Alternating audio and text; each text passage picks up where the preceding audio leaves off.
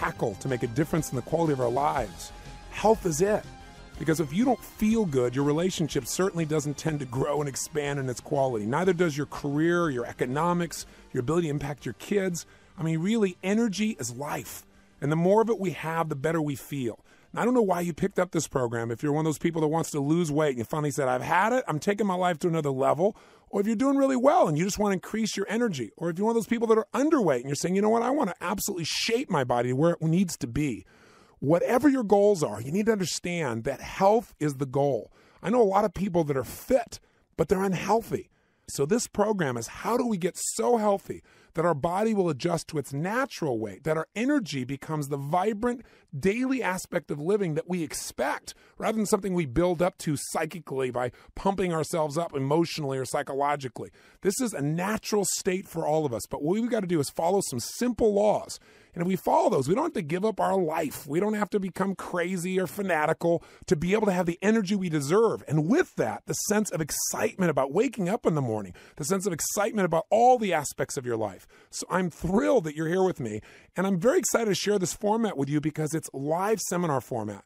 And most of my tapes, is me talking directly to you, and I actually like that form immensely. But we've had so many requests saying, could we please hear a live seminar? Because Tony's a maniac in that environment. So if you're willing to deal with the maniac, you'll find these tapes rather interesting. And I really, really want to say to you, don't just listen. Do what we're talking about here. And if some of it is different than your own beliefs, I totally respect you. You don't have to do everything I teach, but try it for 10 days. Because if you'll do what I'm talking about for 10 days, you'll be able to judge by results in your own body. In addition, I'm also very excited to introduce you to a man named Dr. Robert Young. Dr. Young is a research scientist and one of the most brilliant people that I've found in this area, and he's made a radical shift in some of my own thinking about some fundamental principles in terms of how to increase that level of energy. And so at the end of this program, I have a Power Talk interview with Dr. Young, and I have to tell you, no matter who I've put him in contact with, I've seen a transformation in their health at a level that before I would never think was possible. And the science of what he's created, I think, will definitely hook you. So be sure when you're done listening to the Normal Living Health program live to continue with those bonus tapes of Dr. Young that'll give you a great foundation for knowing how to implement this level of energy that I know you're committed to. So without any further ado, let's get started and let's go live to our Living Health program. I wish you all the best. Let's rock.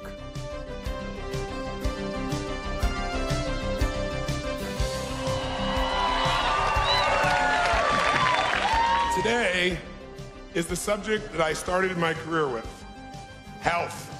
And to me, health sounds kind of wimpy. Health. What it really was for me is energy. Or maybe even a better description of today. Today is about the power of the ultimate force that exists in your universe, that force that gives you life. That force that makes your heart beat 100,000 times a day without you ever having to think about it, making about 3,000 to 5,000 trips through 1,000 miles of arteries and capillaries. That's what's inside of you. We took them all out, laid them side by side. It's amazing. And this is all happening. You got this little lump of matter called a brain. It weighs about 3 pounds, and it runs the most magnificent system on the face of the earth.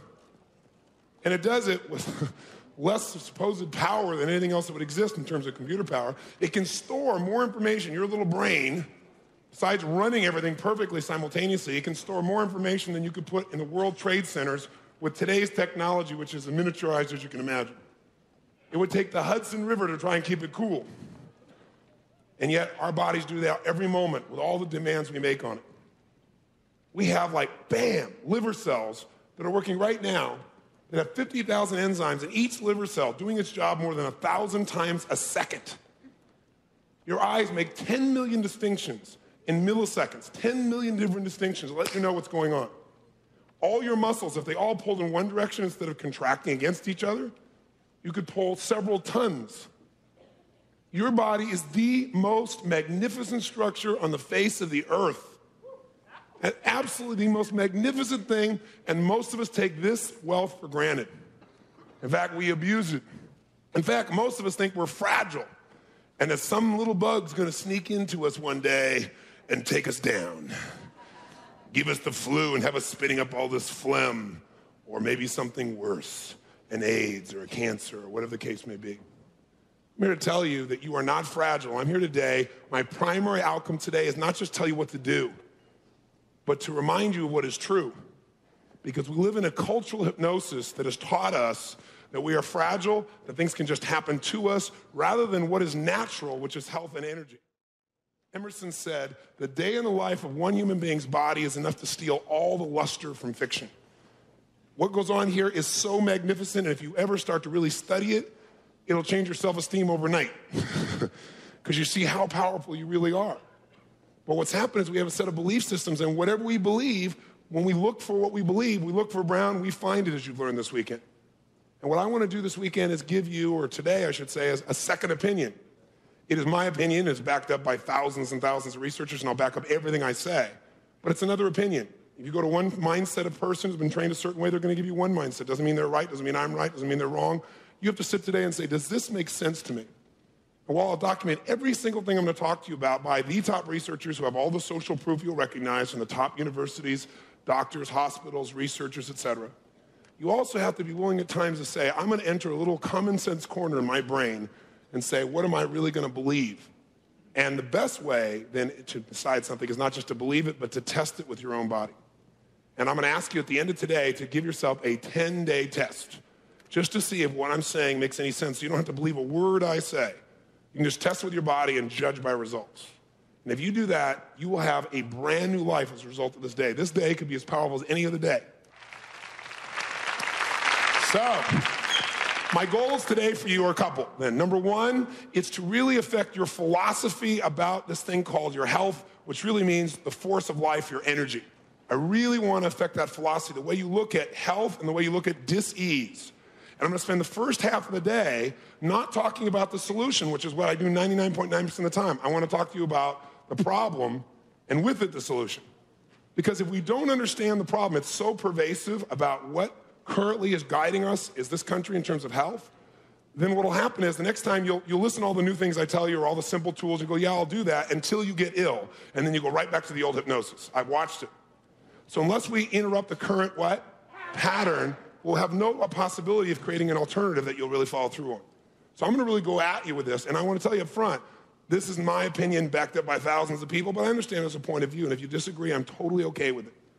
But I will tell you up front that I'll tell you now it's my opinion. After this, I will no longer operate from that frame of reference. Because I got to try and give you a second opinion that you rarely will hear with a tremendous amount of intensity and passion that comes from my heart and soul and caring for you.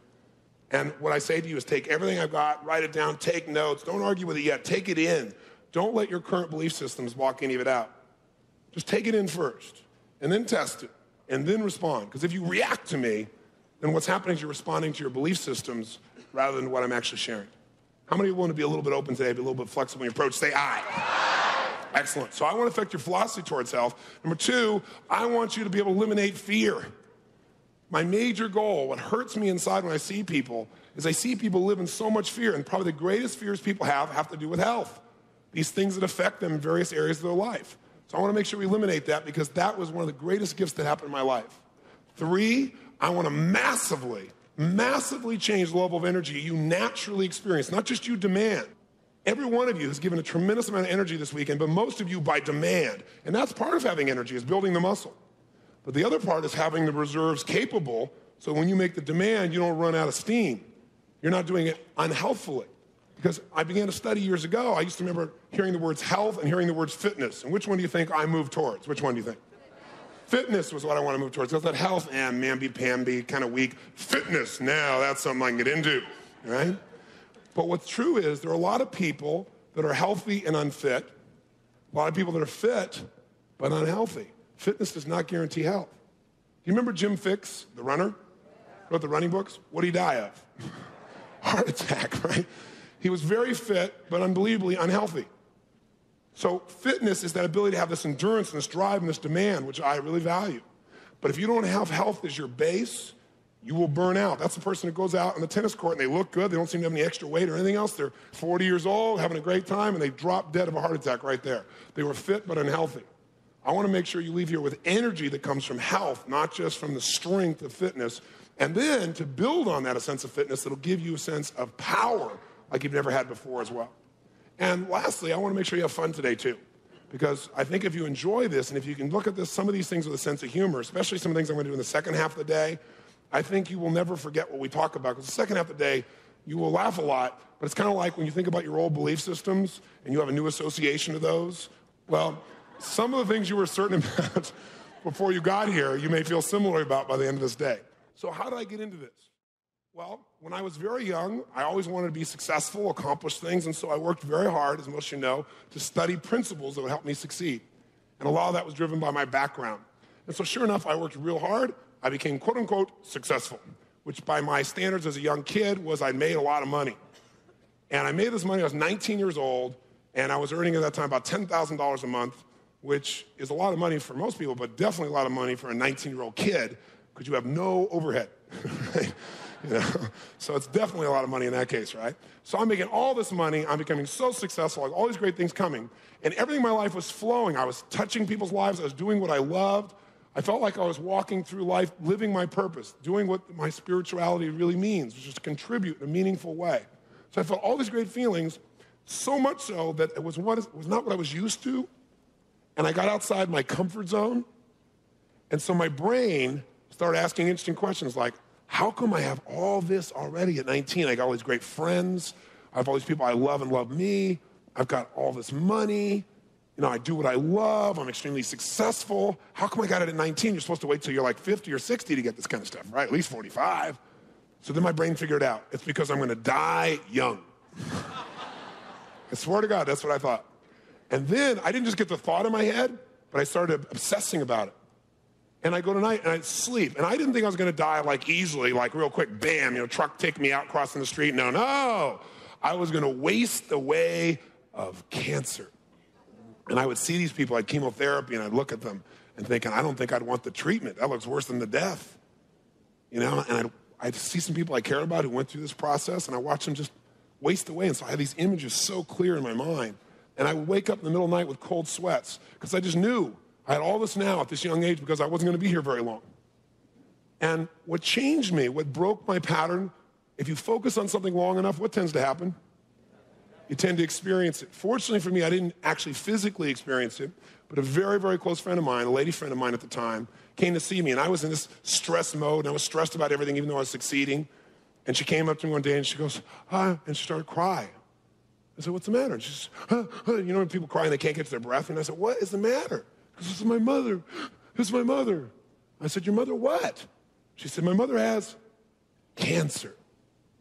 It's like, ooh, stay away from me. I mean, it's like, it scared the hell out of me.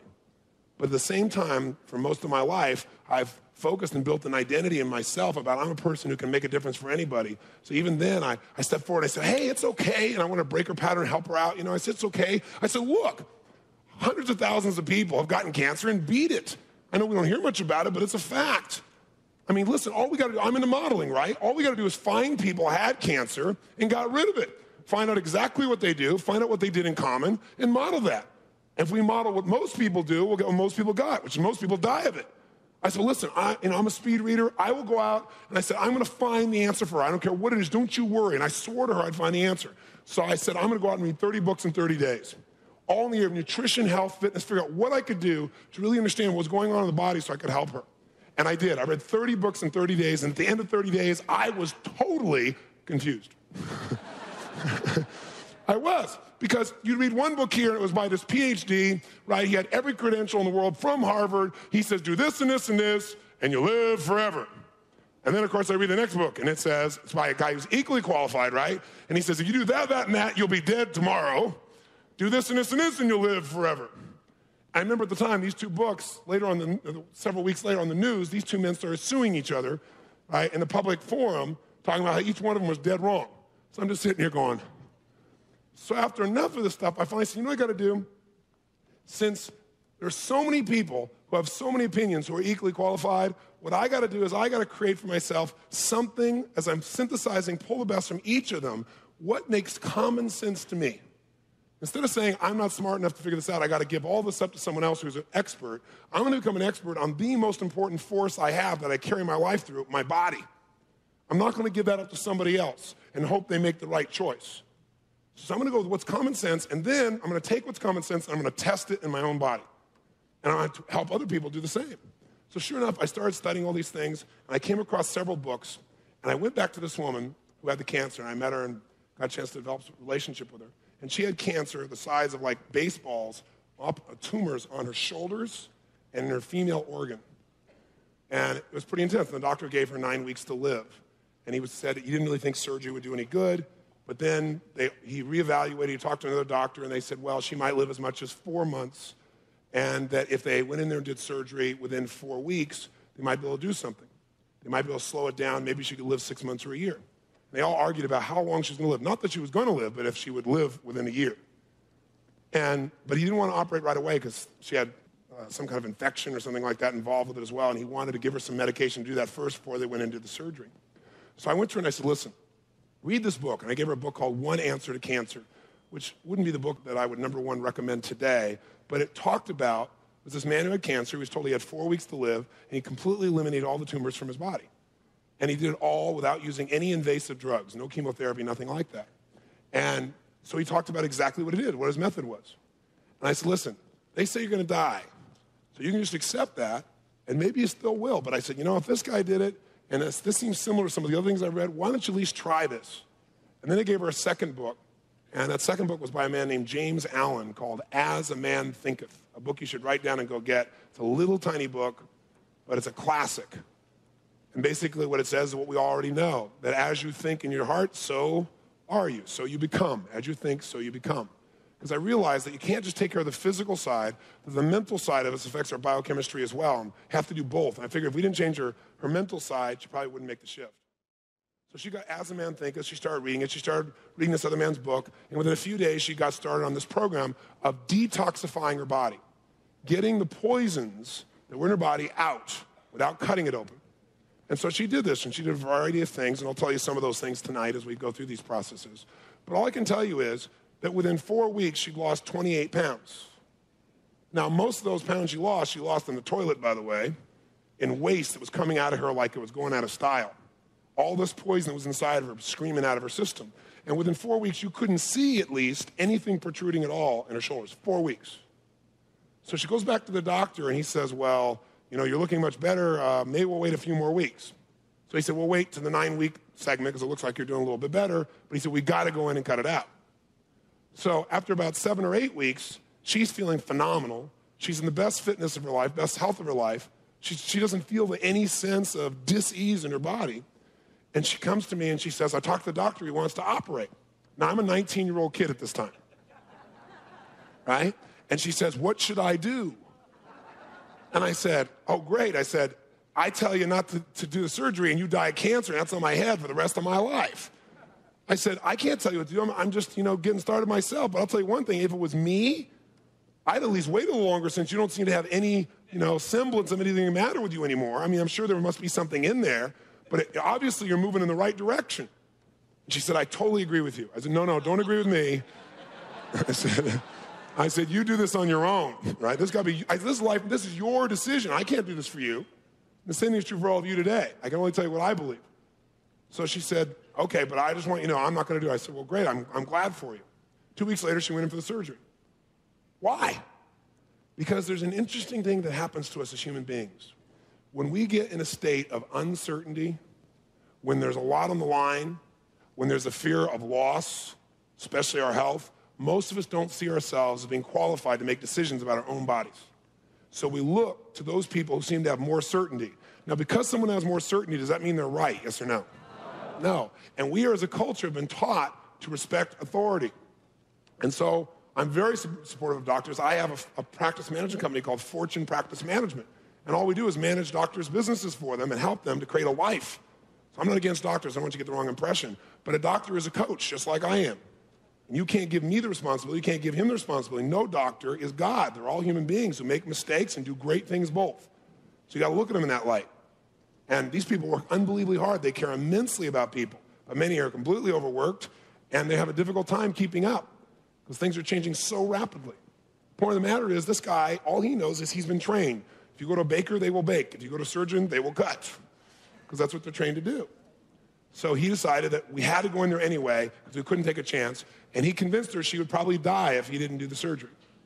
And that's usually it. The fear of death will get us to do almost anything. So she put herself in his hands, they cut her open, and guess what they found? Zero, nothing. So he said there must be something there, so he brought her back for exploratory surgery.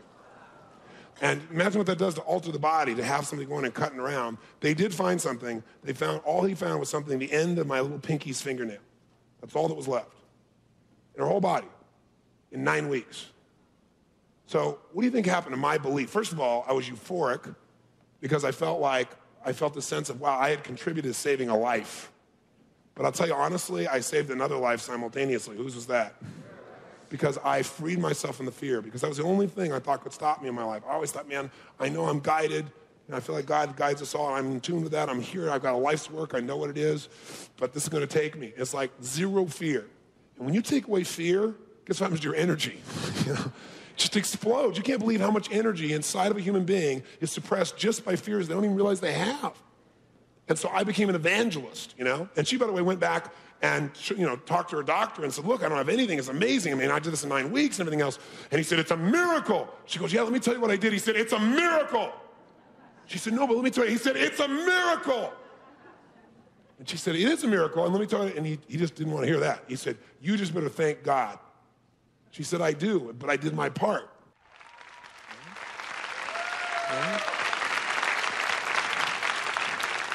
So, let's take a look. Why don't you open your book and let's take a look at where we're going to deal with our belief systems first, because that shapes everything, right?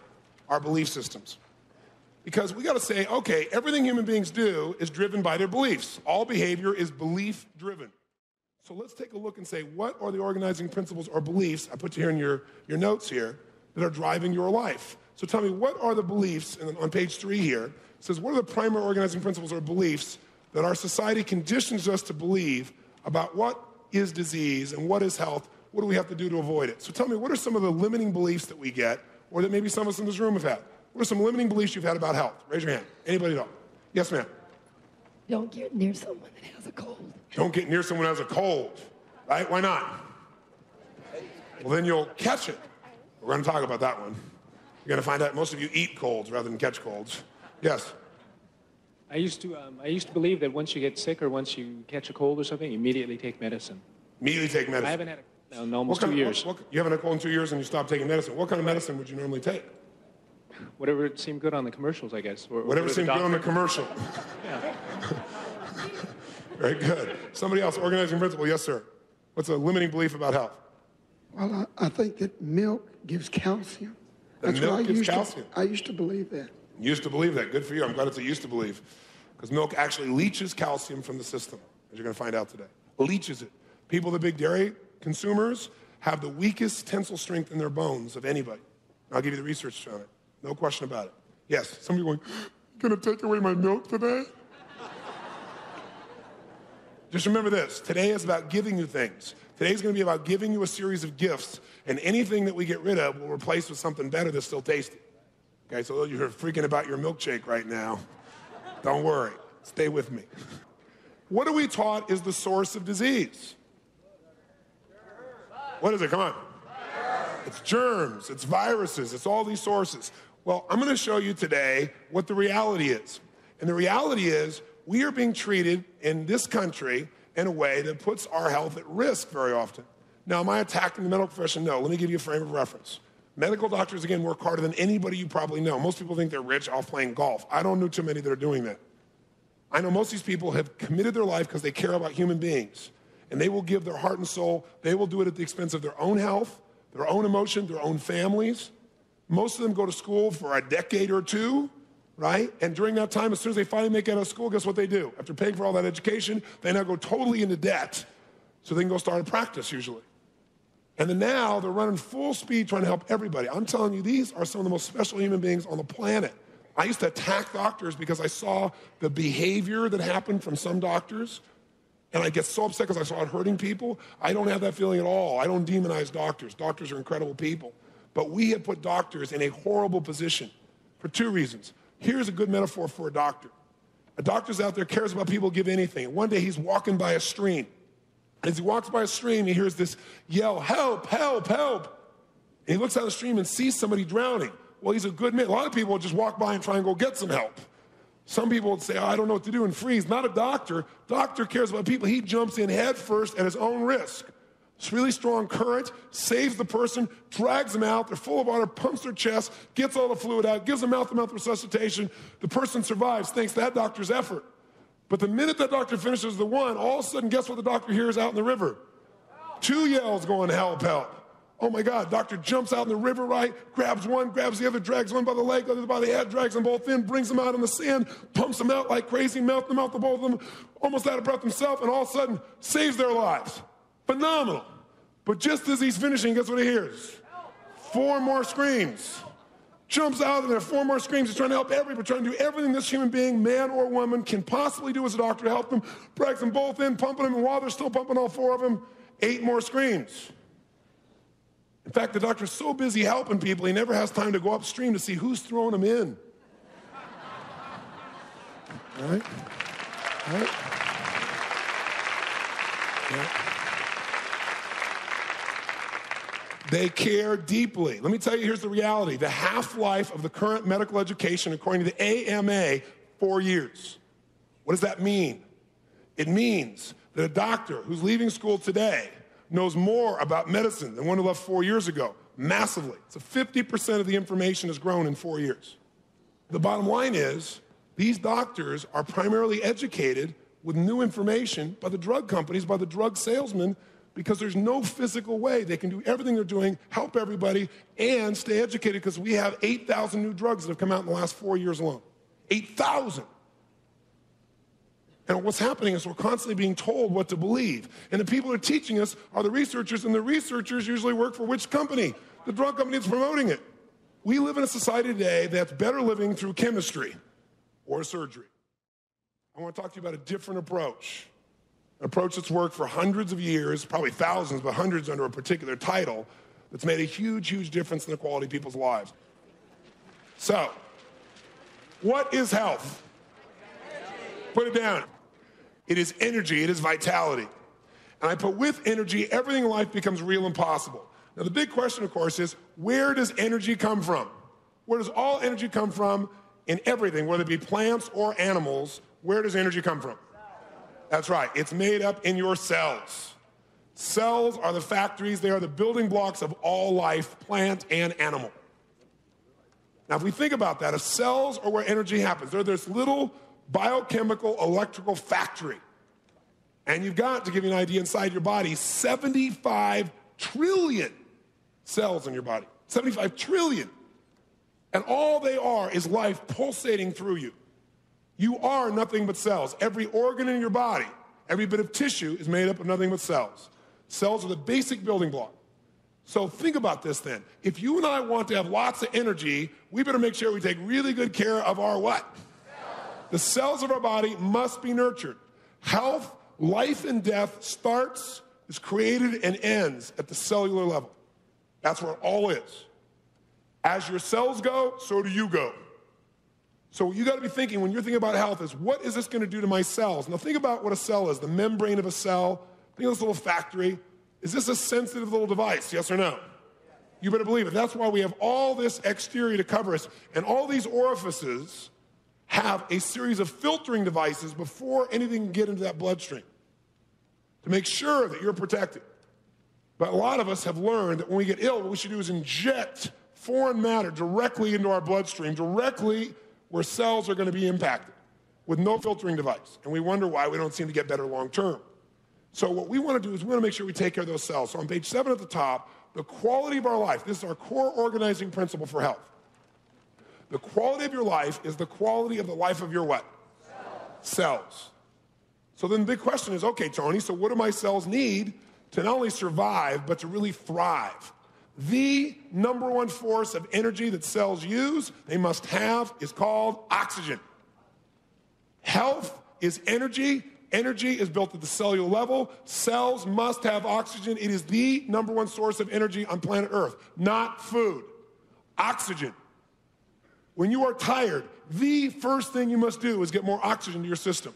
How did I get you to go for 3 days and 3 nights through an insane number of hours, unbelievable intensity, and not be out of your mind with like your body feeling horrible and terrible and tired?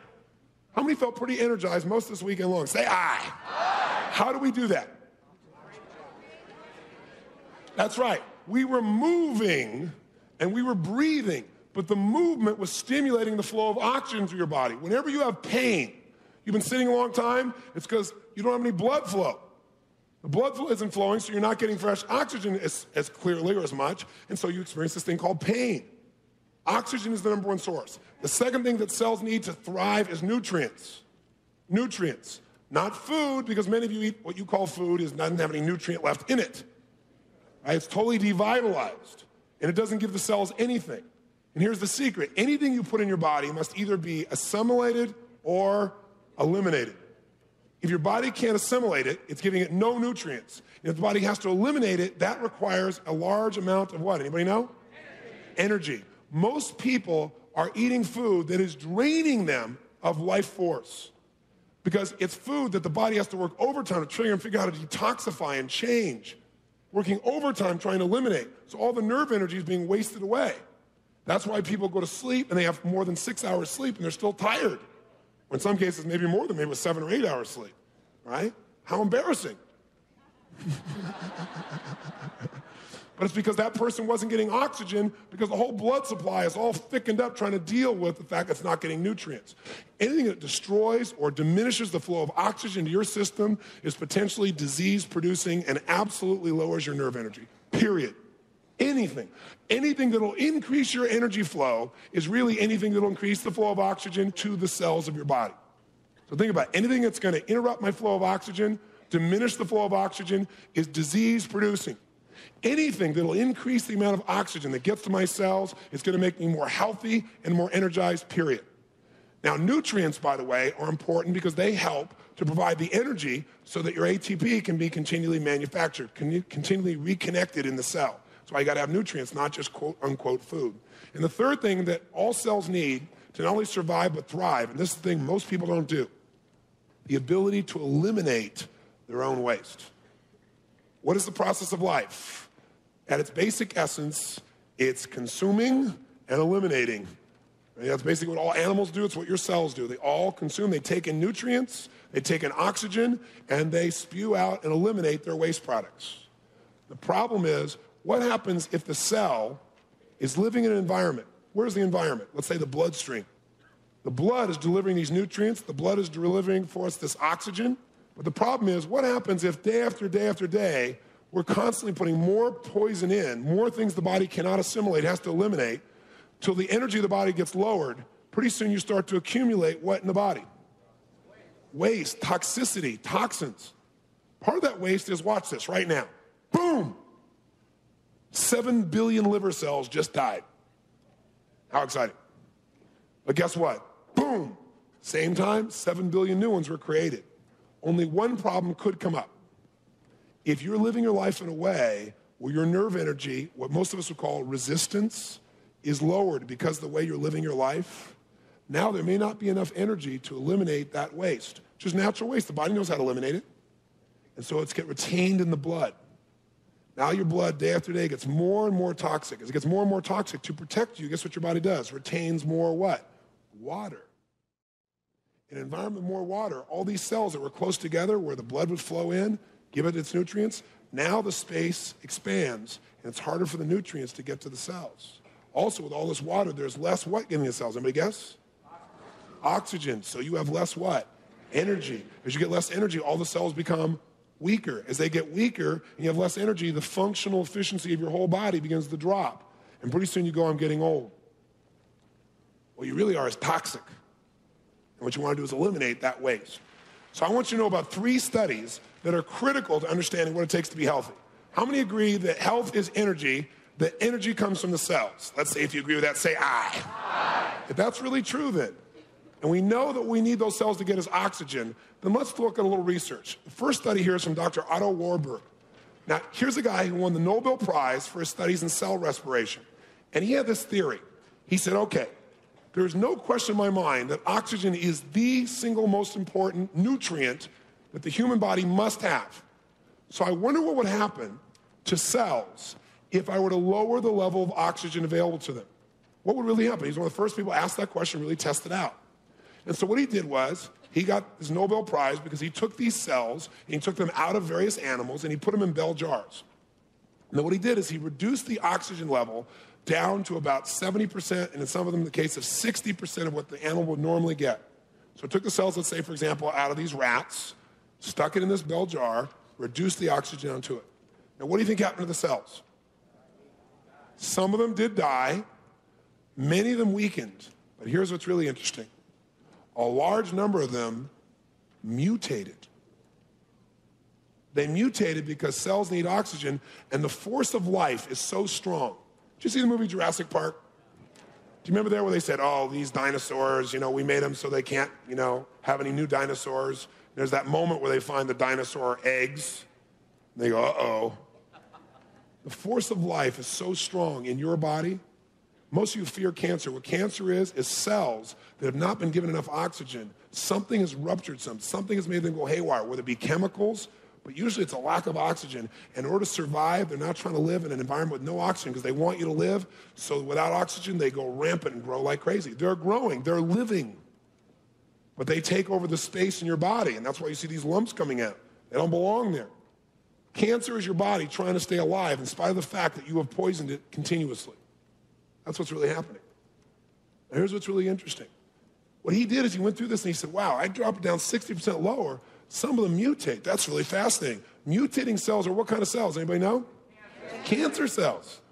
They start growing rapidly. He started thinking about this and wrote this paper about it. Then his student, years later, Dr. Harry Goldblatt, he's a Rockefeller Institute researcher. He decided to take that same hypothesis and really test it. So he decided to take cells out of these rats. And what he did is he did the same thing, but he did two things. He took one bell jar, and he put in that rat cells, and he reduced the oxygen down to 60% of what they would normally get alive. He took another bell jar, and in this one, he kept the oxygen level at the normal level. Well, the cells that were kept at a normal level of oxygen, same percentage, how do you think they did? Well, guess what he did? He gave them nutrients, and he gave them the same amount of oxygen, and he gave them the room to eliminate the waste. They all lived fine. In fact, they were vibrant. He went to the other ones. What happened? Some died, some weakened, some mutated. He then took the cells back out of the bell jars, re-injected them back in the rats. And the rats from bell jar number 1, the control group, no problem. The rats took the cells back in, went on, continued to have healthy lives. The rats where they took the cells out where there was less oxygen, they injected in the rats. Every single rat developed what? Cancerous tumors. Every single one. What might this tell us about how important oxygen might be in dealing with this scary thing most people think of as cancer? A little important, or maybe the most important thing of all. What would you say? No question. I'll give you another clue. 1 out of 3 Americans gets cancer. 1 out of 7 athletes gets cancer. Why is it that much different? I mean, how could that possibly be? Because they get a lot more what in their system? Oxygen. So you might want to become an athlete quickly. Third study, Dr. Alexis Carrel. This guy's a 2-time Nobel Prize winner, and he did work for the Rockefeller Institute also, and he did some amazing research. He took chickens. Check this out. He took old chickens. An old chicken's like a 12-year-old chicken's an old chicken. All right? That's old in chicken life. I don't know, it's like 7 times that or something. I don't know what it is, but that's an old chicken.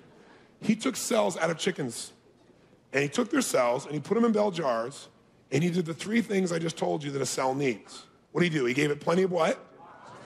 He gave it the what they need, and he made sure that continually the waste products were eliminated. Those 3 things. His goal was, he said, there is no reason for a cell to ever die, and that's why he did the research. He wanted to know what would make it work if you gave it what it needed. Guess what? Chicken 12 years old is about ready to die. How long do you think these chicken cells live? Not forever. They live longer than he did, though. He's dead. The cells got thrown out about 10 years ago.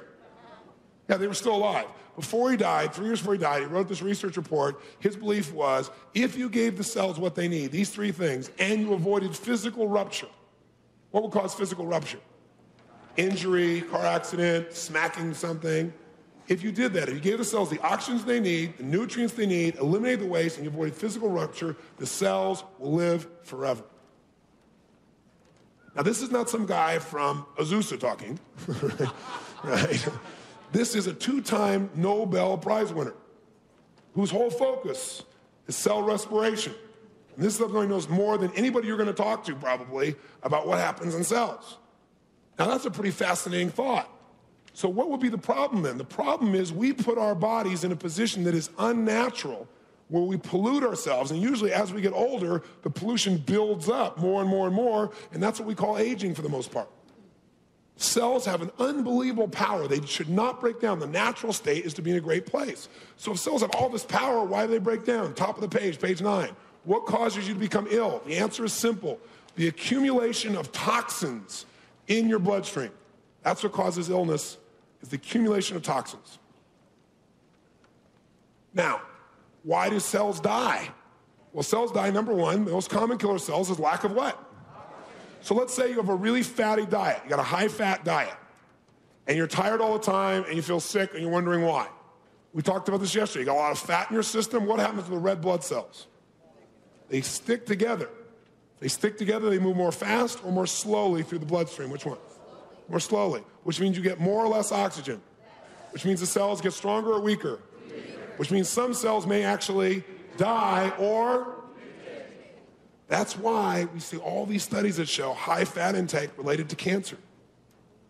It all comes down to oxygen. Oxygen, that's your baby. Secondly, what causes cells to die? Any disturbance in the electrical fields of the cells will kill them. Any disturbance in the electrical fields of the cells. Every cell is a biochemical electrical force. If you do something, you put something in your body, there are a lot of non-foods you put in your body, or drugs, that disrupt those cells. The cell membrane is very thin. You break that membrane, all the guts of that cell are going to drain right out, the cell's gone. You do anything, you put too much sodium in your body. There's this thing called a sodium-potassium pump. And the sodium-potassium pump is what creates this electrical energy in your body. And if you disturb that, all of a sudden, you got a major problem. When someone takes strychnine, strychnine goes in and it disturbs the electrical fields of the body, and the cell just short circuits, it's dead. That's what it is. Number one thing that will make your cells weak is the very opposite of what most people think, and that is decreased workload makes your cells weaker. Decreased workload, making less demand on your body, makes cells atrophy and weak.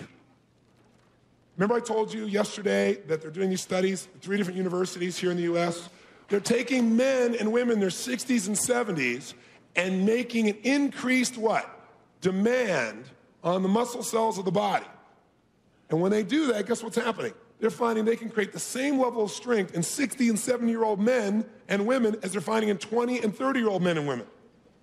The problem is, when we get older, we have these belief systems that say we're going to have less power, less energy, and we become more toxic. So there's plenty of people around us as evidence. And so pretty soon what occurs? Pretty soon we stop moving, we stop using, we stop demanding. The way to get weak in anything is don't challenge yourself anymore. The reason people get fragile in their bones and get older, they don't challenge anymore. The people that are most physical, make the biggest demand, have the greatest strength. Whether it be the muscles, whether it be the mind, whether it be the soul, whether it be human emotions. When you're challenged, you use your courage, it gets bigger by demand. When you don't use it, it gets weak and small. This is the law of life. You don't want to seek out less challenge. You want to make demands on yourselves, but not demands by putting poison in the body, the demands of physical movement, of using your mind and your body in intense ways.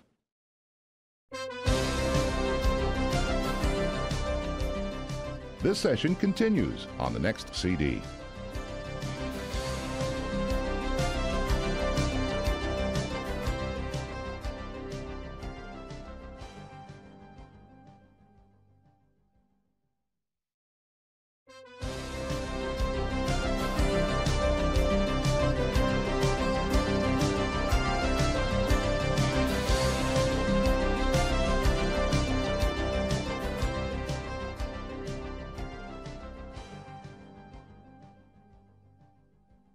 Second thing that causes cells to atrophy is the loss of energy through what we call innervation. Innervation. What is innervation? Innervation is when every day you're demanding more energy than you're putting back in. So what happens is most people live in a stressed life. It's not physical stress for most people. They call it physical stress. Physical stress was when you used to be out in the jungle trying to chase down something that you were hunting and you could get killed yourself. Physical stress, most people don't do in society anymore. Physical work. Most people, it's psychological stress. All day long, they're racing. They're making their whole bloodstream go crazy, working overtime, releasing all these chemicals in the body that don't support the body, and it's all triggered by an undisciplined mind.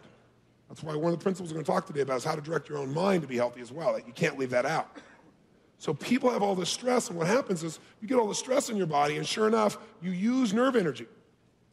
And then pretty soon, you try and go to sleep, and most of you have eaten in a way where while you're sleeping, you're not resting. Your body's working trying to break down all the junk you put in there.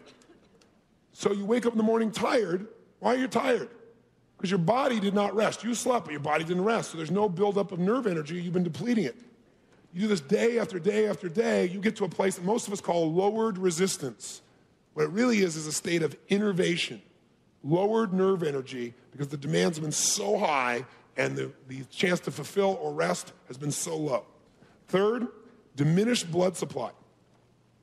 Why would diminished blood supply cause cells to become weaker? Anybody know? That's right, less oxygen.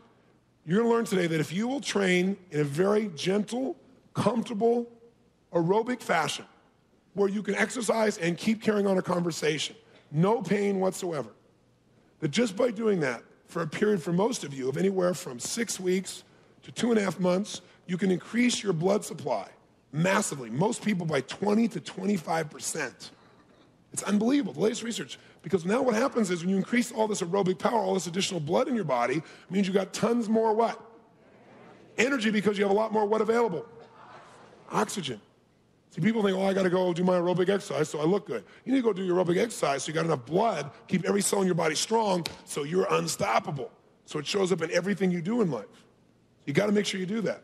And that's why sometimes when people are just doing weight workouts, they get great muscles, but they don't have a lot of energy. They get fatigued real easily because they're missing that balance. Fourthly, inadequate nutrition causes cells to atrophy. Inadequate nutrition. If you don't have the nutrients, the body does not have the energy to create the right ATP and to create the energy that you need. 5, loss of endocrine stimulation.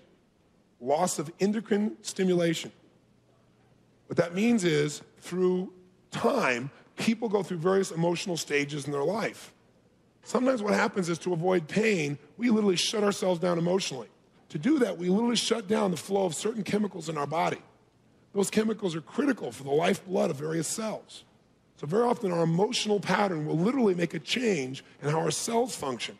So one of the things you did yesterday when you developed these new beliefs is every one of you in this room made shifts in your biochemistry yesterday. In fact, you live by those beliefs and you let go of some of those fears, it changes the endocrine stimulation in your body, and you'll find that you're going to have a different flow of energy. That's why I said when you eliminate fear for people, the amazing shifts in their energy that occur. And lastly, and this all comes, by the way, from a book I'll give you, which is The Basis of Disease, and that is aging, he said. But as I went through his notes, he said aging is the process, he's described it, of the accumulation of toxins in the system, so that what happens is cells become weaker and weaker, and it usually accumulates more and more through time. Because most people do not do things to detoxify or cleanse their system. They just keep doing the same thing day after day. So that's really what makes a cell weak. So then the big question is, what causes disease? Now, we've been taught for a long time that the cause of disease was germs. But the reality is, anybody who really is studying disease today on a large scale, in fact, I'll give you the answer to why you want to give up this germ theory. Here it is right here. This is called Robbins' pathological basis of disease. No relation. This Robbins is from Harvard. And so what's interesting is this is the current textbook used at Harvard and used at many medical schools around the United States. Remember what I told you about the half-life of medical education being 4 years, right? I'll give you an idea. Here is, I'm going to just read you something. In chapter 1, page 1, which incidentally is on cellular injury and adaptation, it's talking about the etiology or the cause of disease. The concept of one cause leading to one disease developed largely from the discovery of specific infectious agents as the causes of specific diseases is no longer sufficient. I couldn't believe when I found this. This is currently being taught to medical doctors all over the United States.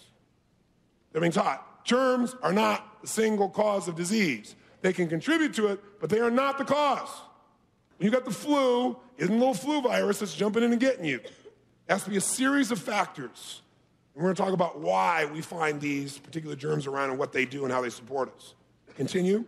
Although it's true that there would be no malaria without malarial parasites, or no tuberculosis without tubercle bacilli, and no gout without a derangement in the urate metabolism, underline this: not all individuals infected with these organisms or born with this metabolic abnormality develop the disease.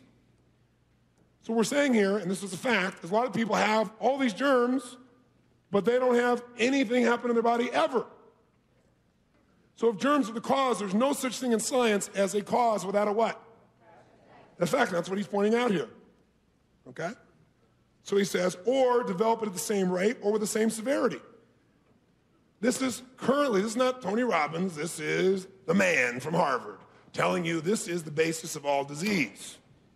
And yet, when you open your newspaper and we get here near January 1, I guarantee you're going to be hearing about that flu bug coming to get you again. Yep, it's coming. It's going to get you. Has nothing to do with your lifestyle. It's that bug going to get you. Because then if it's your lifestyle, then you might have to be responsible or something. And plus, we can't sell you anything if it's your lifestyle and it's you. In fact, you might even not buy some of the things we have, if that were true. So we got to make sure that you continue to be fragile and know that it's not you, it's just these bugs getting you, which we're going to approach. Here's the cause of disease. Health is what? Health is what?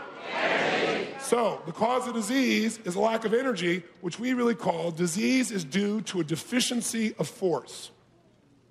That's according to Dr. Isaac Jennings. Disease is due to a deficiency of force. Deficiency of force. Now, what does that mean? Well, I'll give you an example. Dr. Isaac Jennings is a very famous allopathic medical doctor in the late 1800s, early 1900s. And Isaac Jennings, one day, just doing his normal allopathic medicine, he'd been working for 15 years as a traditional doctor, medical doctor. He started having some challenges in his city where they were unable to get some drugs to treat people with. There was a shortage. So people came to see him and they were completely freaked out. So what he did was, he didn't treat them because there was nothing there. And he said, you know what I'd rather you do? Go home and rest, drink lots of fluids, the kind of stuff most people tell you to do after you've had the flu shot and you still get the flu, what you should do, right? And so sure enough, these people got well without any treatment, which just fried his brain because it broke his what? And it caused him to question some of his what? And all of a sudden, he wasn't so certain about the cause of disease, even though he'd gone through the traditional medical education, which, by the way, you talk about having compassion for a doctor, go watch what a doctor has to go through to make it through medical school. You talk about a dehumanizing process. Unbelievable what these people go through. First of all, just to get into medical school, you got to be a genius, right? And you learn from day one, you can never be wrong, because if you are, you're out. And medical school is the process of not only physically destroying somebody, because you give them more physical work than they can possibly do. Many doctors have to use all kinds of stimulants to stay up just to study. So they already learn to become dependent on chemicals. But in addition to this, they're constantly trying to push you over the edge. And the reason they're doing that is because they're afraid in real life and death situations, you're going to fall out. So they want to make you fall out still in medical school. So it is a totally abusive, destructive, dehumanizing process where doctors have zero time to stop and say, does this make sense to me?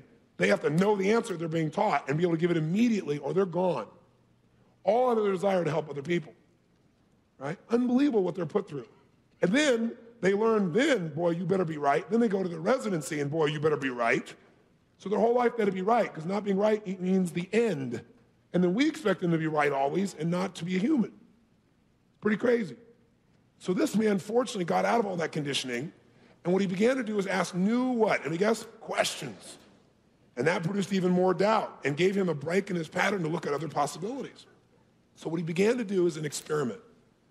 He decided that he was going to start treating people and just see what would happen with only two things: colored water and bread pills, which are called what?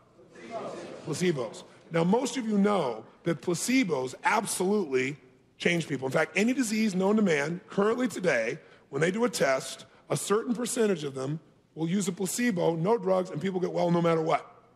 And it varies based upon which study you read, but it's usually anywhere from 25% to 30%, just by a placebo, meaning they don't even get the person to change their habits or anything else.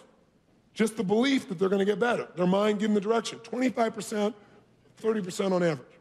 In virtually any disease you can imagine. What he found was something really amazing. He added to placebo some instructions about lifestyle. Just told them some things to do that would allow them to build up their nerve energy, because what he began to see is these people are just run down. And so now when they're in a run-down state, of course, all the things in the world that normally there to support you to eliminate waste, like germs, now they start to build up and take over because the natural process of the body is so weakened. So he'd give them this stuff, and he'd say, no, I want you to rest. I want you to drink these fluids. I want you to go out and do a little movement. He'd give them this exercise. And he documented every single case for 20 years. He treated everything from polio to smallpox to the flu, never once using a drug for any one patient in 20 years, and kept track of the results. He kept track of his results compared to everybody else in the county in which he lived, how often his patients even came back to see him, how often it took for them to make it through the disease. Documented it and wanted to have his life's work, which he called the no medicine approach to medicine. He thought for sure he would win the Nobel Prize. What do you think happened when he came out with this study? He was viciously attacked by the traditional medical approach. And he was also attacked very intensely, as you might guess. By the way, he developed many other doctors who agreed with him and did many studies over the next 10 or 20 years, and they created something called the Natural Hygiene Society, which exists to this day. Natural hygiene is a philosophy of health, and most of what I'm going to talk to you about today, in terms of what to do to make things better, really comes from the concepts of natural hygiene. And people throughout human history, obviously didn't call it natural hygiene, but practiced the same fundamental principles. And the problem is, at the same time he was doing this company called organization called the AMA was being formed, and there was a difference in funding, because one had something called drug companies, and a certain amount of funding certainly makes a little bit of a difference in how much influence you have in society. And so the bottom line is the AMA became stronger and he became weaker, and he was actually attacked even by his own patients. He was sued by several people because they came at him saying, you told us you were giving drugs, we paid for real drugs, and you gave us this, even though he showed them that they got well faster than people traditionally did. Because people have a mindset. Anyway, he was a genius. And his work really unleashed a lot of people over the last 100 years or so. But he's the one who said disease is due to a deficiency of force, because here's what's happening. You work hard, you play hard, you overeat, you exert yourself, you put out all this nerve energy. Now you have a lowered level of energy called innervation. When the body has a lowered level of energy, let me tell you the first thing that happens. It doesn't have energy to make everything in your body work. So what does it got to constantly make work? Your heart, your blood flow, what else? Your brain, right? All the basic process of biochemistry. So you know what your body does? As soon as it has lowered levels of energy, the first thing that shuts off is the process of elimination. That's right. How many of you ever found this? You're like really, really burnt out and tired, and elimination is not happening quite as often. Can we talk here? Say aye. So what happens is you no longer eliminate. It may not be that you're not eliminating at all, but you're not eliminating as rapidly as you're building the waste up. Does that make sense? And remember, every moment of your life, even if you're not putting poison in your body, the process of metabolism is cells are dying. The body knows how to get rid of it. What are the 4 avenues of elimination that are available to the body? They're here at the bottom. 4 avenues of elimination. How do you eliminate poisons? How does your body do it when it's got toxins? Number 1 is the skin. The skin. Why is the skin number 1? It's the largest eliminative organ you have in your body. When you got poisons in the air, boy, it pushes out the skin as fast as it can, get it out of the bloodstream, get it out of the system as fast as it can. And we have all kinds of names depending upon which part of the skin it comes out and what shape it takes on. But it's basically the body getting rid of toxins, eliminating through the skin. Second area is the lungs and respiratory tract. So you spit up this phlegm, you cough. These are ways for your body to get rid of toxins. Third, the third is the bowels, the colon, right? Major way to eliminate, a way that most people get clogged up and don't use very effectively, and as a result experience a lot of disease in the body. And fourthly, of course, is the urinary tract. Urinary tract. So what we've got to be able to see is, just by being innervated alone, our nerve energy drops, the toxins start building up. As they build up in the body's bloodstream, there gets a point where we hit what we call threshold. It's like if I took a glass here and I start pouring in it toxins, pour, there's a threshold level where what will happen? It'll overflow. And when it overflows in you, you call it dis-ease. When the body gets to the point where it goes, hey, I'm at threshold, the body's integrity is right now being challenged. we're really at a point, I got to do something now or we won't survive. And so the body goes, and it gets rid of it as fast as it can. It comes out your skin, and you call it acne. It comes out here, and you call it the polar flu. It comes between your toes, and what do you call it? Athlete's foot, right? Depends on where you go. It just depends on the location that he gets rid of things. And of course, what do we immediately do as soon as all this waste that must come out of the body starts coming out? We immediately, based on our cultural conditioning, do what? We try to stop it. So we go take some pills to take all that mucus and push it right back down into our body. Now, is that intelligent, yes or no? Absolutely not. I want to tell you something. These are poisons that are trying to get out of your system, and you push them back in. And the reason we've seen such a huge amount of cancer and so many other diseases is, over the years, you watch in your whole life, you watch millions of commercials, literally millions in your lifetime, showing you how to have instantaneous relief, but not to deal with the real source of the problem. Deal with the short-term cause, the surface cause, which is the mucus of when you're feeling uncomfortable. The real cause, the source of it all, is the way you're living your lifestyle, what you're putting in your body. So we push all this mucus back in, and as we build more and more toxicity, you know what happens? Sometimes what happens is the lymph system of the body. Lymph system's the system that is the sewage system. It cleans everything out. It'll come by and see all these toxins and protect you. It'll wrap itself around it and form what's called a what? A tumor. That's what a tumor is. It's all this waste that this lymph is wrapped around. It's all these cells that's wrapped it around, trying to protect the body until the body has enough nerve energy to eventually come in and break it down, which is what happened to my friend, by the way, the lady I told you about. All she did is she got herself in a place where she cleansed the waste out of her system. She had more nerve energy because she did the things I'm going to teach you today, and her body didn't have enough nerve energy to go in and slowly begin to tear down and get rid of waste. It knows how to get rid of waste. It knows how to get rid of toxins. It just doesn't have enough energy to even keep going through the day. Most people are tired by the time they get home from work, much less go out and do things and make things happen or physically exercise and so forth. So this is the process of what really causes disease. So one, what makes the poisons build up is when you're putting more in than you can eliminate. Two is biochemical additives, things your body cannot use that you find in all kinds of foods. So here's the organizing principle. Anything that my body ingests, it must assimilate or it must what? Eliminate. I am saying that any dis-ease that you experience, I don't care what you call it, is nothing but the body finding some way to get rid of the poison you put in your system. And let's use some common sense. Step over to my common sense corner here. Common sense.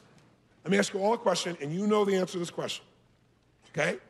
I want you to tell me what your body would do if I took what you know is a poison and put it into your bloodstream. If I gave you a real poison, tell me what your body would do, and let's write something here. It says, how does your body respond if you put a poison in the bloodstream? What will the body do? Raise your hand. A poison, something you know is a poison. Yes, sir. It'll fight it, but how? What will it do? It'll try to kill it. So it'll try and kill it. Well, kill a poison? Well, it'll battle it and try to get it out of the body. No, listen to what he's saying. Battle it. What will it do? What will it do? If it's a poison, there's nothing to kill. It's a poison. Oh, okay. So it's a poison. It'll try and bring it out of the body, maybe through throwing up. Okay. So one of the things the body will do, write it down. One of the things the body does when you give it a poison is it'll throw up. Why? Because it's trying to preserve the integrity of the body. So it uses the elimination channel that we talked about and gets it out. Because the body's at threshold, says, I'm going to have major problems or die if we don't handle this. Somebody else, what would you do? What would your body do if it gets a poison? Yes, sir. Fever. A fever. Now, why do you get a fever when you get a poison in your body? Your body gears up. There's a poison here, so your body speeds up. Try and deal with it.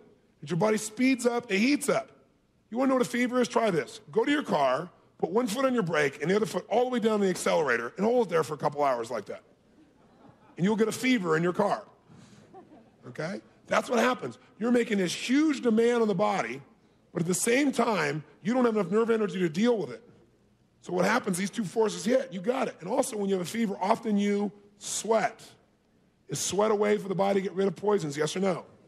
Yes. And people who are really toxic usually have night sweats, something you might want to remember later on, right? People who are really toxic have night sweats. Yes?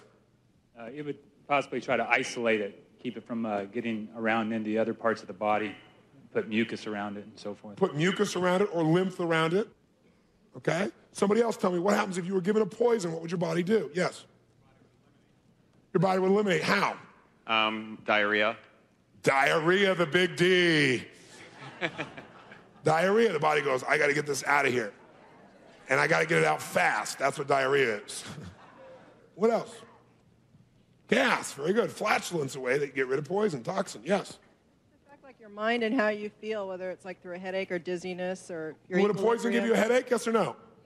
Why do you get a headache? Because what's happened is the bioelectrical field and the oxygen level have been interrupted by these chemicals that are in your body.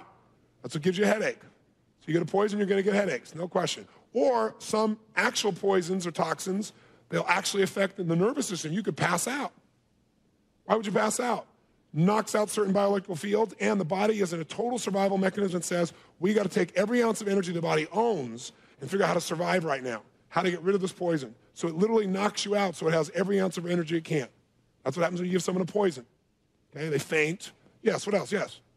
Acne or fever blisters? Acne or fever blisters. All of a sudden, it's got all this poison, it's killing cells, and your face is one of the large lunatic organs, boom, it's going to push it out.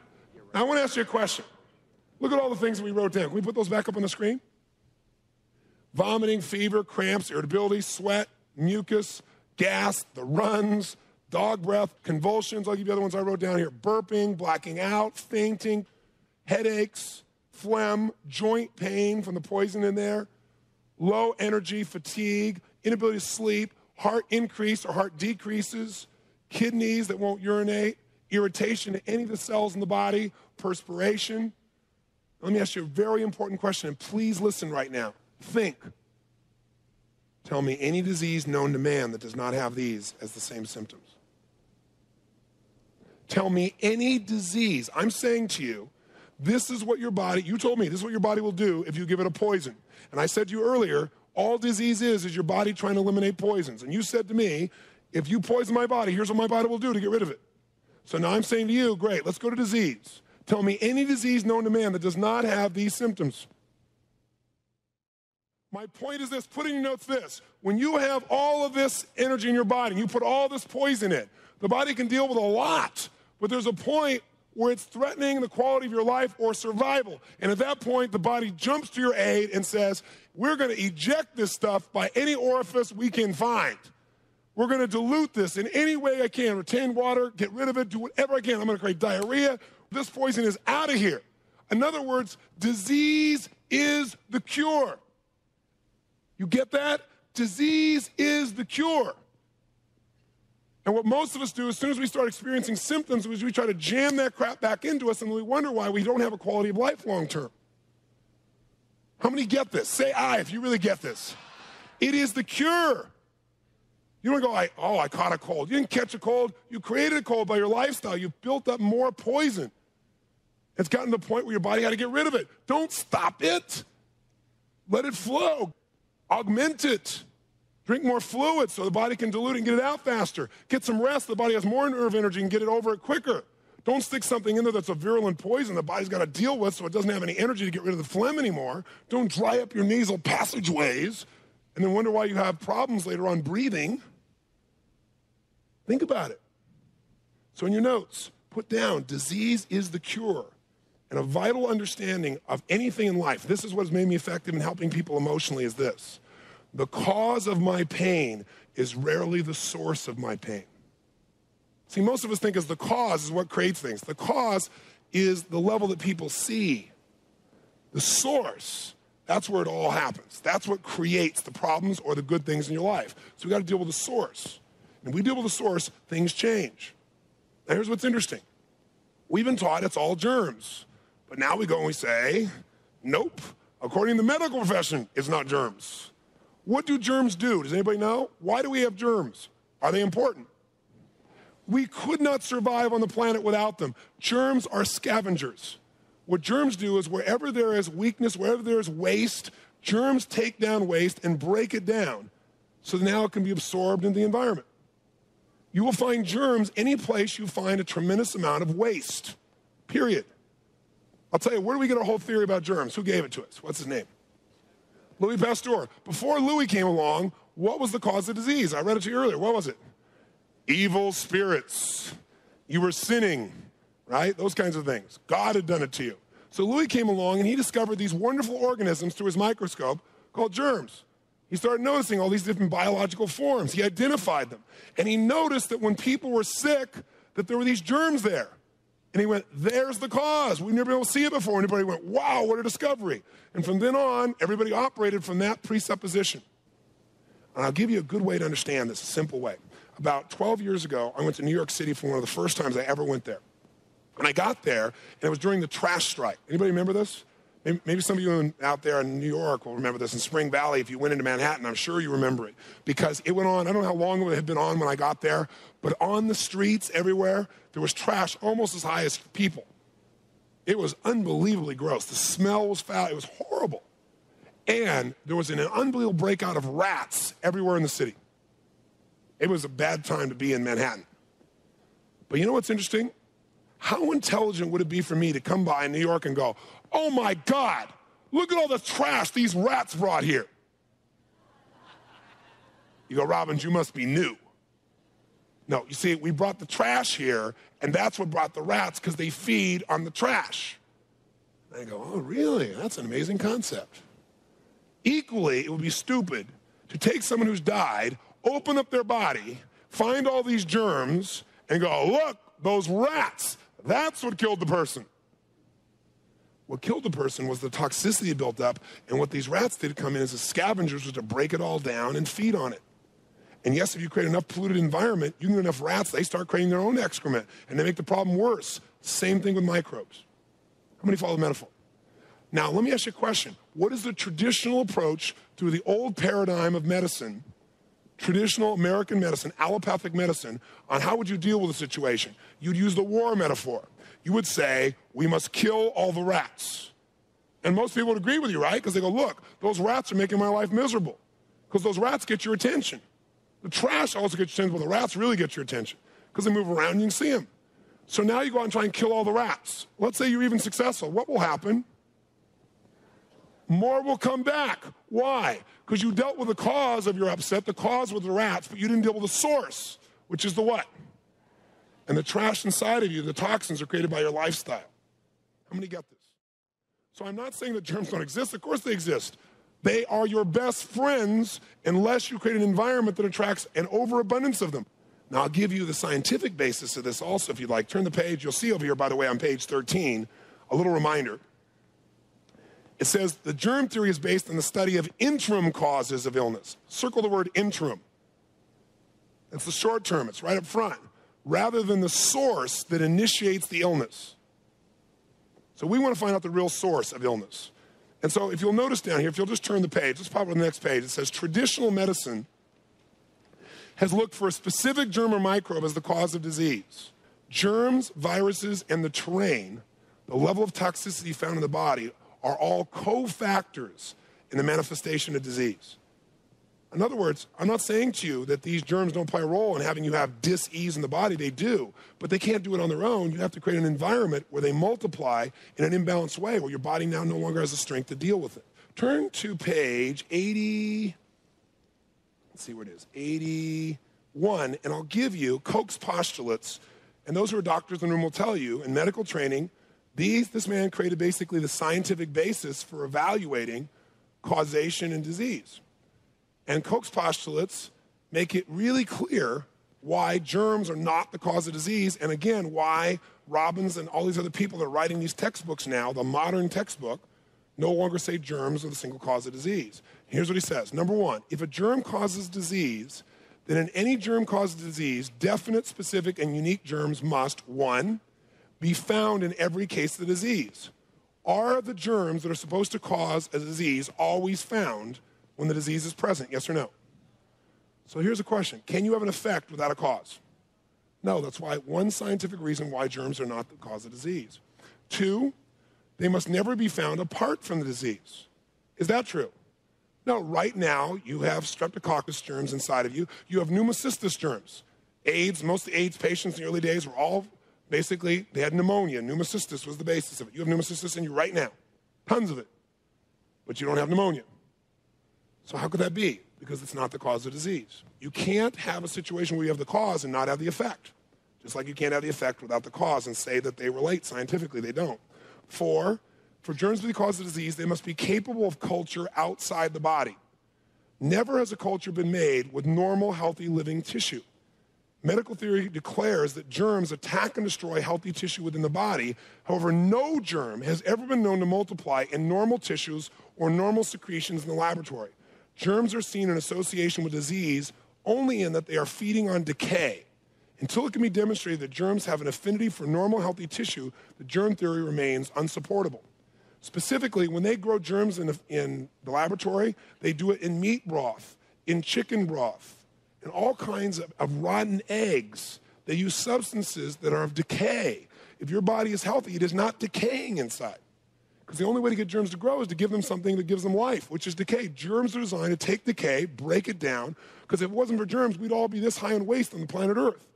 They're what break it down for us. So they're not the cause. And lastly, if germs cause disease, then it must be capable of producing by injection the same disease that's undergone by the body from which they were taken. So in other words, if I take out this cause out of your body that's creating pneumonia in you, and we put it in me, then it should create pneumonia in me. Is that how it works, yes or no? No. Now, how can you say that's the cause and only works in you and doesn't work in me? Step into my common sense corner, and let's think for a moment. When is the flu season? That's right. It's right around January 1. In fact, you can chart it year by year. It's within the first week, the last week of December, first week of January, like clockwork, decade after decade. So it obviously is a bug that likes the winter and probably sleeps in the summer. Okay? Now, we are taught that this is created by a whole variety of strains of these bugs that come after us. And what's really interesting about this is these bugs always come at us only at this time of year. They attack viciously, and they affect us. Now, what are the symptoms of the flu? Fever, diarrhea, sweats, fatigue, lymph nodes enlarging. What do your lymph nodes do? They strain the toxicity from your body. And if I overuse a muscle, what does it do? If I demand more from a muscle, it gets what? Bigger, it swells up, right? So this is the basic fundamentals of what the flu is. Now, let's pretend just for a moment that we didn't have a traditional education and we actually had common sense. Let's pretend. And we wanted to see why is it that so many people suddenly are coughing and sneezing and got all this excess phlegm and got diarrhea and feel tired right around January 1. Let's just try and use a little common sense just for a moment. Let's see if there's anything that might relate to that. How many of you remember where you were last Thanksgiving? Come on, how many remember? Say aye. Where were you? How many were at a large meal on that day? Can I see your hands? Now, what happens at this meal? Everybody comes together to see their family. They're happy about that. And as they arrive together to be with the family, have this feast. And, of course, everybody wanting to be healthy, they organize the meal in an appropriate way to make sure they have plenty of oxygen and nerve energy as a result of this meal. Is that true, yes or no? No. In my family, man, it didn't matter how hard things were, how tough things were. My dad, my mom always found a way, and we had the turkey, this big mother of a turkey. We ate bologna sandwiches most days, but we had a turkey on Thanksgiving, right? And sure enough, we had ham too. Turkey and ham. Two big toxic things that jam into our body, right?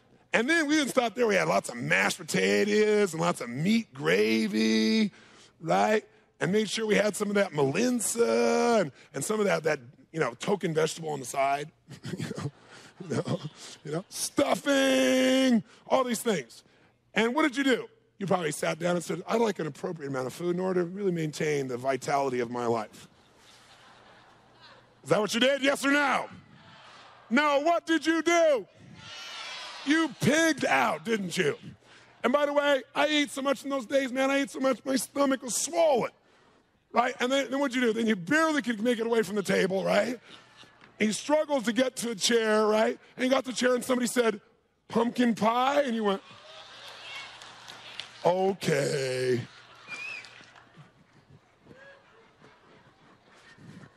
And then you put some coffee in on top of that. Maybe some ice cream on top of the pumpkin pie just to make sure you get a little more phlegm inside of you. And now your body's going, what are you doing? And so then what'd you do? Did you go, oh, wow, done with my meal. Now time to go out and let's go have some fun. Let's go play some sports. No, what did you do? You went to sleep. Why did you go to sleep? Because your body went, you sucker, you sit down right now. I got to go to work. Right? Body's all working here. And by the way, after Thanksgiving, did it end there? Oh, no, because you look just, you went, wait. I'm going to go on my diet later. I know I'm not being good. But look, Christmas is just around the corner. Right? And, of course, there's the office parties, right? And, of course, at the office parties, we never put the product of decay in our body en masse, like alcohol. And, of course, it doesn't end there. We make it to Christmas. By the way, during this time of year, is there more nerve energy being expended anyway? What is it about the season that would cause your body to have to use more nerve energy?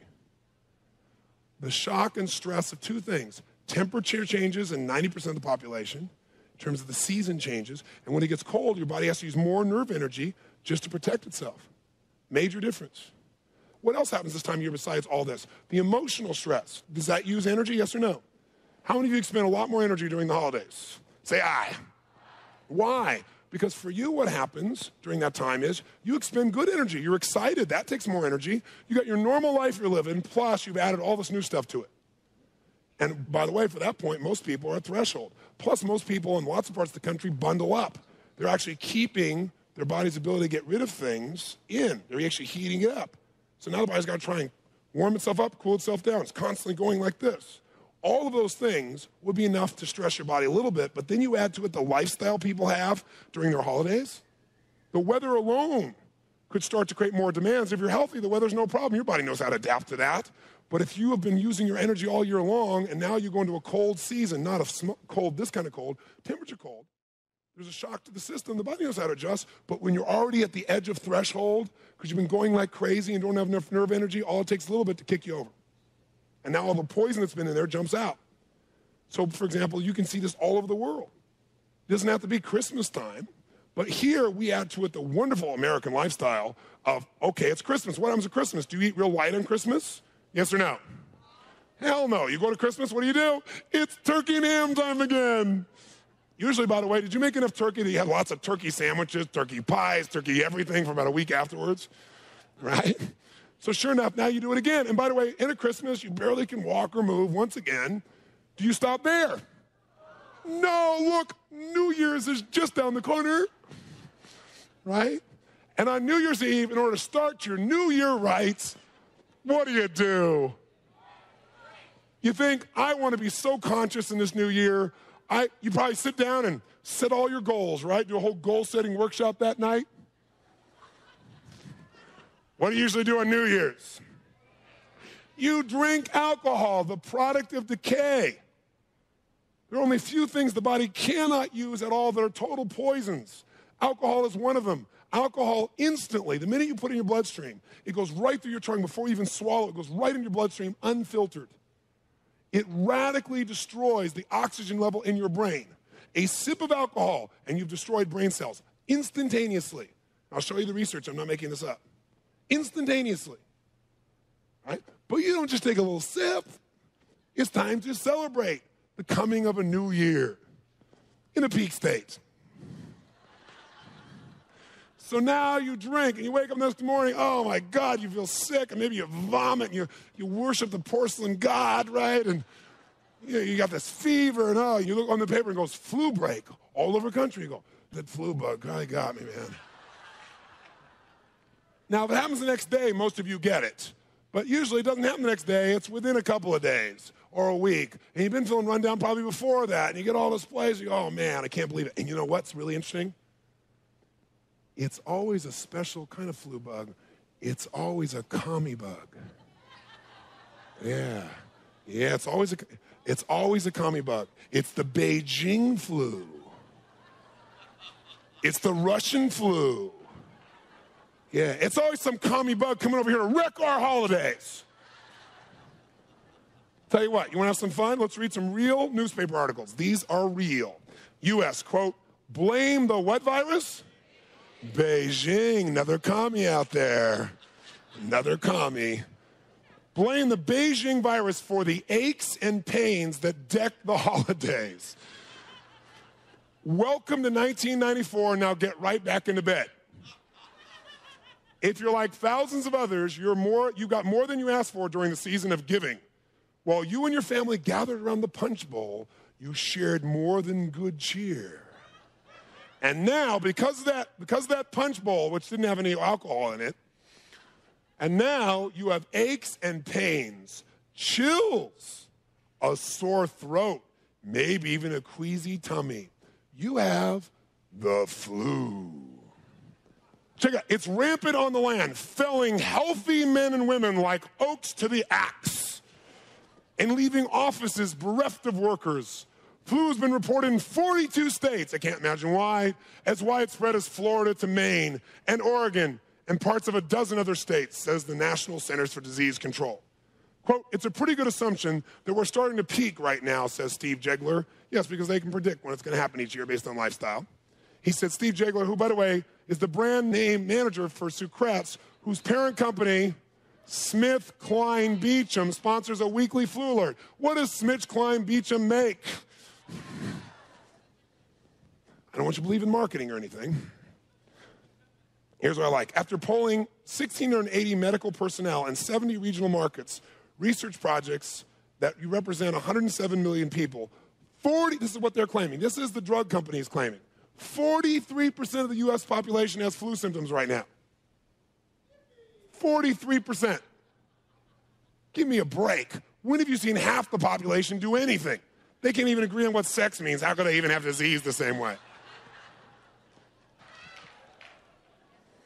Check it out. This is from USA Today. This is this last year. Drop down to the next paragraph, signage monitor. Go down to where it says pharmaceutical, about 6 lines down. Pharmaceutical companies make how many? 50 million doses that they sell every year. So it has to be done early. By the end of February, we have to have made all the decisions for what they're going to make and sell you next year is the virus.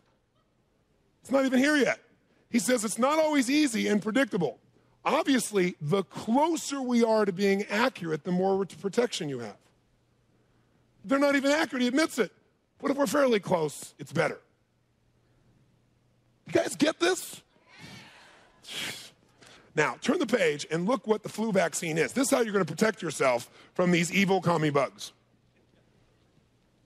The flu vaccines are nurtured on what? Underline those 3 words.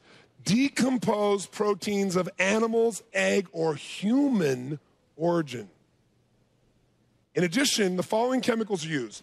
Formaldehyde, which is used to embalm corpses. That's what you put in your body to protect yourself from the mucus that comes from the way you eat and live. Sodium phosphate, sodium chloride. Sodium, I can't even pronounce it. Right? And thimerosal, which is a mercury derivative. Mercury is a virulent poison.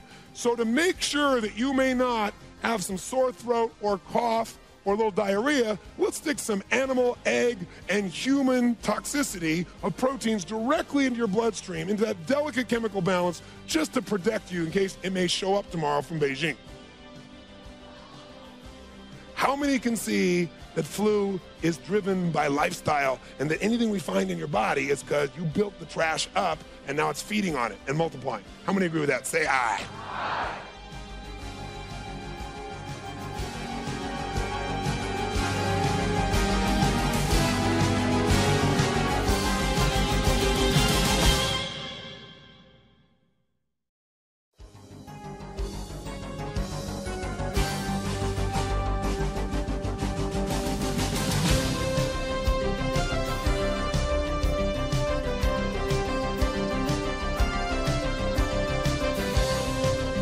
Thank you. Well, I came back.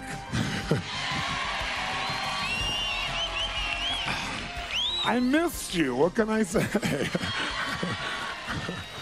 I came back because I wanted to give you an update, an idea of some of the newest distinctions that I've made.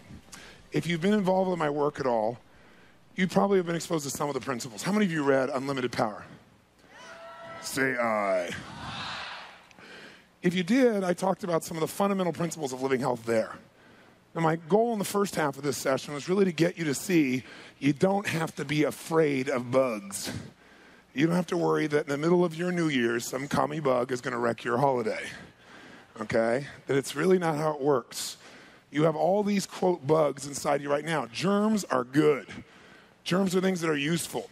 But if we create an environment where they proliferate to a tipping point that is imbalanced in your body, then you're going to have disease in your system because they're going to feed on the trash that we've brought there.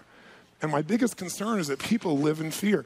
Somebody last night came to me and said, oh, I got a cold. I don't want to hug you. I said, get over here. It's like, I don't get sick and hug you and cough on me. I mean, it's not very polite. But that's not something to be worried about. And this is not the time for it. But those of you going to Mastery, we're going to talk about AIDS there. We're bringing one of the top AIDS specialists in the world there, Dr. Duesberg. He's one of the original retrovirus experts in the world. He's also UC Berkeley professor there. He's in the National Academy of Sciences, and he flat says, and has said for almost 10 years, and now he's catching on, that HIV is not the cause of AIDS, which sounds impossible, and people go crazy when they hear that. But we've spent $50 billion and roughly 15 years, and not one person has been helped. Not one. No one has been cured. Now, that shows you a hypothesis may not make sense. Now, Montagnier from the Pasteur Institute, who actually discovered the virus, it's a man named Gallo here in this country, took credit for it, and finally was sued 10 years later for scientific misconduct. But he's the guy we all hear HIV came from. But the man who really founded it now says HIV alone can't do it. There must be cofactors, but they know what the cofactors are. Cofactors are lifestyle, right? You are it. If we take care of our inner environment, if the inner environment is clean and vital and alive, we're going to have the energy we deserve, and we're not going to break down. So what I want you to get is that for starters. If we live in a polluted environment here, we're going to get sick, or we're at least going to get weak, right? Or if we're really polluted environment, people mutate. Creatures mutate. Same thing is true inside of you. So what I thought maybe we'd do is show you a little bit of how we get to pollute our environment. And the way we get our environment polluted is we get out of balance. And you all know that. What happens during the holidays? If you weren't out of balance before, now you're totally out of balance. How many can relate to this? Say aye. And that balance is not just the balance that comes from, eating too much. It's all of the stresses we create inside of ourselves which innervate us. But they also do something else that I didn't understand at the level of science before. I understood it anecdotally. But science is now showing us some pretty extraordinary things that can help us to know precisely where we break down. Now, to give you an example, if you're looking for your life and trying to say, why would I get out of balance? What affects it? Think of what your body is. Your body is really this unique system that's working on basically electricity. It's electrical currents tied with magnetism. So think of it as electromagnetism that's actually running you. All the nerves of your body send signals through electricity. There are electrical signals, pulses of electricity. All the cells, all the organs of your body, when they're alive, to be healthy, you got to have healthy what? Come on. Cells. To have healthy cells, they got to be totally energetic. To be totally energetic, they have to have electrical power. What makes that electrical power happen is what we have is a delicate balance in our biochemistry. Chemistry makes the environment possible for electricity to be there. So you have a delicate balance there. Anything that's going to mess up that electrical balance is going to mess up your cells, is going to mess up your organs, is going to mess up your life. So if all these organs in our bodies have this need to send electricity, in fact, nerve signals are nothing but electrical pulses again, then what we got to figure out is what would mess that up. And then what we're going to do here this afternoon is walk you through the easy ways to make it so your inner environment is totally in balance on a consistent basis, even when you take it out of balance. This weekend took you out of balance. Many of you will leave here and get sick if you don't do what I tell you. How's that for a real direct approach? You will. I don't want to give you the voodoo curse, but many of you will, because what you've done is you've done the thing that creates breakdown in the body that you've probably been doing for years before you got here, but this weekend may have added to it, and that is the creation of acid. Acid in our systems creates a breakdown of the delicate balance in our biochemistry. Now, you turn on your television, you can't miss a million commercials or somebody comes on and says, I ate the whole thing. Alka-Seltzer, remember those old ads? Or now these days, they don't do that. Now they don't wait till after you're in pain. They go, look, I'm going to eat this Pepsin AC and then it won't hurt. And what is Pepsin AC and all these things? They are what? Antacids, okay? Now why are we a culture? Tagamet, by the way, Up until recently, was the number one prescription drug in the world. Now, there are more brands, so it's no longer number one by itself. But Tagamet is for stomach disorders. See, if we're eating so well, if we're so smart, how come we're taking all these antacids like they're coming out of our ears? The reason is because we live an acid lifestyle in modern times. Most industrialized nations live acid. Now, what creates acid in the system? Well, the first thing that creates acid is emotions, anger, resentment, frustration. You can take, and in fact, I encourage you to go by your local drugstore and get some of those little pH strips. Those pH strips, you probably have seen them. They're like yellow. You put it on your tongue for a few seconds, or you can do it with your urine, and then you put it against colors, and it shows you how acid or alkaline you are. Now, why is this important? Let me clarify this first.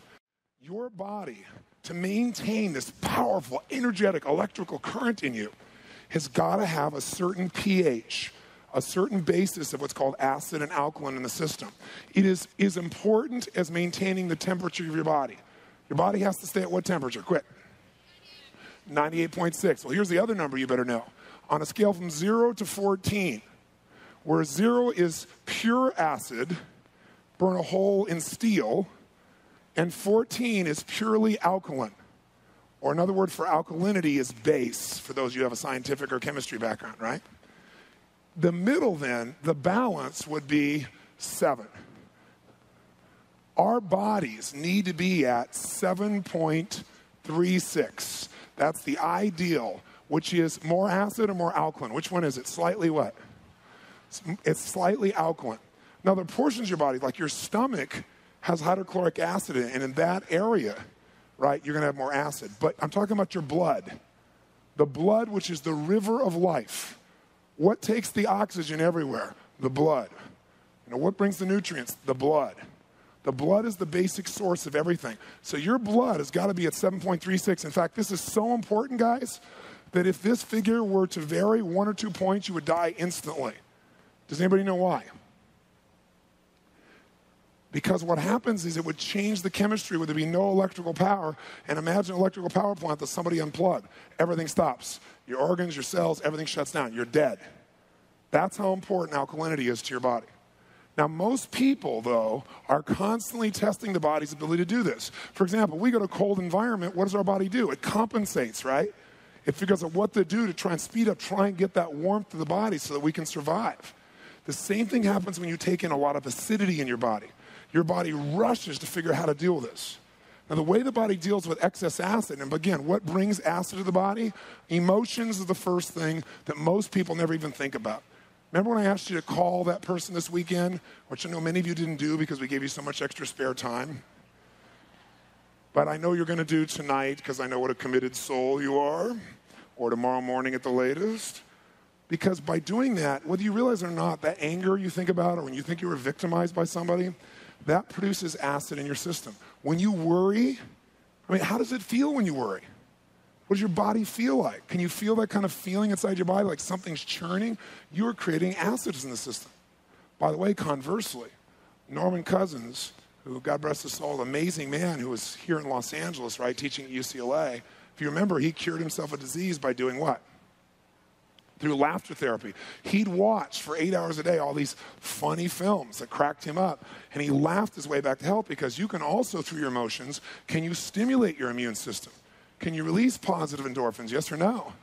So when you're talking about my lifestyle, I know people all the time who are so rigid about what they're going to eat, and they're stressed every moment about it. And I'm looking at them going, they are not going to be healthy because they're creating acid continuously, which, guess what acid does? It strips or weakens the electrical charges around red blood cells.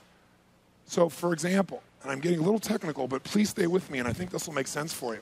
Here's a red blood cell. What does a red blood cell do? Carries what? Oxygen. So you got all these red blood cells in your body. And by the way, when you go to Mastery, you're going to see all of these, and those of you who are doing that. If you don't, I would go get a live blood test. Most people, when they get their blood, they get dried blood, and then they dye the blood. So you never see what your blood really looks like. You get some test that measures numbers as opposed to seeing what's really there. So here are these red blood cells. Blood cells, in order to function, have a certain biochemistry, and in order to do that, to have electrical charges. The outside of a blood cell has a negative charge.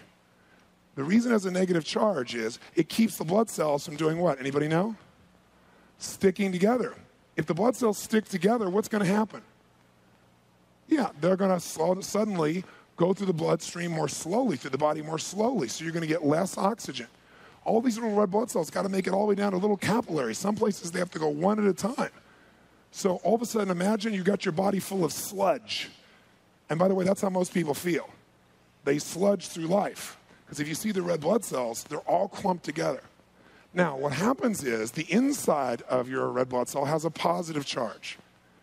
So when acid comes along, you have an acid diet, which I'm going to talk about also, acid emotions, acid lifestyle. The acid comes by and it mitigates, it strips or weakens this charge, sometimes takes it completely away. So what do you think these cells start to do? They start to clump together. As that happens, your energy goes through the floor. But that's not the only problem. These cells start to weaken. Does that make sense? They're not as strong as they need to. And as the environment becomes more and more acidic, they not only weaken, but they die. When they die, they release their own acids into the bloodstream. So now you're compounding it. Now remember the example I gave you of pouring water in a glass and you keep pouring and pretty soon it overflows? Well, when you keep pouring acid in the system and it starts destroying cells more rapidly than your body's used to, all that acid builds up to the point where now the environment is really polluted. And what got worse, you basically have negative momentum. It gets worse and worse and worse and worse. Till pretty soon you don't know why you have all these aches and pains.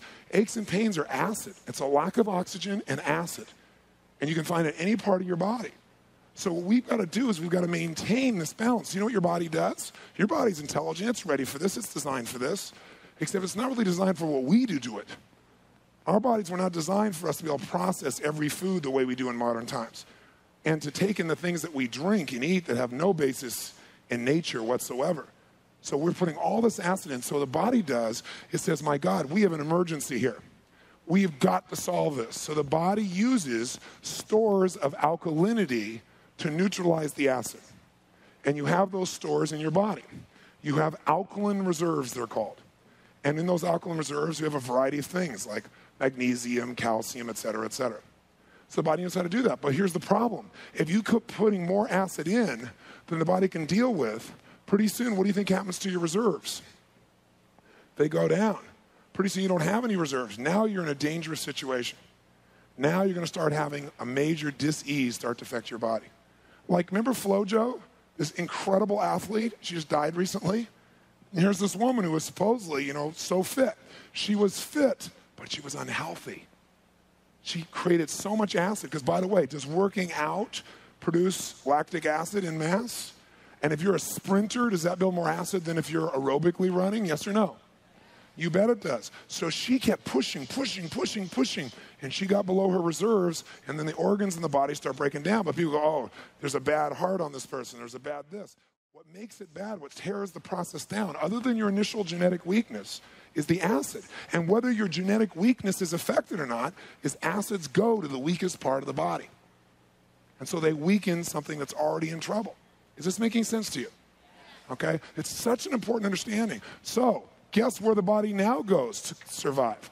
It takes these acids out of the bloodstream and into the fats of the body. Because that takes the acid away from the vital organs of the body. Because if it gets in the vital organs, you got real problems. Now, what if your genetic tendency is not to hold much fat? People that are fat tend to actually be a little bit more healthy very often if their arteries aren't clogged, because they can deal with more of the acid than somebody who's skinny, interestingly enough. And you can see this in people's blood if you study it. So what happens, it goes into fat. Now, by the way, picture this. This is the average person that I see. They're like, let's say a woman as an example. She really is committed to her body. The culture has created these anchors that women focus even more on it than men do. Unfairly, by the way. So this woman really wants to make this change. So she really does a really good diet. She really makes all these shifts. And she says, I gotta exercise. But she's so stressed about it, she's creating an immense amount of what? Right? Secondly, when she exercises to extreme because she's sick and tired of being overweight. And I'm gonna get a trainer, and I'm gonna kick butt, I'm gonna do whatever I can. So she produces massive exercise with massive amounts of lactic what? Probably exercises anaerobically more than likely. Can you over-exercise, yes or no? Oh, yes. And so now all this additional acid's in her body. And she says, wait a second, it can't be my metabolism because I'm not eating a bunch and I'm working out like a maniac. I'll tell you what it is. You're not over fat, you're over acid. You will not let go of the fat no matter how much you exercise, no matter how much you eat right, if you do not create an environment that is more alkaline. You can't. It's a survival tool. Now, I was with the gentleman who introduced this concept to me that I want to talk to you about. His name is Dr. Young, and I'll tell you how I got to meet him and how it's changed my life personally. But what I can tell you is I was with him recently, with a group of doctors from all over the world, from Russia, from Korea, from all over the place. And I went through a week with him studying people's blood. And I just did it as an amateur. I'm not a doctor. There's nothing I can use, but I like to understand this stuff with precision. I'm a maniac for that. And while I was there, a group of his patients came in. He's a microbiologist, right? He's based in Utah. And they came in one after another, and we saw the before and after of their blood after they began to what I'm going to ask you to do, which is alkalize and energize your body. We're going to make sure you get a lot more alkalinity in your diet and in your fluids so that your body can deal with this and not have to pull from your reserves. While we're there, he started showing us what happens here in this situation. He shows us examples. You know how when people get older, very often they shrink? Do you ever wonder why that happens? Do you think it's like, oh, it's just our way back into the ground? We came out of it, went our way up? No. The reason is because when a person lives an acid lifestyle, after you go through your reserves and after you store in the fat, guess what's next? It needs calcium. And so it leaches it from your bones continuously. And so your bones get weaker and weaker, and you get more and more compressed. It's like stealing bone mass almost as a metaphor. It's not exactly how it is from your body. There's no reason for you to shrink, just to give you a clue. Okay? The only reason you shrink is because your bones are weak because you're so acidic, and your body is leaching from it. And you'll begin to break down in all kinds of other ways too. Your muscles get flabby because acid eats it away. And there are other elements also that affect this to give you an idea. But here's what was really fascinating. I saw so many changes in people that were so dramatic, it would sound like, you know, a religious revival, but they're in this doctor's office and all these other doctors studying it. And one woman, which was really neat because she's been studied since she was 14 years old by the NIH, the National Institutes of Health, which is the place that you get the definitive answers in the United States anyway. And so the National Institutes of Health studied her and her entire family, but her personally since she was 14, this woman. She's now 37 years old. The reason her family's been studied is because they have hypercholesterol. There's no one in her family with less than 450 in cholesterol. Yeah, if you're not familiar with it, around 200 would be reasonable. 450 is off the chart. I mean, you're a walking heart attack, basically, right? So, and by the way, that's what's happened. Her father died at 43. Her mother died at 41. Her sister died at 39. She's 37. And the NIH and the University of Utah both have studied her, but the NIH since 14, and they've tried to use their family as an example, and they tried every diet they could on them, every kind of treatment you can imagine. They put them on low cholesterol, no cholesterol diets.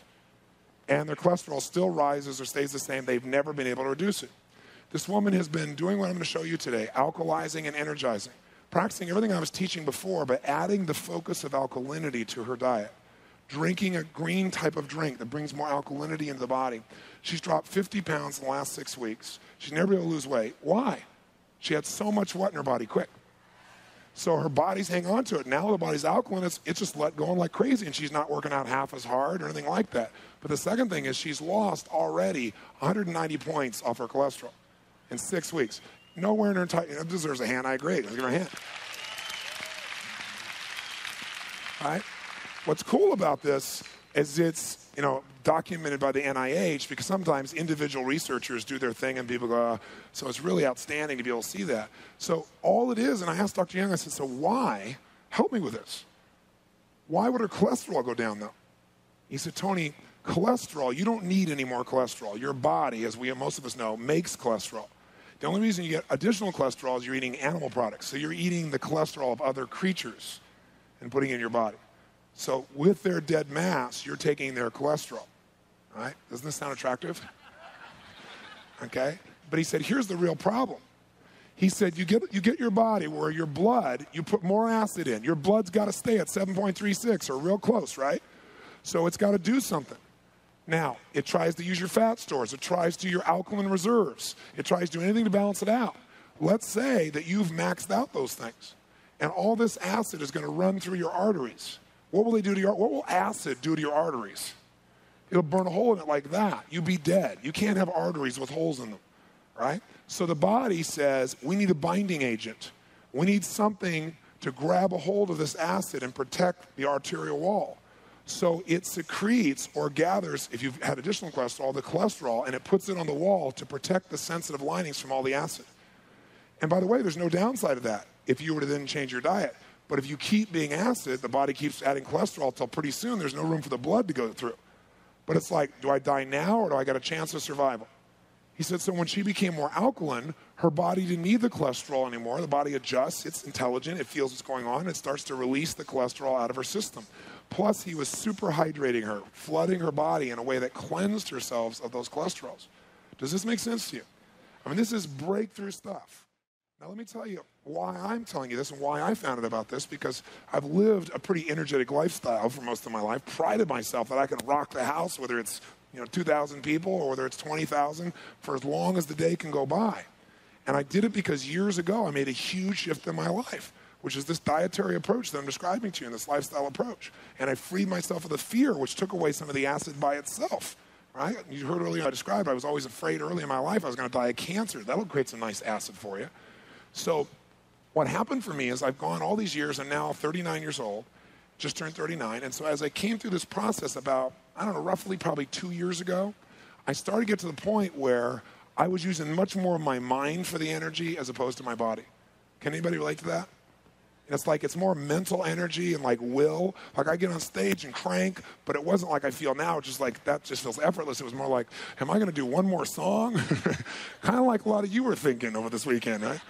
So what happened was, I had this mindset of, I'm an Adonis and I'm humble about it. I've got this energy, I'm going to kick butt, take names. And what happened for me is it started like by the end of a program, I was wiped. But you know how things happen gradually? So you don't quite notice. It's kind of like, the old metaphor, you put the frog in warm water and you turn up the water slowly, it'll boil to death. The old metaphor. You put it in boiling water, it jumps right out. Well, most of us, our challenges come so slowly that we adjust each stage and we don't realize what we've lost. And it's like I feel when I do the Living Health Seminar, I'm almost like trying to tell someone what a rose smells like who's never really smelled one.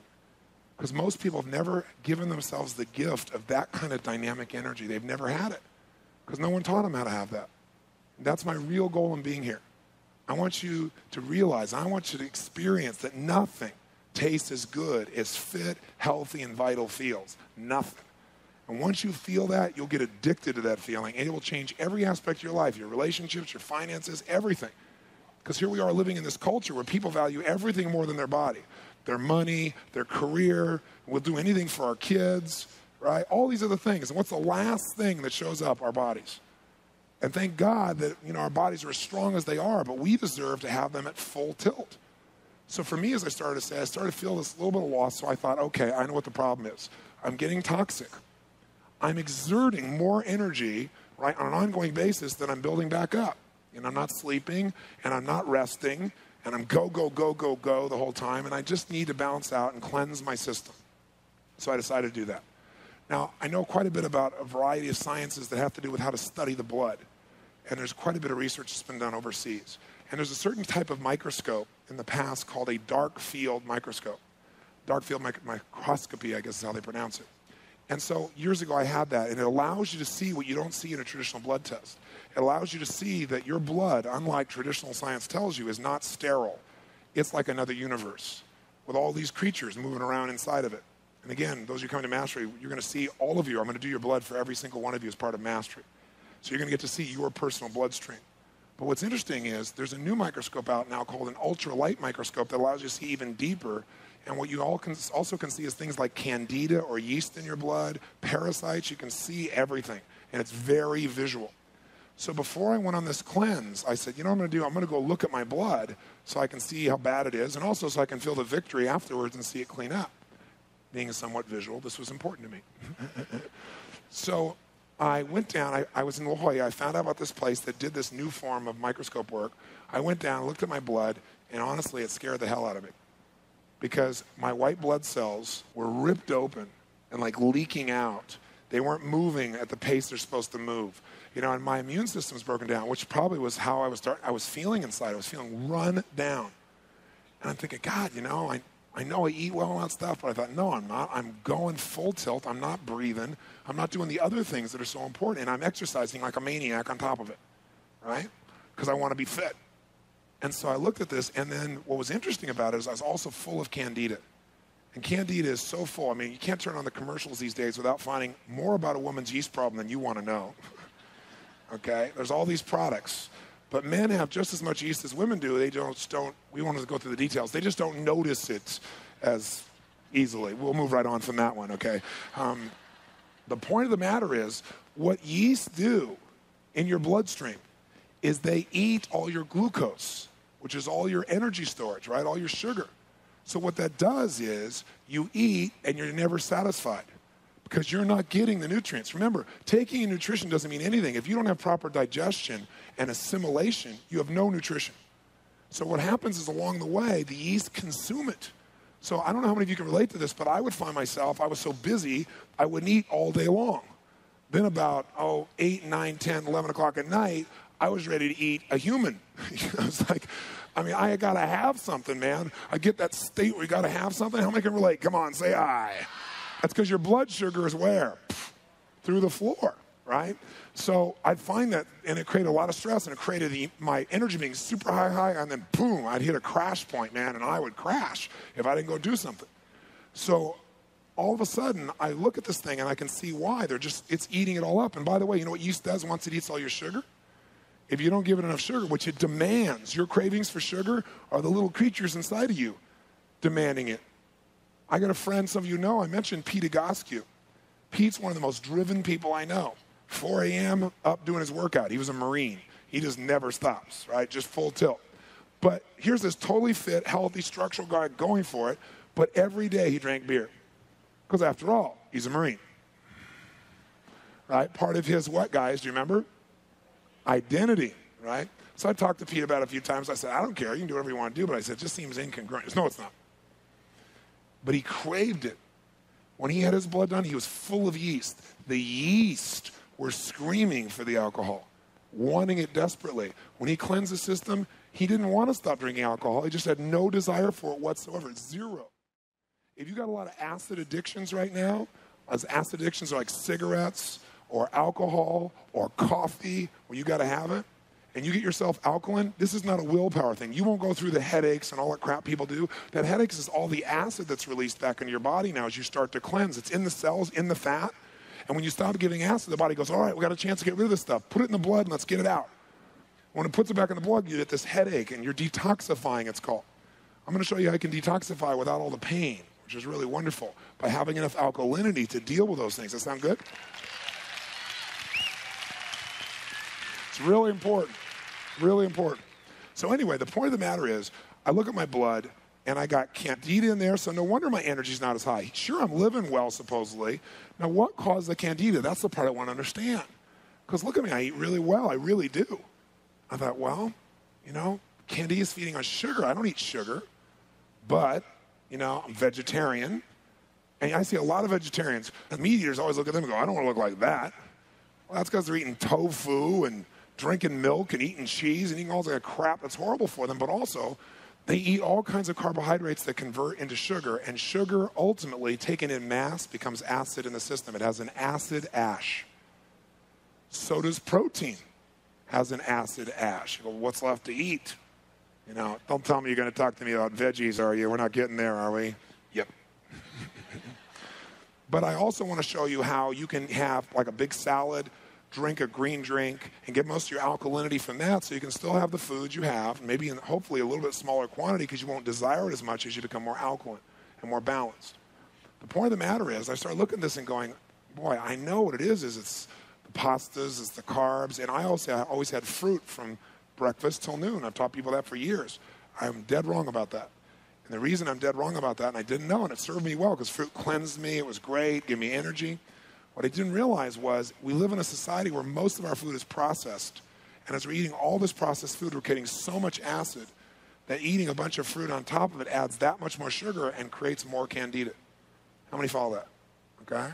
So I'm not saying fruit's not good. I'm saying you don't want to consume excess amounts of it, especially if you've got a diet that has lots of other carbs in it. Because you're creating an environment. Now follow me, we'll come full circle now. You're creating an environment that these little creatures will proliferate, right? Because they got a feeding ground, right? The rats don't come until there's enough trash to feed them. When there's all this trash, they're going to come. And once they get there, they tell their friends, right? They camp out. And they grow and expand and create more of a problem, don't they? So you don't want to create trash inside. Trash inside starts with the acid. And then it starts to create more and more challenges. And as we do this, as we become more acidic, as we get more sugar in our bloodstream, we create the things that suck our energy away. As I started to say, when they're done with your sugars, these yeast start to eat your proteins. They start to literally break down your soft tissues and your muscle mass. So if you're real flabby and all that stuff, you know, I don't know the real statistic. There are books that claim, there's some scientists that now claim that as much as 70% of the population is infected with yeast and candida. I mean, it sounds to me extreme, except when you look at the lifestyle of most people, then you go, maybe it's not extreme. But you can find out very easily by doing a blood test, and you got to cleanse it out. The good news is you can cleanse it out easily. All you got to do is alkalize the bloodstream, because this environment that the yeast grows in has to be acidic, right? You change it, it's like you can try and kill the yeast. You know, that's what a lot of people do. Think about this. If you've got, let's say, a stale pond and there are mosquitoes everywhere, and you take out some DDT and you kill all those mosquitoes, does that solve the problem? No, what's going to happen? More mosquitoes are going to come because you haven't dealt with the source of the problem, right? It's the stale water that's the problem. It's the environment, guys. It's always the environment. And the good news is we're in total control of that. So the principles I'm going to take you through in a few minutes are really how to create that environment in a way that doesn't make your lifestyle a pain in the butt, that's really easy. In fact, it's 6 gifts you can give yourself that are going to alkalize you and energize you. And then it's 4 things you want to avoid. You want to reduce, if you can do it, eliminate them from your life, because they're just pure poison. They make you acidic, they destroy the system, they break your cells down, and then it gets accelerated. And by the way, even your teeth. Think about this. If you talk to your dentist has been educated, they'll tell you sugar doesn't burn holes in teeth. It's the sugar as it metabolizes into acid, which all sugars do, it drills a hole in your teeth. It's the acid that does that. Now imagine that acid going through your organs, through your tissues. Imagine that you have a genetic strengths and weaknesses. If yours is in the prostate, gentlemen, the acid will go there. And that's where you're going to experience the biggest problem. If it's in your breast that's that situation for a woman, it's going to go there. It's going to go wherever your weak point is. If your liver's weak, it's going to go there. The weakest part of your body is where the acids will settle, because that part of the body can't clean up the mess as quickly. Does that make sense? And so then you pay the price in your weak place. So you must be alkaline. That's this whole conversation is, number one, how do we alkalize the body? Why do we alkalize the body? Because we've got to have the 7.36. And again, you can do this. You can go by today, go pick up those things, put it in your mouth, and see where you are. I'm going to give you something to do today that will instantaneously begin to create that change, and where you can measure it on that same tape to see you get your alkalinity back, so you're not wiping yourself out. For myself, before I do a seminar like this, is this an acidic experience, do you think? Not because of pain, but because the amount of anaerobic state, at least for me, and probably for you too, right? A little more for me than you, but you're joining me when we're going like this full tilt. We're going all day, bam, bam, bam, bam, bam, bam, cranking, right? Eyes moving, jumping, going. All that produces acid. The body's designed to do that and get rid of it. The problem is when you stack that on the acid you already have from the rest of your lifestyle and your diet, now it might get overwhelming. And for me, I don't just come for one weekend like you are. This is my life.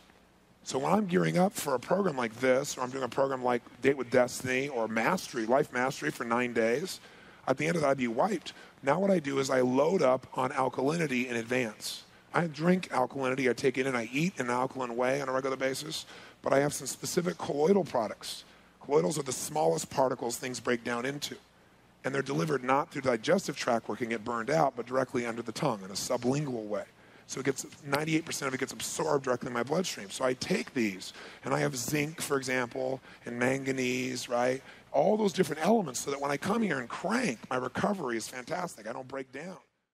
I have a chiropractor, Herbie, who some of you may have met outside, who travels with me at these events. He's traveled with me for about 4 years.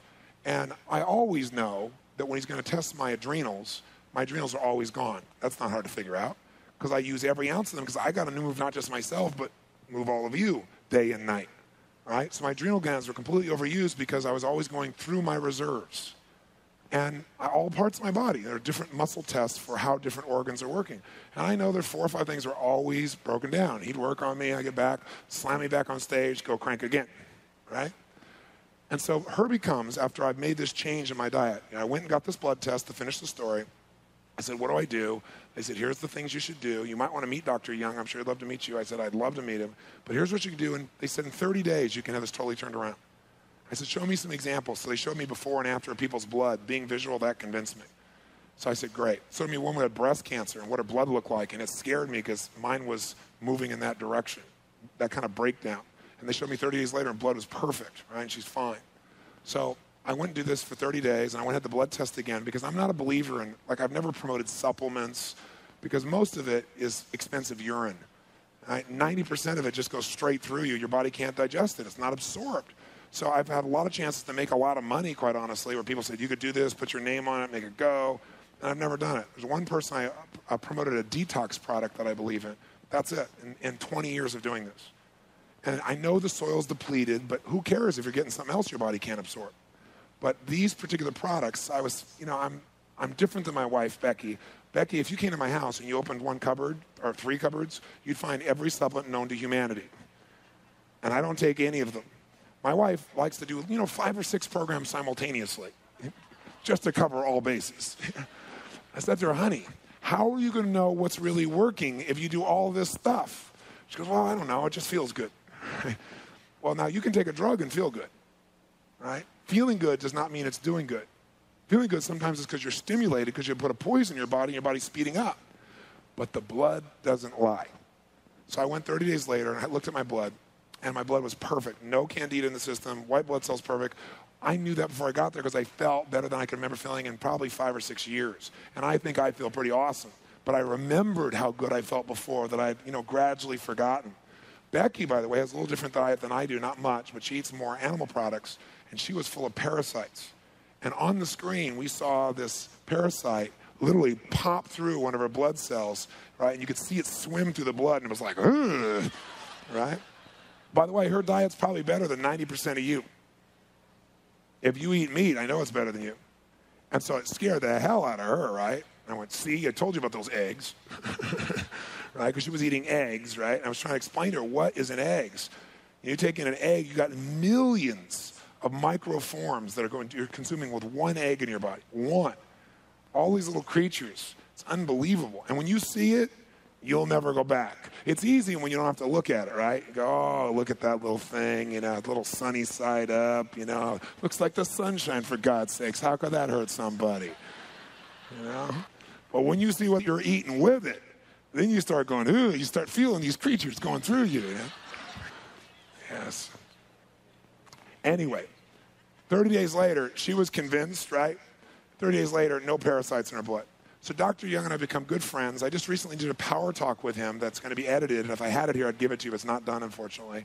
And his work is amazing. And he's affected my principles because everything I taught before is totally in alignment with creating alkalinity except eating fruit in the morning till noon. And I've been teaching that for years, so I was an idiot. I apologize. But it really worked for me. I mean, it worked at the time. But it has a cumulative effect if you're doing all these other things too. So I'm not suggesting you can't eat fruit. And I'm going to now become very specific about the principles. But I wanted to give you this overview. Does this make sense to you? Okay? Now I want to tell you one other thing. There's 2 words I want you to write in your book. Alkalize and energize. Alkalize and energize. Alkalinity, you now understand how important it is. How important is it? It's life and death. That's how important it is. You got too much acid, are you likely going to have difficulty losing weight unless you have a genetic tendency not to keep weight at all? Yes or no? I guarantee you're not going to be able to lose weight if you keep your body in an acid place. Or if you lose weight, it'll be temporary and you'll gain it back. Because the body, like, for example, if you go on a diet like the Atkins diet, where you eat every cooked dead food you can imagine, right? And you eat no fresh vegetables or anything like that. You're not supposed to do that. It'd be horrible for you, right? Those people have to pee on a stick each day to make sure, it's the truth, it's in the diet, so you can see your urine to see how your pH has changed. so you don't break down too fast, because when you're on the Atkins diet, you're on pure acid, and your muscles are breaking down, your body's breaking down. It's amazing how you lose weight, because the body takes all of its water and urinates it out as fast as it can to try and get rid of the acid, so you lose water weight. But see, anybody who's been on the Atkins diet for 6 months, you won't find them. Not healthfully anyway, right? Because it's pure acid. So you got to understand, this alkalinity is the whole thing. So you got to alkalize and you got to energize. Now, what does energize mean? It means, remember, every organ in your body works on this microelectricity, this electrical magnetic frequency. And all of that is happening in your system. When you're eating foods only provide value when they can be converted into the elements necessary for this chemistry that allows electrical charges to continue. Food actually gets to the organs through these little electrical charges. It's how things are moved around within the system. Are all foods equal? Like, are all carbohydrates equal in the amount of electrical, alive energy in them? Yes or no? Your common sense knows the answer to that is no. Absolutely not. So open your book, and I'll show you specifically what that means in terms of energy, and then we'll come back and I'll show you about balance and imbalance. Flip over to page 22, if you would, for a moment. It says, we must avoid foods that take away more energy than they provide. Your body operates on a subtle electromagnetic current. Nerve signals are, in fact, electrical charges. Your brain, your heart, all the organs in your body really emit these fields of electrical current. And your cells communicate with each other through pulses of electricity. When we eat food, our food breaks down into the food particles to their smallest size, called colloidals. A colloidal is a smallest possible form of a nutrient particle size. The usual size is, I don't know how to pronounce it, certain microns in diameter. These nutrient particles are then carried to cells via electrical charges. If we eat something, guys, that's lifeless, that really doesn't have the electrical charges in it any longer, then you're not going to get the energy that your body deserves. So you won't get, as I said here, the food itself is taking more energy than it's giving if it doesn't give you enough electrical charges. So for example, look to the right here. And these are in megahertz, the amount of electrical charges in different foods. So take a good look here. What kind of electrical charge is available in chocolate cake in megahertz? 1 to 3. Now, by the way, a tumor has 30 electrical charges, to give you an idea, by comparison. A Big Mac has 5 megahertz of energy. Now, before you look at that, maybe I should give you a frame of reference. Look up here for a second. Each of the organs of your body has a certain amount of energy, electrical energy, that can be measured in megahertz for it to be functioning healthfully. The average of your core organs, like your brain, your heart, your lungs, is 70 megahertz. So just think about this. If you need 70 megahertz of energy, and your primary diet is made up of Big Macs, 5 megahertz, chocolate cake, 1 to 3 megahertz, right? Are you going to be in an energy deficit or an energy abundance? Deficit. And so your energy is going to be low. Now, let me ask you this. If your energy is low, will the organs of your body be working at their total functional peak efficiency, yes or no? So if they're not working at efficiency, and let's say part of that is cleansing or providing what your body needs, then those systems start to shut down and you build up more toxic waste. That's just natural. Your body normally will get rid of, but you're no longer having enough energy to function properly. So you go through this slow decline most people call aging. Does this make sense? So take a look here, if you would, and you'll see some of the other foods we've got here. Vitamins. I mean, most vitamins and mineral supplements are 10 to 30 megahertz, and that's if your body can absorb them. Raw almonds are 40 to 50 megahertz. If you saw me snacking during the break here, I grabbed something. That's raw almonds I have up here. I have cucumbers, too, which are super high. Your liver is 55 to 60 megahertz. Your colon, 58 to 63. Your stomach, 58 to 65. Top of your head, 60 to 70. Your feet. So you can see your body's basically in that 60 to 70 range. Fruits do provide. You see this? They provide a lot of energy. They're alive. And so you can have them, but you're going to want to eat them properly, which we'll talk about. Green vegetables are the highest, 70 to 90 megahertz. Plus, green vegetables, ladies and gentlemen, are extremely what? Anybody know? What's the thing we want? Alkaline. We want alkalinity, and green vegetables are some of the most alkaline things you can take into your body. Next is you'll see live, fresh wheatgrass, 70 to 90. Your brain is 72 to 78. A computer runs on 90 to 400 megahertz, to give you an idea. How many of you love a rose? Like you get in the presence of a rose or you smell a rose, it just feels really great. How many have that feeling? Say aye. A rose has 320 megahertz coming out of it. It's like you get this charge All flowers don't do that to you, do they? Some have more than others. And what the feelings you're having are actual electrical charges that you can experience if you measure them. It's fascinating. And then I'm going to show you a green drink that I actually brought for you outside that's between 250 and 350 megahertz. When you drink it, you'll feel like an immediate sense of charge of energy because all the charges your cells need are available immediately, plus it's alkaline. So it's available there. So I put over here how the 70 came about as the magic number for ideally for megahertz. Turn back 2 pages, though, and then I'll show you how we get out of balance and how to get in balance quickly. Now, how many would agree that the real challenge that most people have is not some bug is attacking them, but the real challenge that they have is their environment has basically been compromised. That they've done things probably in their lifestyle, consciously or unconsciously, that have put the body in a weakened state, has caused the environment to be polluted, and now problems are building on top of each other. How many buy that theory? Say aye. Okay, if you buy that theory, then the question is, how do we get there? How do we get imbalanced? And then the second question, the more important one, is, how do we get that balance back quickly? So if you open to page 19 in your book, you'll see what we call the cycle of imbalance.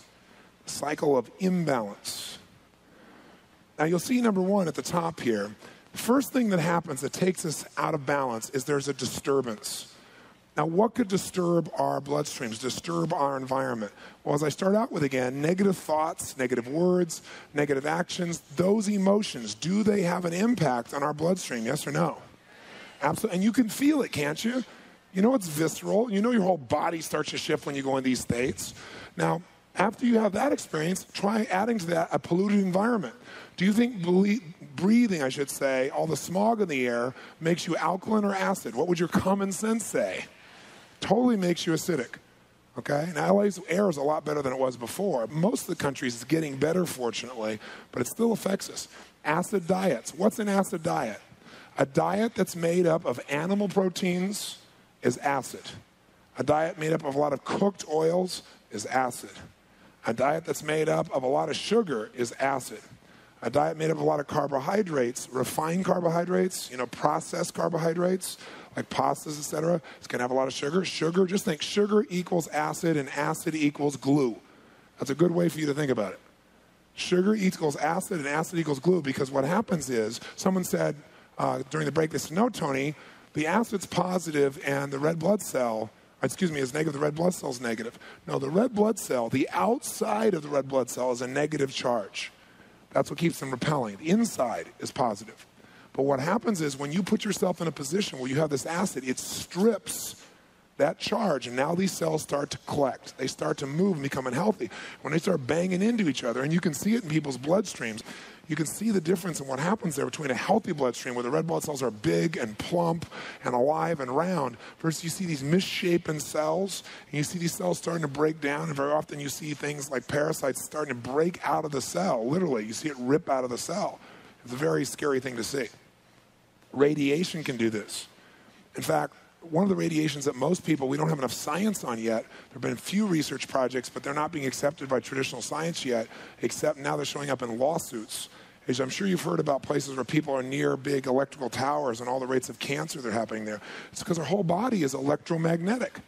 You start moving around and putting a dose of radiation or electricity, either one, into your body's not ready for, it's going to have an impact.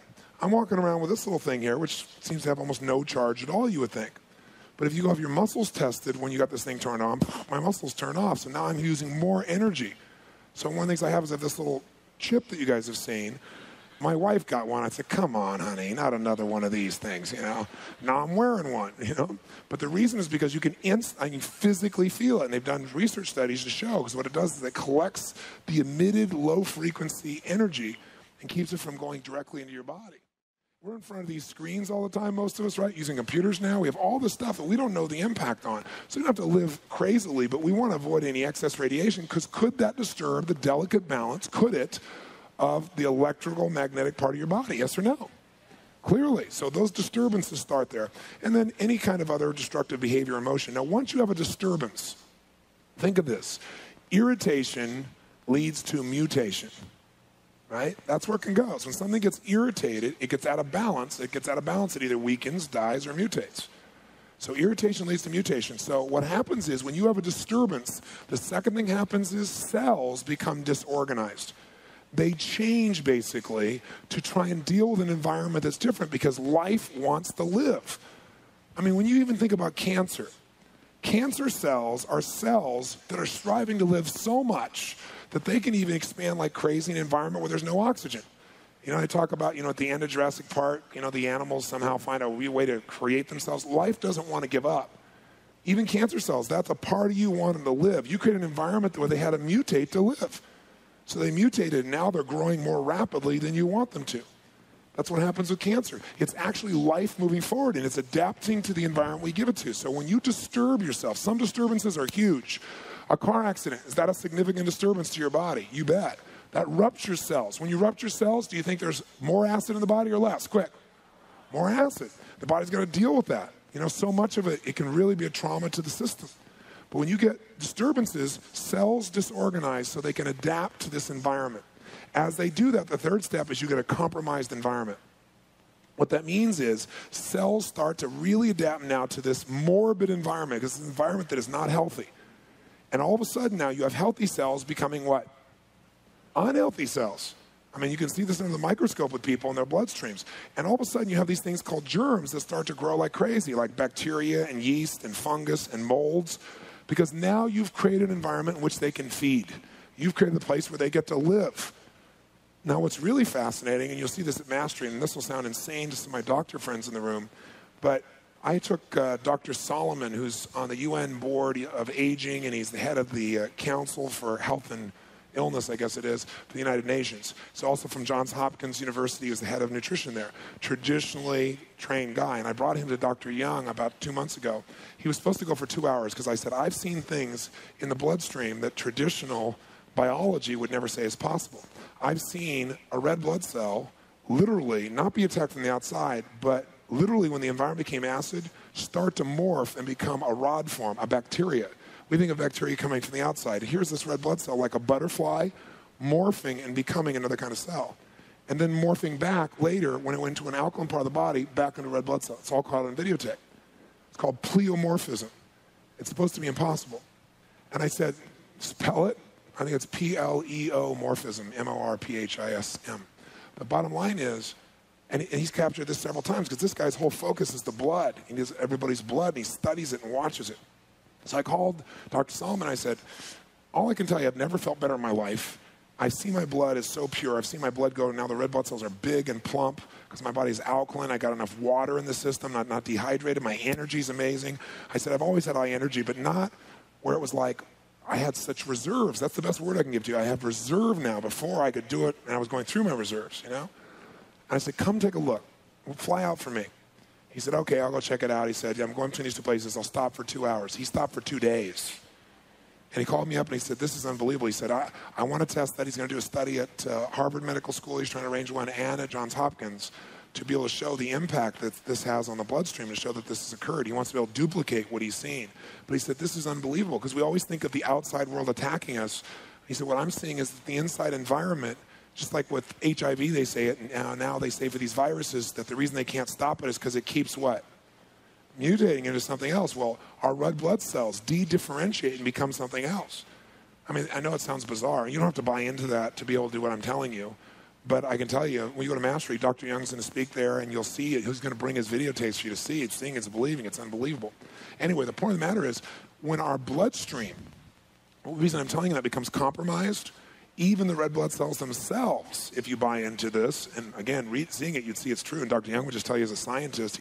But what happens is this starts to create this buildup of these bacteria, yeast, molds, and guess what they do? They're creatures, right? They're you basically mutated, plus whatever you've consumed.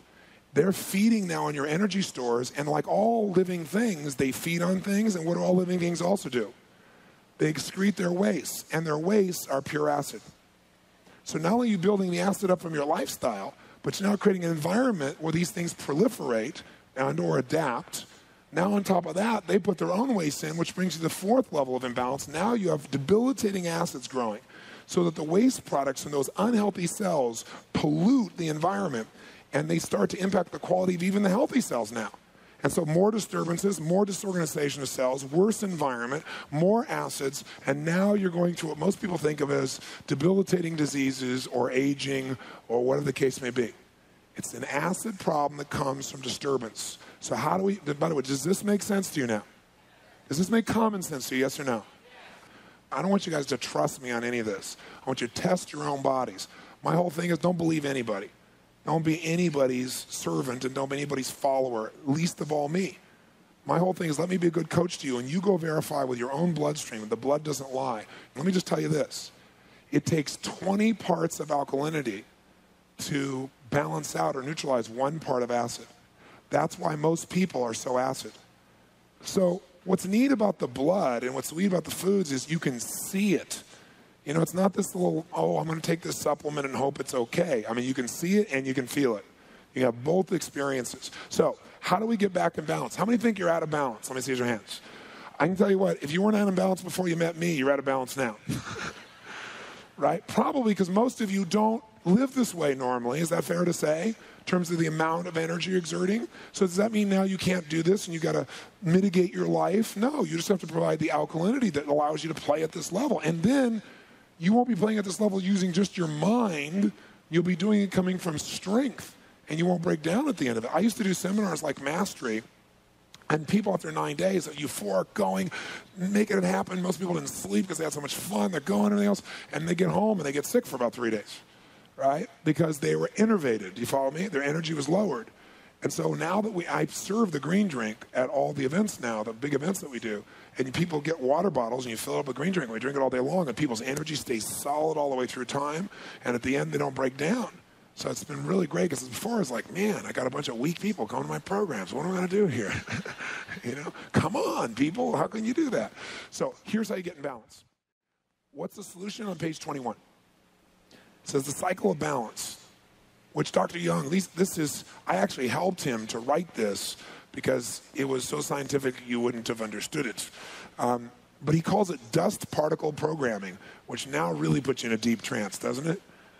But here's what he says. In every cell, Béchamp, who many of you may have heard of and remembering in your studies, he and Pasteur were contemporaries, and very, very famous biochemist. He said that he found in the cells something he called a protid, which was smaller than a cell. And he said it was the basic unit of life. And that when the environment shifts, the protid is actually what creates the change in the cell. So he calls those, for simplistic terms, I got him to call it dust particles, that we come from the dust. He liked the metaphor, it works. So, but here's what it really is. Here's how you get in balance. Number one, you must cleanse. How many of you think you've built up some toxicity and some acid through your lifestyle up until now? How many think you're certain about that? Say aye. Trust me, you don't need a blood test to know that, okay? So you got to cleanse. Now, most people, when they think of cleansing, they think of buying a product that is going to make them like eliminate real rapidly. The problem with that is most of those products are very acid. Like some people take Epsom salt, which is really, I don't know if any of you have ever done that, but it'll definitely move you. Okay, okay? And I'm not talking an emotional experience either, okay? And what it does is because it wreaks havoc. Your body goes, my God, this is pure acid, this is a poison, and it tries to eliminate it as fast as it can. So your body takes with it in its path a lot of other stuff. But that's a pretty harsh way to clean your system. And there's all kinds of products that do that kind of stuff. You don't want to do that. You don't want to put a poison in your system your body has to flush out. What you want to do is superhydrate your system. Superhydrate means you're going to drink a lot more fluids than you normally do, but you're also going to drink fluids that are alkaline in nature. So you want to drink green drinks. Whether you drink Dr. Young's drink or not, you can certainly do any other form of green drinks you want. If you go by any of these juicing places, you can get fresh green drinks, and there's all kinds of them that are alkaline. Anything you want. You can imagine that it's there. But one of the most potent that most of you have heard about is wheatgrass. And the only thing with wheatgrass is it's very concentrated. So you got to make sure you gear up for drinking wheatgrass. And wheatgrass has some benefits in that the chlorophyll in the plant captures the energy of the sun, which is basically life. And the animals eat it. And then we eat the animals, those people who eat animals. And we're consuming that. Even if you see a lion take down a zebra, what does it first split open? Does anybody know? The intestines. Because, see, carnivores eat herbivores. And it's only in a survival a carnivore will attack another carnivore and try and eat it. Well, for the most part in nature, they eat herbivores. We have to get that energy ultimately through the system. And so what happens for us is the chlorophyll in the plant is what converts it to energy. And if you look at the molecular structure of wheatgrass, and you look at your own bloodstream, you look at the molecular structure of your blood, it's almost identical. It's the shape, the view of it, so forth. You'll see this at Mastery when Dr. Young gets up and walks it through it. So it's almost like eating the greens or eating the chlorophyll is like taking the blood of the plants that's still alive when it's like that, just like it's giving yourself the ability to build your blood, and it's seen as a blood builder. There's quite a bit of scientific research on it. So you're welcome to drink that, or if you want, get some of this green drink. What's great about it is you can put it in any water you want, wherever you are. You can take it with you on the road, and you can take something. You start to get that place where you haven't eaten, and you're like, your blood sugar's going, you drink that, boom, you're solid. You'll have the fluids that you need. You won't be dehydrated. Your blood sugar will be even, and your energy will start sparking because all that electricity, all that energy is available for your body immediately. But what you're going to want to do to cleanse ideally is 7 to 10 days would be the ideal. I know many of you will not do this, but this is what I encourage you to do. 7 to 10 days where you would literally go on pretty much a liquid diet. You'd be doing green drinks, green soups. There are a variety of choices in there that you can go through during that time. The minimum you'd want to do is probably 3 to 4 days. We say, I'm just going to cleanse my system. I'm going to give all my organs a break. I'm not going to add more crap on there. I'm going to give them a rest and let my body just flush the system out. This would be the ideal. Now, I'm not going to ask you to do that if you don't want to do that. I'll tell you what to do that's more gentle and more simple. But this type of cleansing is not painful. In fact, you'll start to learn after a few days, if you do the 7 to 10 day one, you'll notice after about day 3, you don't have any hunger at all. In fact, you'll realize if you start to go eat, it's almost like, God, I'm not hungry. And you'll notice you're really doing it because you're frustrated. Or you're really doing it because you feel lonely. Or you're really doing it because there's some other emotion you're trying to feel. And since you're not eating, you won't eat, and you'll notice it. And it'll help you to break the emotional patterns that are controlling you as well. If you wanted to absolutely give your body the ultimate gift, it would be to go on a cleanse. Absolutely. And I'm now developing a program with the Four Seasons in San Diego for people to come through a 7-day cleanse down there and be able to have it be supervised and everything else. I'm getting Dr. Young involved and so forth. So later this year, we'll be doing those kinds of programs if you want to go someplace. But you don't need to go anyplace. You don't need to be in an environment. You can do it on your own. So you want to drink at least 3 liters of this type of green drink a day. 3 liters. Like for me, did they put one? Well, you can see this is what I drink the whole time I'm here, if you haven't noticed. This is it. All weekend long, I'm drinking this. And sometimes I alternate with water with some lemon in it, because lemon adds alkalinity to the water, right? Because most water is in not good shape.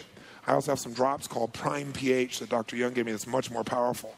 And I put that in the green drink, so I get pure alkalinity out of it. And it's really easy, okay? But I thought I had do I have a water bottle up here? Did somebody bring one up here for me? Is it in my little stash here? Nope. Okay. Oh, thank you. That's it. I'll take that one. I like this one because it's pretty. Take yours back. This is mine. Also, I like this because the green drink looks like swamp juice, but in here it looks beautiful. By the way, the green drink doesn't taste bad. It doesn't taste good either. It's kind of neutral, you know. But this size is 1.5 liters. So you're going to want at least 2 of these a day. I drink one of these in the morning, first thing, total energy. That's what I did this morning. I put the green drink in, shake it up, ready to rock and roll, right? Some pH and green drink, the 2 of them together. And then I have them later. I'll tell you what else I do. I drink one of these, or at least half, before I eat something. What do you think that does? Hunger is gone. You don't overeat. You also feel more alkaline, so some of the things you'd normally be addicted to, you'll find that addiction starts disappearing really fast. Yes? A lot of recipes I've been using have been mixing apples, carrots, green stuff. You know what I'm going to do? I'm going to hold the questions because I'm going to answer you through some things, but I'll just tell you, an apple a day does not keep the doctor away. Apples actually have a very acidic effect on the body. And carrot juice, which I used to tell people to drink because it was so alkaline, is so filled with sugar. That's why people don't think of drinking it. It's so full of sugar that for most people, that's creating more acid in their body, and it's also feeding candida. That's why you see some of these vegetarians, they drink carrot juice, and they go eat Rice Dream instead of ice cream, which is just pure sugar. So they're eating sugar like crazy, and they're full of candida, and they smell like it, and they look like it. Right? Go to a health food store and see your typical vegetarian person who just made it from Venice Beach and see if that's who you want to be. Okay. Yes. So, we want to cleanse. How many understand what we want to do here? Say I. What's the key word to cleansing? We don't want to hurt our bodies. We want to super what? And by the way, in a cleanse, you would ideally not bring any other food in, right? This superhydration is not just 7 to 10 days. This is every day for me. Does that make sense? If I'm really superhydrating, then for me, I'm drinking 3 of these, okay, to give you an idea. Maybe even 4 sometimes, which I thought would be impossible. But I'll tell you what, if you do that for just 3 or 4 days, if you guys did nothing out of this day, you said, that Robbins, he's a nice guy, he's a little crazy, but I'll do this for 3 or 4 days. By the 4th day, you won't believe how good you feel. I mean, aches and pains and stuff you have will be gone because you have so much alkalinity in your system, your body will have a buffer to deal with that stuff. It's fantastic, absolutely fantastic. Okay, so we cleanse. Second thing we do to get back in balance is we interrupt the what? That's right. So it says take control. We got to break the destructive pattern that's creating the problem. So that pattern might be the way you're using your emotions. You go, you know what? I learned all this stuff this weekend. I'm not going to indulge in this anger stuff. I'm doing anger. And I'm doing depression. Let me breathe. Let me change. And you make a shift. Maybe the pattern is you keep eating like hell. Well, you got to break the pattern. Because if we cleanse and then you go back and start doing the same stuff, eventually you'll be back in an acid state again. Does that make sense? Now, by doing all this alkalinity on a regular basis, you start to balance it. But remember, 20 parts of alkalinity to neutralize 1 part of acid. You don't want to build up any more acid than you need to.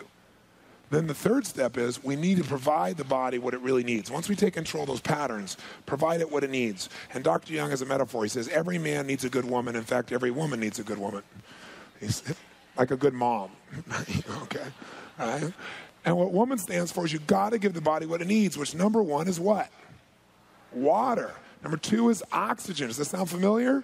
You got to give the body the oxygen. I'm going to show you how we're going to do this. Number 3 is minerals. And again, it's not only minerals, but you'll find, how many of you know of a genetic weakness that you have either by your family history or by yourself, like a heart or lungs or something of that nature? How many are familiar with that?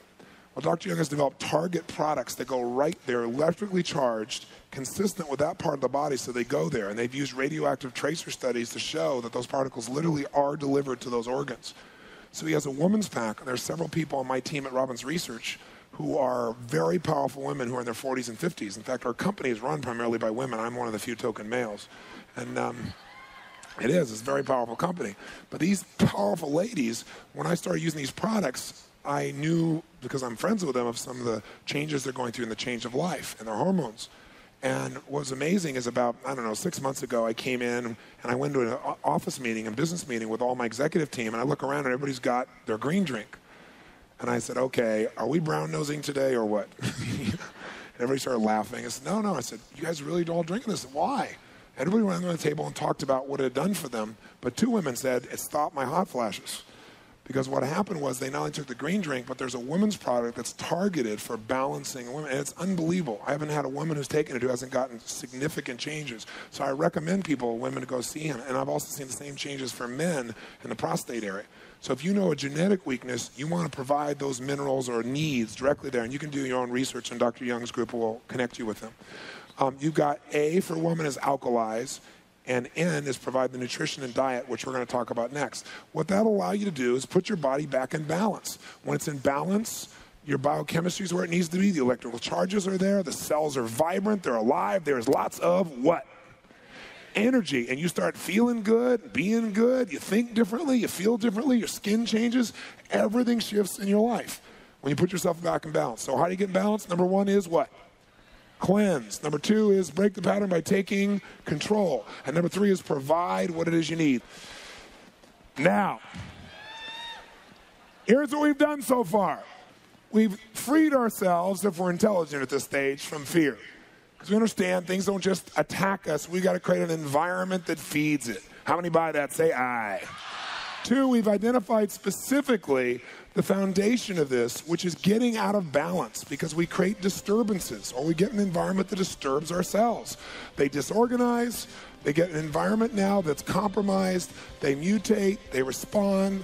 Those beings or those creatures create their own waste products, and those acids then continue the cycle till we get more and more unhealthy. We know to get balance, we gotta what? What's the first step? What? Cleanse. I want you to remember that, because the way we're gonna live is one that's a cleansing lifestyle, not a clogging lifestyle.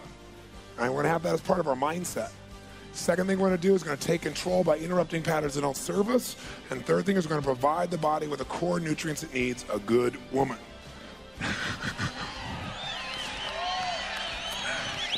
I doubt if there's anyone who wants to argue everyone doesn't need a good woman in their life, right?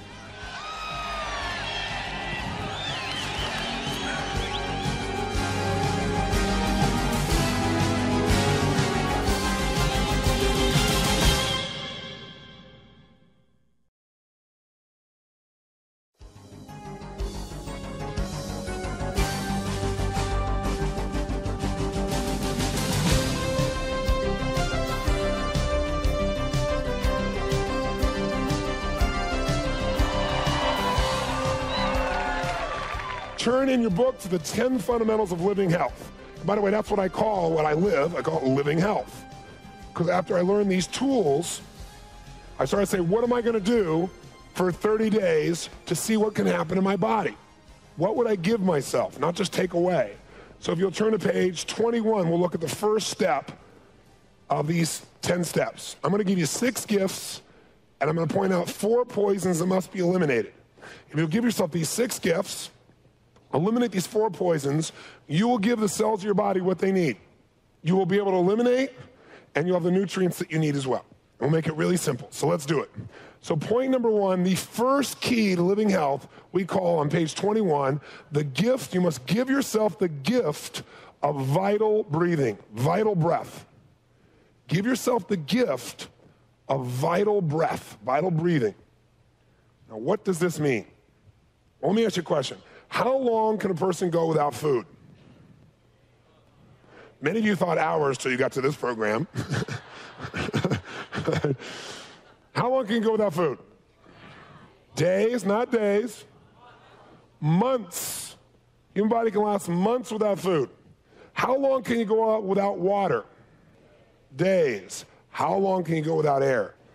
Minutes. Brain cells die in anywhere from 3 to 4 minutes. Liver cells can last 2 or 3 hours without oxygen. That's how important it tries to preserve. But we're talking minutes, basically, for your brain. It's the most important part for most of us, at least to be conscious about it. So what we've got to do is we said here that the number one thing of health, what health really is a sense of vital force, also known as what? Known as what? Energy. And we've said energy is created at the cellular level, and what the cells need in order to stoke those fires, have energy, have ATP to create that spark, is lots of what? Oxygen. So any health program you're going to study that starts by talking to you about food is way off base. Because the very first thing, the element of life, is oxygen. And so what determines how much we get? Well, lots of things determine it, but the number one force is the way you breathe, which most people don't do anymore. Because most people in industrialized nations no longer breathe. One, because they want to look a certain way and never extend their abdomen, which means they never get full oxygenation. But also, number 2, because we live so stressed, most of us are in these tight-chested, upper visual type breathing states. Few of you have learned to relax and be a little kinesthetic and have the full breath, right? But it's there. So I want to point a couple things out very quickly here. First of all, how many have heard about chronic fatigue syndrome, another wonderful syndrome that we have out there? Syndrome means we don't really know the source. We've got a zillion sources of it, right? Chronic fatigue syndrome comes from a lot of different places. It comes basically the cells are not getting the nutrients they need. There's too much toxicity in the system, and there's not enough what? Oxygen. So there's a great medical doctor. I don't agree with everything he does because he's still caught up in some of the old model, but I want to make sure you know about him. So if you know a friend who's got this fatigue syndrome, the first thing you should look at is that they don't have a compelling future. Psychologically, they're not looking forward to anything. And the second thing you should notice is that they're not getting oxygen. They're living a lifestyle that does not give them oxygen. So one of the things that he talked about is all these people have all these heart disease problems, they think, and they really don't have a heart problem. They have a breathing problem. So he said shallow chest breathing, he relates to, as being the number one force that he's documented to create fatigue in people. Now, I don't think that's the only force, but it's certainly a strong one. So you'll see a couple of the key triggers that he talks about here. First of all, he says, according to Dr. Saul Hendler, in the oxygen breakthrough, without ATP, our bodies would immediately shut down, and without oxygen, there'd be no ATP. It's clear then that optimal oxygenation of your cells through proper nutrition, fluid intake, exercise, and stress management is absolutely necessary to maintain your health. Here's what happens when you got shallow breathing, though. And why do you care about shallow breathing? Because the cells that take in the most oxygen and absorb in your body are deep diaphragmatic breaths in the abdomen. Most people, think about when you're stressed. Think of a time when you're really stressed, honestly. Think of a time. What was your breathing like? How many found that you either stopped breathing or was very shallow? Say aye. One of the reasons you're stressed is you don't have no oxygen. That'll create a bit of stress. But people then develop the habit of breathing this way all the time. So here's some shallow breathing results. Number one, it'll give you chronic or intermediate fatigue. Number two, it can give you chest pains and palpitations, and you may think you have heart disease, which a lot of people get treated for when they just have poor breathing patterns. Thirdly, the doctor says that tingling and numbness in the arms and legs more often than not is triggered by the breathing pattern than it is a heart problem. 4, muscular cramps in the neck and shoulders. 5, you got gas, you got stomach upset, you got heartburn. A big place is not having any oxygen. The way you breathe. Feelings of unreality or hallucinations, panic attacks. When someone has a panic attack, watch them. They're not breathing diaphragmically. They got a little tight breathing up here. They don't get enough oxygen. And nightmares and night sweats are also affected by this. Turn the page if you would. The richest blood flow is in the lower lungs. The richest blood flow is in the lower lungs. Because we don't adequately ventilate ourselves with air and oxygen, we don't have enough energy. So as simplistic as this sounds, what we want to do is learn how to breathe more effectively. So there's a ratio of breath I want you to use. It's going to be the first gift you're going to give yourself daily. And you're going to do this 3 times a day. You're going to take in deep diaphragmatic breaths in the following ratio in the notes there. You're going to do 10 of these breaths 3 times a day. You're going to inhale by the ratio of 1. So for example, you might inhale 10. You're going to hold the breath for 4 times whatever you inhale. So if it was 10, you'd hold for 40. And you're going to exhale for 2, which is 20. Now, why are we doing this? You're concerned about your immune system? Let me give you the most important information about your immune system that you can know. And what's great about it is it's so simple. There have been a whole series of researchers, lymphologists, who've studied the lymph system. Now, again, what does the lymph system do? It is the sewage system of the body. The way in which your body stays healthy is as these cells throw out their waste, the lymph system circulates, takes it out, and eliminates it. There's a slight problem with the lymph system.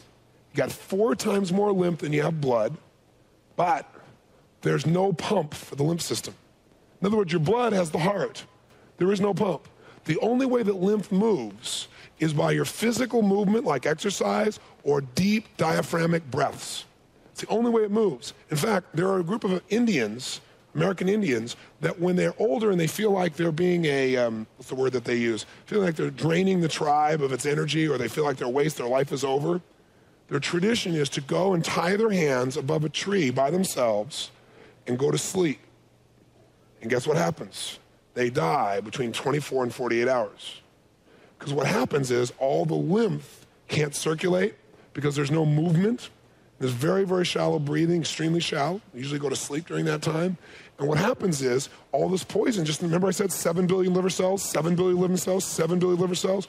Well, all that stuff just starts to build up until the biochemistry, the blood that your cells are surrounded with, becomes so polluted that the bioelectrical energy gets broken. The pattern gets broken. Cells shut off, and they die of their own toxicity, their own waste.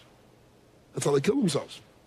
So what Dr. Jack Shields, a lymphologist from Santa Barbara, did is he went out and he put cameras inside the bodies of people as they did various things to see what would stimulate the most cleansing. What Dr. Jack Shields did is had people yelling, arguing, talking quietly, running, exercising. And what Dr. Jack Shields found was that a deep diaphragmatic breath, you can literally see in this camera work, sucked the lymph up into what's called the thoracic duct, and it stimulated the lymph flow in your body. In other words, the cleansing of your bloodstream by as much as 10 times what happens to normally during normal sitting around, moving around activity. 10 times. It was the equivalent of metaphorically taking a vacuum cleaner to your bloodstream and sucking all the poison out. That's the power of a deep diaphragmatic breath. Now, why do we have this ratio of 1, 4, 2? Because you want to pull the breath in, you want to hold it, and as you keep the breath in, it makes the body really accept it. It really pushes the oxygen, you really oxygenate. And why are you double the exhale what you inhale? Because you want to make sure you what? One of the ways to get rid of waste is by exhaling. You want to make sure you get all the toxicity out. So this is a major stimulating breath. Now, if you do this, as simplistic as this sounds, this is like the #1 gift you can give yourself. I promise you, I'm going to ask you to do these gifts I'm giving you for 10 days as a minimum, 30 days minimum as ideal, but a minimum 10 days. And you don't tell me if you don't feel a huge change in your energy, not only energy, but how good you feel, because all of a sudden your lymph is being cleansed constantly. Step number 2, we said, how long can you go without food? How long? Months. How long without air? How long without water? Yes. So if we thought about it and we wanted to be smart, we'd say the second gift you got to give yourself is the gift of living waters and live foods. Live. I'll give you a little phrase. You want to be alive? Eat live foods. Not a bad approach to it, right? That's how it works. Now, let me give you a good example of this first. Tell me something. Let's you and I, again, step into my common sense corner over here. Common sense. Forget everything else we've been taught. Let's just use common sense. 80%, 75 to 80% of the Earth's surface, let's say 70 to be conservative, 70% of the Earth's surface is covered with what? 75 to 80% of your body is made up of what? What do you think a large percentage of your diet should contain? Water. And I don't just mean drinking water, although you must drink. I'm also talking about natural waters that have vitamins and minerals in them that can only be found in live foods. It's really simple. You want to be alive, you got to eat live foods. You see anybody who's got a lot of energy, focus, I guarantee you they're not living a devitalized life. You can't take these dead substances without your body using an immense amount of energy to convert it and reconvert it. It takes a lot less energy when it's already alive. Body can just use it immediately. Plus, it's more cleansing to the system. Some things are very clogging. So I want you to take a little test with me, if you would. There in your notes on page 23, what I want you to do is I want you to write down everything that's passed your lips, and I don't want to use the last 24 hours because the last 24 hours, in fact, the last 3 days probably is not a good example of what normally passes your lips because most of you have a lot more passing your lips in a day-to-day process. So how many of you can remember last Thursday? Can you remember last Thursday? How many can remember last Thursday where you were, what you were doing on that day? It was the day before the seminar. How many can remember that? Great. Here's what I want you to do. Write down everything that passed your lips during that 24-hour period of time. Everything. Everything. That includes, for example, anything you drank. That includes anything you ate, includes snacks. That includes any drugs you're taking that the doctor prescribes or drugs you're taking that no one prescribes. Okay? Keep writing. Okay, let's find out. Here's what I want you to do. Look at your list, and here's what I want you to do. I want you to circle everything on your list that has the live natural water still in it. Now, beer does not count. That is not live natural water because it's got the product of decay built into it. Fermentation, right? So we're not talking about beer, and milk does not count. Okay, I'm talking about real foods. I'm basically talking about real foods with real natural waters, unadulterated. So, for example, it'd be fresh fruits, fresh vegetables, fresh fruit juice, fresh vegetable juice, right?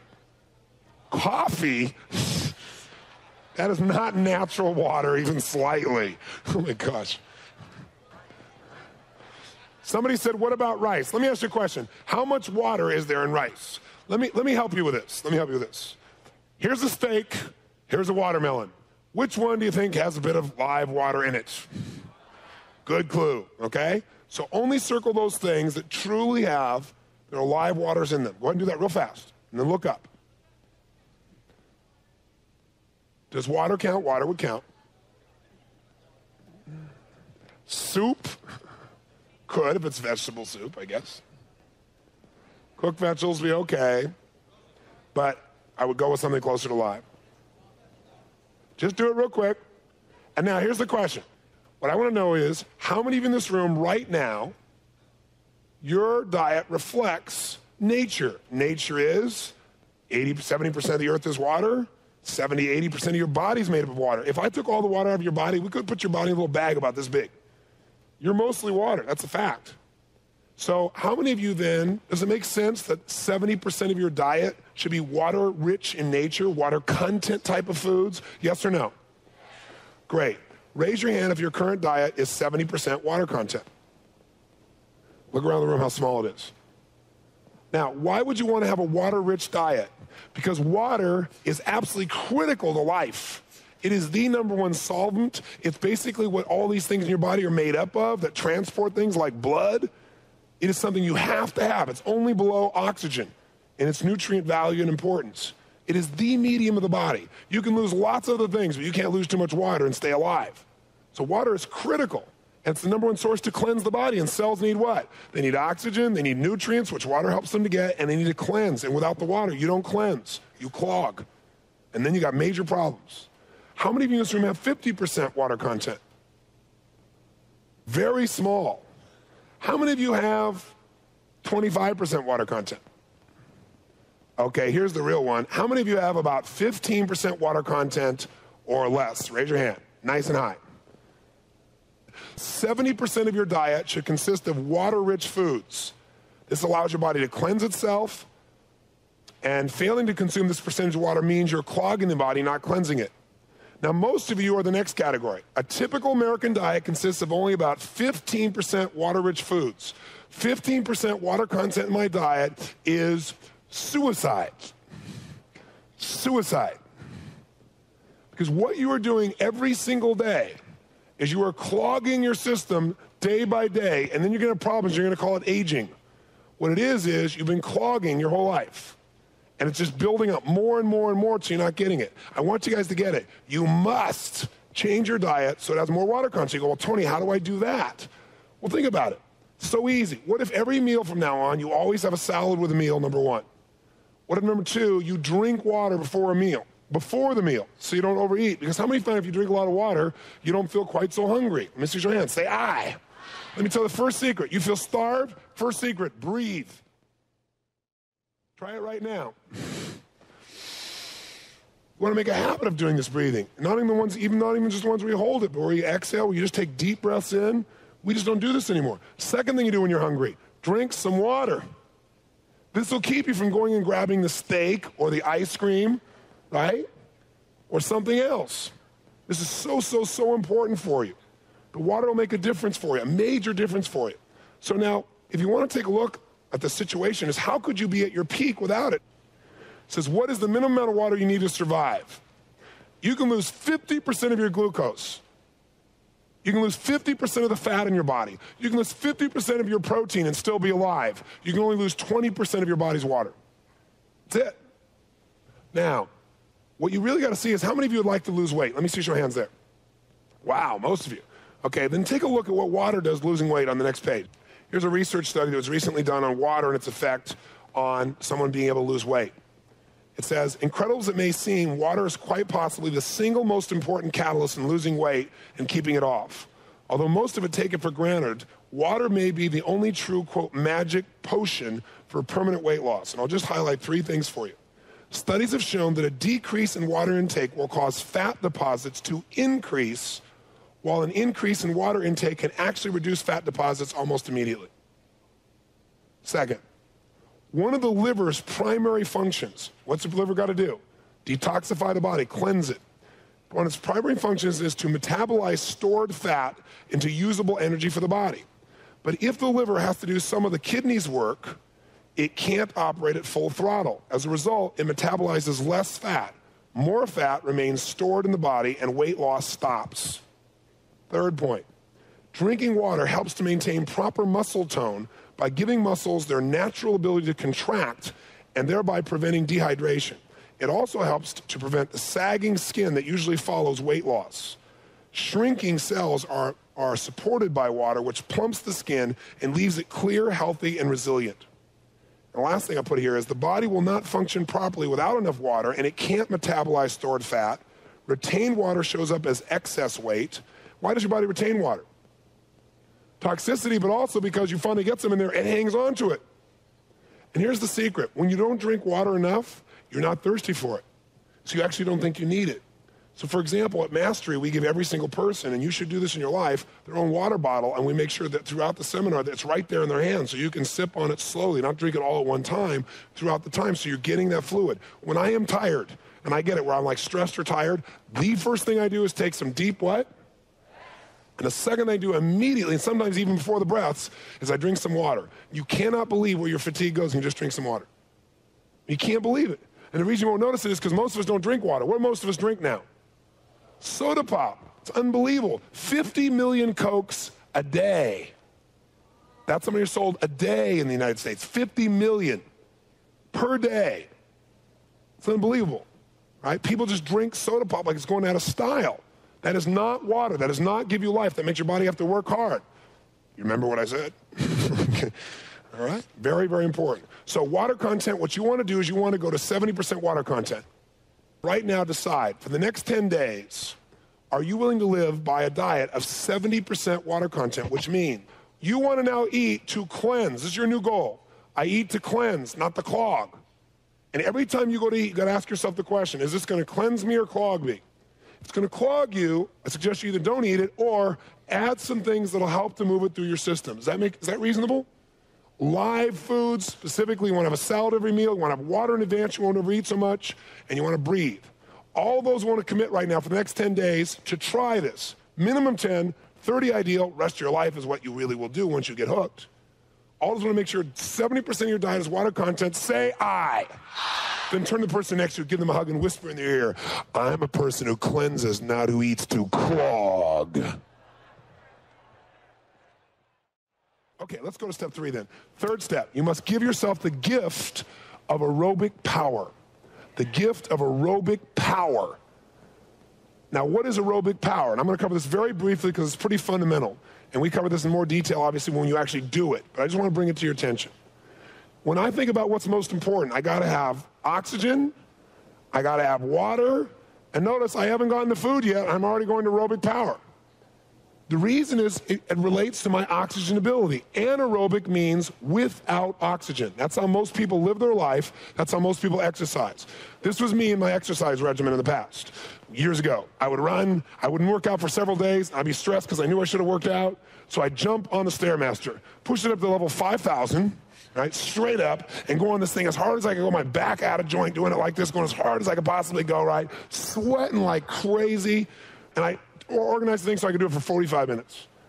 I walk away, sort of. Right? I got pain in every part of my body. I wake up the next day, I couldn't move, and for some reason I didn't feel like exercising. Plus I was stressed, plus I had already had stress in my life. Adding that stress was not something I wanted to do. For some reason I linked pain to this. Right? And it didn't make me more healthy, did it? In fact, I got injured a lot of times because my idea of exercise was I wasn't exercising unless I was ready to spit up blood and broken through 25 walls. I've lifted unbelievable amounts of weights. I'd pushed through it all because I was a man's man, right? Stupid is what I was. Stupid. Because there's a difference between health and fitness. What was my whole focus on at that point? Fitness. So I was fit. I was bulky. Right? All these muscles protruding. But I had zero energy level. Look at bodybuilders, and there's a few of them in this room. The fact is, you're a bodybuilder. It's one thing to be a bodybuilder. It's another thing to have endurance. There's all kinds of research done. You take just little, meanie little vegetarian guys, office workers, holding up their little hands like this, and you take a bodybuilder and ask them to hold their hands out like this for 15 minutes. Can't do it. They lift all these huge weights. But what's happened is they just don't have it. Or ask them to go on sprints with you. Sprints they can do, ask them to go for a long distance run, they collapse. Because what's happened is these people do not have aerobic power. And what you need is health first, then the fitness. And the health comes from the aerobic base, not going out and killing yourself out there. If you're exercising with pain and you don't have an aerobic base, you're making a huge mistake. You must be exercising where you could carry on a conversation while you're doing it. This idea of no pain, no gain is the biggest lie in our culture, and it hurts people. That's why most people don't exercise, because we all avoid pain. Now, I will work out and lift weights and push myself through a level of discomfort to grow if I want, but that's not my primary workout anymore. I may not look so big anymore, but I'll tell you what, I got 10 times the energy and 10 times the health. And I'm not constricted and having things biting me on a regular basis. You know what I mean by that in terms of muscles? So let's put a couple notes here. What's the difference between fitness and health? Fitness is the physical ability to perform athletic activity, which we all want. But we want that after we've built health. Health is the state in which all the systems of the body, your nervous system, your muscular system, your circulatory system, your digestive system, your lymphatics, your hormonal, are all working optimally. Optimally. Now, how can you achieve the optimum balance of health and fitness? The answer is you must train your metabolism. You must train your metabolism. People tell me all the time, well, my metabolism just doesn't allow me to burn any fat. You're right. Your metabolism doesn't burn fat because you're a sugar burner. The reason you're a sugar burner is you are constantly in a fight or flight mode. You're constantly in what we call an anaerobic state. How many know what I'm talking about here? okay? So your adrenal glands are always pumping. You're stressing, you're responding to the traffic, the people around you, what's going on. Or you're feeding yourself sugar a lot of the time. So you've trained your body to burn sugar. Sugar has a fast burn, gives you a lot of energy, and then it's gone. And what happens now is you got no energy left over. People exercise in ways that make them anaerobic, which then magnifies the problems they have. Some people go out and start exercising and they get in worse shape. And so then they go, I don't want to exercise because I'm in worse shape when I exercise, I want to do nothing. I guess if I wasn't so stressed, it'd be okay if my life wasn't so busy, because they're exercising inappropriately. You must build health first by aerobic training. So how do we do that? Turn the page and we'll show you. Number one, you train yourself aerobically, your lungs will operate much more efficiently, which means it'll take less energy to get more energy. Number two, your blood vessels become enlarged with aerobic exercise, and they're more pliable, and that reduces resistance to blood flow. Now, why would it be valuable to have the blood flow with less resistance? More oxygen, more energy, also less possibility of a heart problem, exactly. Third, your blood supply will increase, especially your red blood cells. Remember I told you earlier? The average man can increase his blood supply by a quart through aerobic exercise. 1 additional quart in your blood through aerobic training. 1 quart. That's like having this big chunk of energy and oxygen most people never dream of having. You're walking around with it. I personally think I have 2 quarts. 4, aerobic training makes a healthier body tissues because they're supplied with more oxygen, so the tissues are better. So your skin gets better, for example, right? It does wonders for your heart. It helps you eat better and digest better and eliminate waste better. When you're exercising, do you think that stimulates your colon and system better? Yes or no? If you're exercising aerobically, like for me, this seminar for me is not aerobic. It's aerobic most of the time, but I'm cranky, I'm talking, they're not getting enough oxygen. So at the end of this 3-day period, I can feel it. It's a very different thing, a 4-day period. So I'll go off and the first thing I'll do tomorrow is go on a nice, slow, simple jog, breathing and feeling. In between, I'll bounce on a rebounder that stimulates my lymph flow, because I'm making huge anaerobic demands, and I've been doing the same with you to get this job done here. It's not like you never go anaerobic. It's just you know what to do to keep your body in balance, which is what health is all about. Does that make sense? Okay? And lastly, and I put these answers in for you, it'll help you sleep better. If you have sleep problems, go do this aerobic exercise. You'll have oxygen. One of the reasons people toss and turn all night is they don't have all the oxygen flowing through the body because they're stuck full of stuff they're clogged their body with. The body's working overtime trying to get oxygen to there. You're not efficient. And when you're sleeping, now you're really troubled because there's no lymph flow. So all those toxins are inside there and your cells are screaming. And that's why you toss and turn and try and move yourself to get some oxygen flow and move the lymph. If you don't sleep well at night, I guarantee you're toxic. And what you got to do is make sure you breathe, start cleansing, drink, start cleansing, and make sure you got some aerobic exercise, minimum 4 times a week. Some of you know a little bit about BMR, your basal metabolic rate, where your body basically gets trained, your metabolism gets trained. Aerobic exercise is the only thing we know that consistently will change your metabolic rate. So now, less effort causes you to metabolize more. Now let me tell you something that's interesting. If you're really overweight right now, you're a sugar burner, no question. You burn sugar, not fat. Number 2, when you go out to exercise, that skinny person, for the same amount of exercise, will burn more fat than you will. You go, they're just lucky. No, their metabolism is trained. But let me tell you the good news. You, with training, will burn much more than they will through time. You have to make this conversion, which takes time, from burning sugar to burning fat. And it only happens when you continually exercise for a minimum of 20 minutes in aerobic rate. And when I say 20 minutes, here's what you do. You don't jump on and run. You have a minimum of 12 minutes of warm-up. This is the thing I had to really discipline myself to do because 1, I didn't want to take the time, and 2, it felt stupid to walk slowly or do whatever it is. But you're going to have to do a warm-up because you have to give the body the time to adjust, start mobilizing to burning fats. And if you do something fast, when we need fast energy, what source of energy do you go for, fat or sugar? Which one does the body do? Sugar, because it needs a quick burst. So you got to make sure you start your exercise slowly and gently, a 12-minute warm-up. Then you go for your 20 minutes or more of aerobic, right? Then you go beyond that and you have a warm down of 10 to 12 minutes. Because some people exercise like crazy and then they stop. And what happens is the blood pools in your muscles and creates more toxicity in there.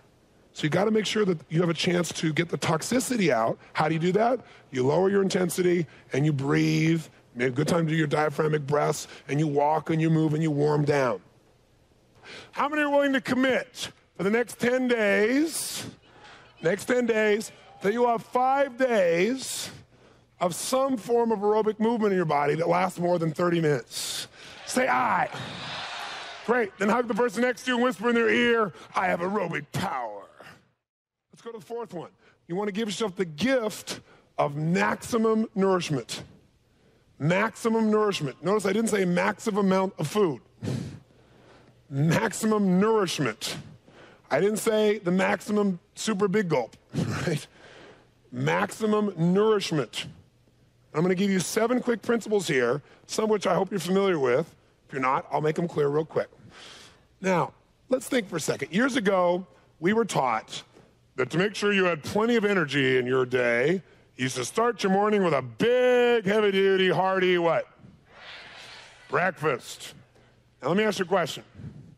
You stick in bacon, eggs, right? Some coffee, some toast, some jelly, some hash browns, some Jimmy Dean sausage. You stick all that in your stomach. Do you think that suddenly you have this burst of energy? Is that what happens, yes or no? Why do people look for coffee at 10 o'clock in the morning like clockwork? 1, because they're taught to, but number 2, because most people's blood sugar is through the floor, right? Who taught us we should start our morning with a big breakfast? Adele Davis, who died of bone cancer. Adele Davis, you know all those nutrition books? Pot of Generation? Bone cancer. Do you know how rotten your bloodstream has to be to rot out your bones? Yep, have yourself a big breakfast and join Adele. I want to tell you something. Let's step into my common sense corner over here. Step over. Now, over here, you and I, we can be common sense now, outside our conditioning. Common sense. The word breakfast means to break a fast, because hopefully you weren't eating while you were sleeping, although some have managed to pull this off. Okay? Some have food nearby. In the middle of the night, they wake up and eat something, you know? So if you wanted to break a fast, how many of you have ever fasted in your life? Raise your hand. Gone on a fast, cleanse your body, say aye. If you had a fast and then you broke the fast by eating bacon or eggs, you get the idea, don't you? What would happen?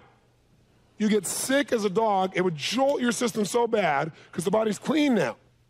Your body go crazy, you get sick.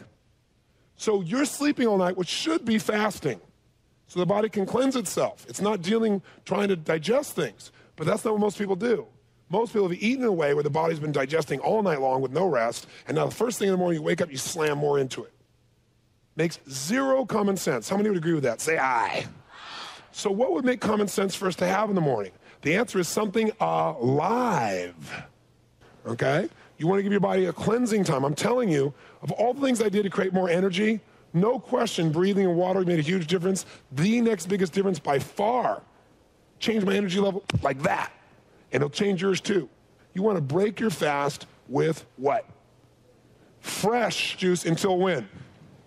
Till noon, because it'll give you live enzymes, energy. Because the best juice is something you just made right there. I know that's not always possible, and now today, juicing has become a big thing. There are all these infomercials with juices and so forth. Get a juicer. You say, what kind? There are centrifugal juicers, but the best juicers are like the Juice Man's got a great one, or the Champion juicer, some of you are familiar with, and you can get them at a reasonable price. They're well worth it. You went to this whole seminar and everything else, you must have a juicer at home. All those who want to try this till noon, allowing your body to cleanse for the next 10 days or more, say aye. Great, let's go to the next principle. Turn back a page, we'll look at the principle. Second principle is you want to properly combine your foods. You want to properly combine your foods for maximum nourishment and energy. You want to eat one concentrated food at a meal. You don't want to combine carbohydrates and proteins at the same meal. Now, what the heck does that mean? Very simple. Think about this for a moment. This is fundamental biochemistry, and I know some nutritionists will go crazy here, but this is the facts. Now, let me ask you a question. You have something like a baked potato and a steak. What happens? You got a baked potato, which is what? And a steak, which is what? and you put them in the body at the same time, you get acid and alkaline digestive juices being secreted simultaneously. Anyone remember basic chemistry? What happens when you take acid and alkaline, you put them together? What do? They neutralize each other. But the food has to be digested. So what happens? More alkaline, more acid. Hydrochloric acid, more Tylenol, everything going like crazy. And guess what happens? They neutralize again. And this happens over and over again. And every time you do this, your body uses an immense amount of nerve what? Energy. And it's not working. So guess what happens? The protein putrefies and the carbohydrate ferments. Have you ever had like a meal and then had maybe like some watermelon for dessert? Watermelon is a fruit. Fruit goes right through the stomach, right into the small intestine, because it's mostly water. It does not stay in that area. If it stays in that area, it instantly ferments. You can't have any food in the stomach or you got fruit fermenting. Ever had a big meal, had a piece of watermelon, and then burping it back up here, tasting it again the rest of the night? Anybody had this experience, yes or no? Of course you have. That's why fruit has to be on an empty stomach, because it combines with nothing else. And proteins and carbohydrates need to be eaten separately as a primary source of your meal. You're saying, what are you saying? I'm saying this is how your body actually works, unlike how you've been taught culturally to eat. So if you're going to have meat, have a big salad with it, have some steamed vegetables, but don't have a big baked potato, bread, and rice with it, because then what you've done is you've made a digestive process that normally takes 3.5 hours, will now be 11 hours, 12, 13, 14, 9, depending upon the person. So you go to sleep at night and have that meal, and while you're sleeping all night long, your body's working like crazy, trying to break down this food, usurping your nerve energy. The next biggest thing besides fruit in the morning gave me energy was releasing my body from the burden of trying to digest indigestible items, because they were no longer able to be digested because the digestive juices were in conflict. How many follow? And by the way, step into my common sense corner here. Look at nature. In nature, animals have one focused food, concentrated food. When you eat 8 million different foods, you know what it does? It stimulates you to overeat because you never get bored with it. So food becomes recreation instead of nutrition. But you come to Common Sense Corner and you look out at nature, and we all go to Africa and watch. We see this lion come down and boom, take down a zebra. It's a lion's based to do. Its body's designed for that. But does the lion take down a zebra and then have a baked potato with it? No. Okay? Because what happens is that body is not designed for that. You don't see miscombinations with animals. Animals' bodies are designed with a primary food. So, think of this as a really simple way of thinking about this. Eat one concentrated food at a meal. Concentrated, to give you a clue, means a food that has very little water or what? Content. Not much water in it. So, for example, is steak an example of a concentrated food? Yes or no? Is rice a concentrated food? Yes. So think about what it is. Is a baked potato concentrated food? So what you can do is you're going to have potatoes or rice, or ideally just potatoes, and have a couple big potatoes, a huge salad, some steamed vegetables. You got a great meal there. If you're going to have some kind of fish, then have the fish and have a big salad and some steamed vegetables. The steamed vegetables and salad will help you to digest the rest. It moves it through the system. But you don't want to have the two simultaneously. Does that mean, well, how am I supposed to have a sandwich anymore? I mean, that means if I stick in there with that bread and some meat, it's not going to combine. You're absolutely right. What do I do? You have an avocado sandwich, lettuce and tomato and avocado. You go, oh my God, are you kidding? I'm not going to the Sprouts, buddy. I mean, I just came to a seminar for 3 days here. Okay? You must, I repeat, you must properly combine your food. And the way you do this is, it sounds insane. Like a lot of things I'm telling you, when I first started learning them, I thought there's no way I can do this. But you know what? I'm going to try it for 30 days. And that's why I live this way still. Because I'm trying to tell you what it would smell like to smell a rose, and you've never smelled a rose before, some of you. Most of you. When you start feeling this good, you will never go back. You go, forget that. That old thing there, what I thought was rich, what I thought was rewarding, compared to how I feel. And what happens is you start to love these other foods, because not only do they start tasting good to you, but you also feel the impact they have on your life. So I'm not asking you to commit for the rest of your life. I'm saying do this for 30 days, minimum of 10. How many want to combine your foods and just judge by results? All the researchers here, but judge by results and see what it does to your energy level. How many want to try this? Say aye. So what you're agreeing to is one concentrated food of the meal, the rest of it water content food. Okay, let's go to the next. Oh, by the way, next page gives you a food combining chart. What's a carbohydrate? What's a non-starchy vegetable? What's fruit? What goes together? It makes it real simple. You need to eat comfortable amounts of food to maximize your energy. Remember I said before, comfortable amounts of food. Because if you eat more than your body can take, two things happen. You store fat, but also you start changing your blood sugar. And I put some notes in there. It says, see what page, to give you some support. Don't eat when you're stressed. Why? The minute you are stressed, you stop the normal secretion of digestive enzymes. So now whatever you eat when you're stressed is going to ferment, right, or putrefy. It's basically going to rot in your system. And that's where gas comes from, in case you're interested. Eat organic food whenever possible, and do not eat condensed foods, especially intense animal proteins, before retiring. If you're going to eat animal proteins, do it in the middle of the day where your body has a chance to break it down and digest it, because you go to sleep and your metabolism slows down, and all that waste and that toxicity stays in your body. It's the worst time to eat late at night, especially animal products.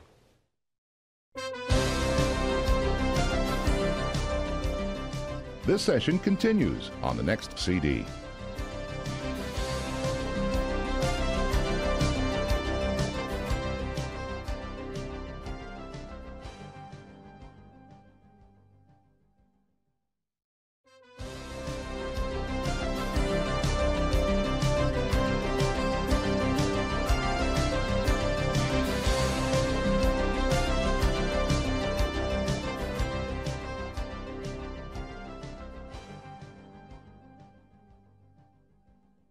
Let's go to the next section quickly. The gift of structural support. Couple of keynotes here. Remember I talked to you about Pete Egoscue the other day? Most people have back pain. Most people have disease in their body, and we've talked about disease coming from toxemia, or a word that we use of poisoning ourselves is called auto-intoxication. We literally poison ourselves by our lifestyle. How many understand what that means based on this morning's or this afternoon's event? Say aye. But there's more than one source. Another source of dis-ease in the body is chemical poisoning. So there are a lot of foods we eat, and more importantly than the foods, the skincare products you use, the underarm deodorant you have. You cannot believe some of the things that are in there that get into your body and affect your entire lymph system, affect your body's ability to detoxify, and you have to become aware of those things. So chemical poisoning is not just the air and the water. The third source that happens is nerve impingement. Nerve impingement, another source of disease. So you say, well, I ate really well, what's the matter? You may be taking in chemicals you don't realize, and you may have nerve impingement, which means, how many are chiropractors in the room? Several chiropractors in the room. They can tell you that your nervous system sends messages, and it does it through your spine, and it does it through a series of connections. Very often through adjusting our body, through doing various things, we have aspects of our body, aspects of our spine that become misaligned, and they put pressure on nerves. When the pressure's on those nerves, what happens? The natural nerve information and flow and energy does not continue. So you've got to be able to support yourself to become realigned so that the natural flow of information and of energy goes through the body. So this can be accomplished through a variety of different disciplines. Chiropractic care is invaluable in this area, and I really support it immensely. Now, not all chiropractors, just like not all anything, are perfect or great. You got to find somebody, you got to shop around and find somebody you really think, talking about their principles, what do they believe, do they look at the whole body or just the spine? They just snap you around, they look at nutrition as well. I look for somebody like that. Massage can do this, but also there's certain exercises you can do that will align the body structurally. And Pete Egoscue is one of those people, but there are many different choices. The human body is designed to develop and maintain itself through motion. Through motion. If we are not moving, we are not using certain muscles, and most of us don't move enough, and that's where our structural problems come from. It's not that you're being whacked around so much as that you're not using your whole body. Secondly, human bodies compensate for a lack of motion, and very often to your detriment. So the body's got to, you're not using certain muscles to hold you up, it starts using other muscles. And then what I want you to know is that when the body is properly aligned, the head is over the shoulders, and the shoulders sit directly over the hips, and the feet are pointed straight ahead. So if you turn the page, you'll see what I'm talking about. See what an aligned body would look like, where all the information and energy would come through you. And I want to show you just real quickly a way to find out whether you're aligned or not. Stand up. Shake your body out. Try this real quick. Put your notebook down. Take a deep breath in. Moan. Here's what I want you to do. Just jump up and down 2 or 3 times. Okay? Stop. Look down at your feet and see where they are. See if they're straight ahead or pointed, and then close your eyes and just stand there for a moment. And notice what begins to happen. Stand the way you normally stand. Do you notice anything? Do any of you notice any movement? If you do, say yes. Notice how many people notice movement. You're all waving back and forth. You look like a bunch of waves in this room. Why are you waving? Open your eyes. See if the movement stops. Don't move. Open your eyes and see if you're still moving now when your eyes are open.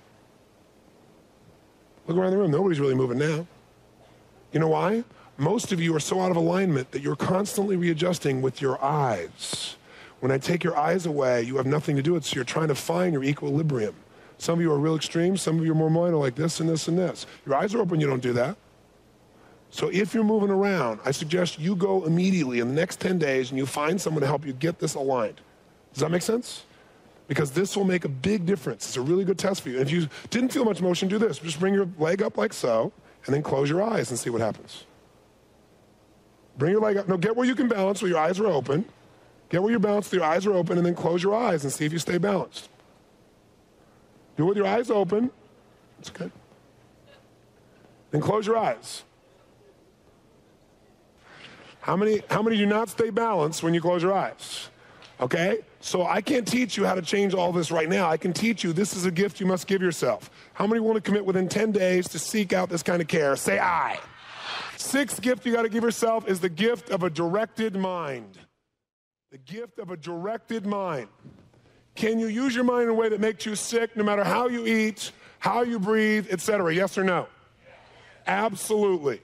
So 7 simple principles, I already filled them in for you. The mind has tremendous power over the body, and a depressed immune system is the result usually of stress. And that's something that's created by your perception. By the way, use your physiology. Anger and resentment are physical poisons to the body. They have a chemical effect. If you're in a state of anger, resentment, you literally create poisons and toxicity in the system. So a lot of people don't want to manage their emotions. Number one reason to manage your emotions is so you can stay healthy. Fear compromises your immune system. Physically proven. Somebody's fearful, you can see their T-cell count drop. By the way, what do you think happens to somebody who's feeling kind of sick anyway? They got some of these symptoms, then they go take a test, and they're told they have AIDS. What do you think telling them they have AIDS does to most people's mental set, and therefore their entire immune system?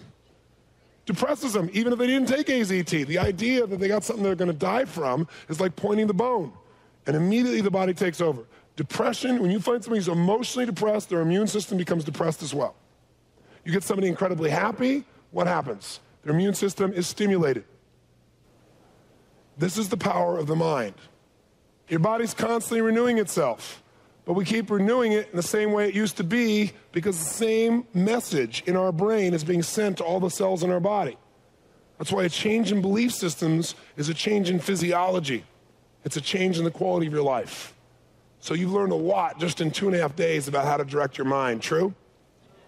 You want to apply that, okay? That's the other gift you can give yourself. Things like meditation, taking time in the morning, just stop and think about what you really want. Any form of focus where you relax the mind and think about what you want versus what you fear will move you in the direction of what supports you. And when you start thinking, I'm sick, but I don't understand because I've been eating well, if you'll notice, is real low on the ladder of what makes you healthy.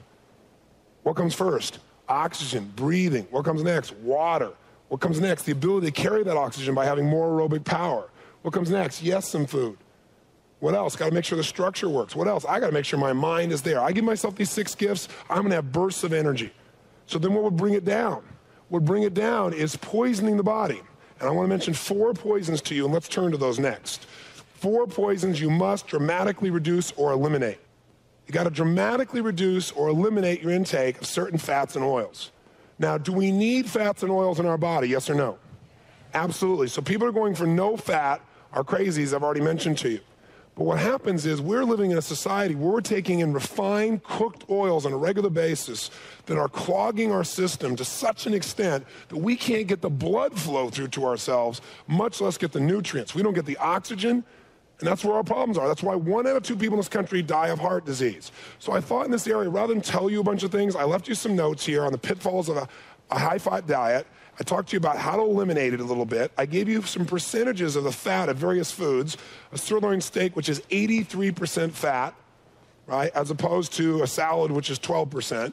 You do need some, right, to give you an idea. But what I decided to do is I just show you a quick little video of what excess fat does in your body, because you've heard this enough. You don't need to hear it from me. Maybe you just need a little reminder of what it really looks like. Here we go.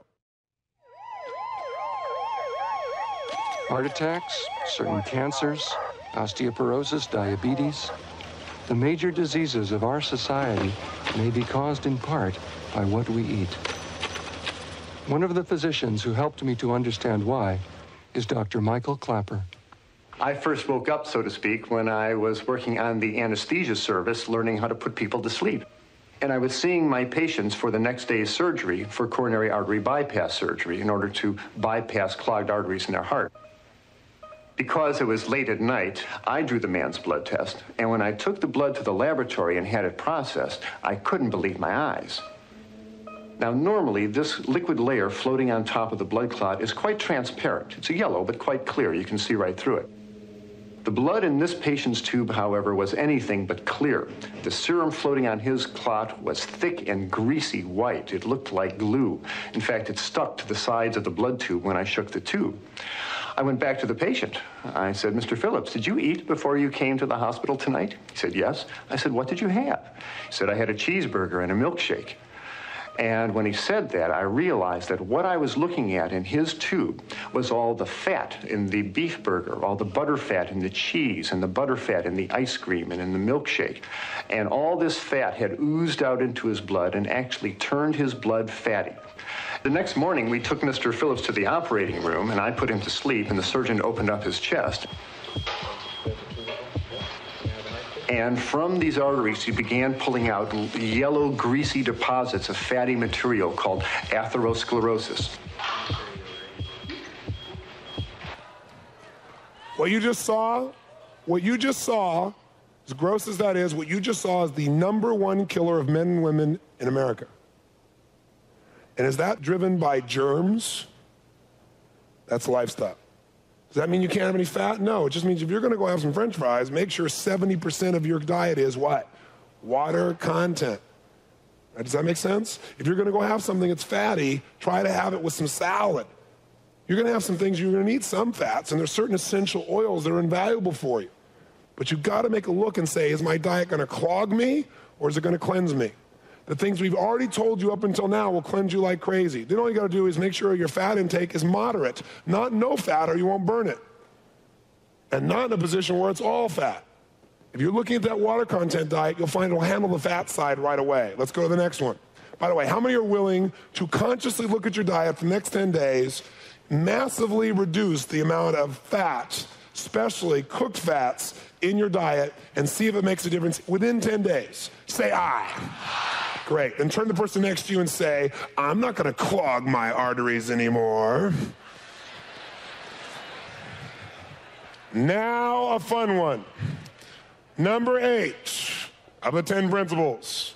Number 8 is you must dramatically reduce or eliminate your ingestions of animal flesh. Yes, that's what it really is, animal flesh. Okay? You must reduce or eliminate your ingestion of animal flesh. Now, I want to tell you up front, this is not an animal rights issue for me. At least it didn't start that way. I do care about animals immensely, but that's not why I made the changes I made in my life. This is an issue of nutrition. This is an issue of toxicity. This is an issue of what's happening to your body every single day when you put this in your body. So there's a separate issue which has to do with your heart and how you feel about animals, which I currently obviously embrace as well. But I didn't start out there. I've always cared about animals, but I thought, everything eats everything, it's my turn. So what I found, though, is I made it for nutritional differences, and when I made this shift of reducing meat from my diet, unbelievable shifts in the quality of my life. I used to have unbelievably massive, giant postulates of acne. You see pictures of me from my youth, massive. When I made changes in dairy products and a change I did in reducing meat out of my diet, it disappeared. It disappeared. And I've been going to see this particular place where they would go and they use a surgical instrument on me 3 days a week and push the pus out of those things on my face. Yeah, real delicious.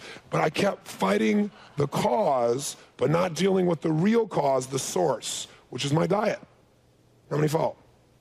And so I kept going in there. It was an unbelievably painful procedure. It was terrible. And I put this stuff on all the time. It was supposed to dry up my face, and it was a nightly ritual for me. And then going to see this doctor, and I dreaded it. It was this metal device they literally pushed down on your face to get that stuff out.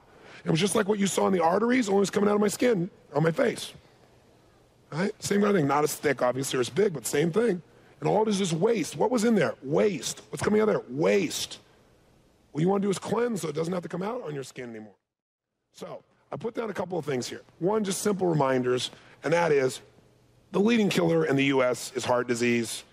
And as a result of it, we got to know by now where that's coming from. It's certainly from excess fat, no question about that. So the question is, we all know that eating flesh is probably not that intelligent. We know what goes in these animals. Cement dust. Radioactive things are now used also with some of these animals, and you're putting in your body. I mean, anybody who has any intelligence at all knows that's stupid. But on top of that, it doesn't end with that. When an animal is going to the slaughterhouse, do you think the animal has any consciousness about what's about to happen? Yes, they're not stupid. And guess what floods their entire body at that moment? Adrenaline. And so when you eat the flesh of another animal, that adrenaline floods its entire body. Adrenaline is one of the most potent drugs in the world coming out of another animal. And what you're really doing is eating the fear. You're eating the terror of another being whenever you touch that flesh and put it in your body. But just from a pure biochemical aspect, adrenaline stimulating your nervous system from the death of another animal, probably not the most cleansing thing you could do. Probably not going to give you a lot of energy, not to mention what the fat's going to do. You got to think about what it is you're putting in your body, not just because everybody else does something. Do you want to do something? Everybody else is unhealthy. And I'm not exaggerating. 1 out of 2 with heart disease, 1 out of 3 with cancer. So you don't want to get caught up in that same place. So one of the things you want to think about is people, why would somebody eat meat still after knowing all these things? The obvious answer is people go, where else am I going to get my protein? Right? There you are, ma'am. Yes, I was waiting for that. Where am I going to get that protein? Well, you saw Bobby, you see me, you see people all the time. Where do they get their protein? I'll give you a clue. 48% of broccoli is protein. 48% of broccoli is protein. Lettuce is 28% protein. There's protein in everything you eat. I'll tell you what, do me a favor. Step over to my common sense corner over here. Let's stop for a second. Let's think intelligently instead of like the way we've been conditioned. Think for one moment, just for one moment. If you and I were to try and figure out how much protein we really need, instead of reading the local tables that are put out by the U.S. government, which say 60 grams of protein. Now, to give you an idea of 60 grams of protein, what that really does, there's no way your body can digest that. So I called the government 4 years ago when I first started doing this and said, how can you say 60 grams when around the world they say anywhere from 12 grams to 27? But in the U.S. they say 60. That's protein poisoning. Your body can't deal with it. And I talked to the top guy there, who, believe it or not, is also named as Robbins, right? It's a true story. And he said, well, Tony, he said, the way we do it is we do a sampling of the society, and we find out how much protein people eat overall, and we do the average. So what they do is they take a sick society where 1 out of 2 people die of heart disease, 1 out of 3 of cancer, and then they average it out, and that's what you need. He said, it is true, there have been a lot of studies that show you may need as little as 18 to 20 grams a day. He said, that's absolutely true. He said, but we don't want to take any chances and tell people too little. That, along with the Meatpackers Association lobbying, probably assists them in keeping it at 60 grams. So step in my common sense corner. If you and I were trying to figure out how much protein we need and we had nobody to help us, and we just had to actually think like humans, then what would you and I do to figure out when we need the most protein? Protein is built basically for the growth and development and the maintenance of tissue. So when are you going to have not just maintenance, but the most growth of tissue? At what stage of life? As a baby. There's never a time when you're going to be building more tissue, more growth than as a baby. So then would it make sense that we could say to ourselves, if we had nobody to help us, hey, common sense, what did God create for babies to consume as their food when they're growing more than any time in their entire lifespan? Mother's milk. Does that make sense? How many agree with that? Say aye. Then would it make sense that if we analyze mother's milk, to find out the amount of protein content in it, since that's the only food the baby's supposed to have, then we'd probably have a good idea of what kind of foods to look for that would mirror that. Does that make sense? How much protein is there in mother's milk? 50%? 10%? 80%? 12? 1.2 to 1.6%. That's how much is in mother's milk, which, by the way, the only food that mirrors that really well is fruit. That's right, fruit. That's about the protein content you'll find, for example, in watermelons, what you'll find in various fruits, high water content foods.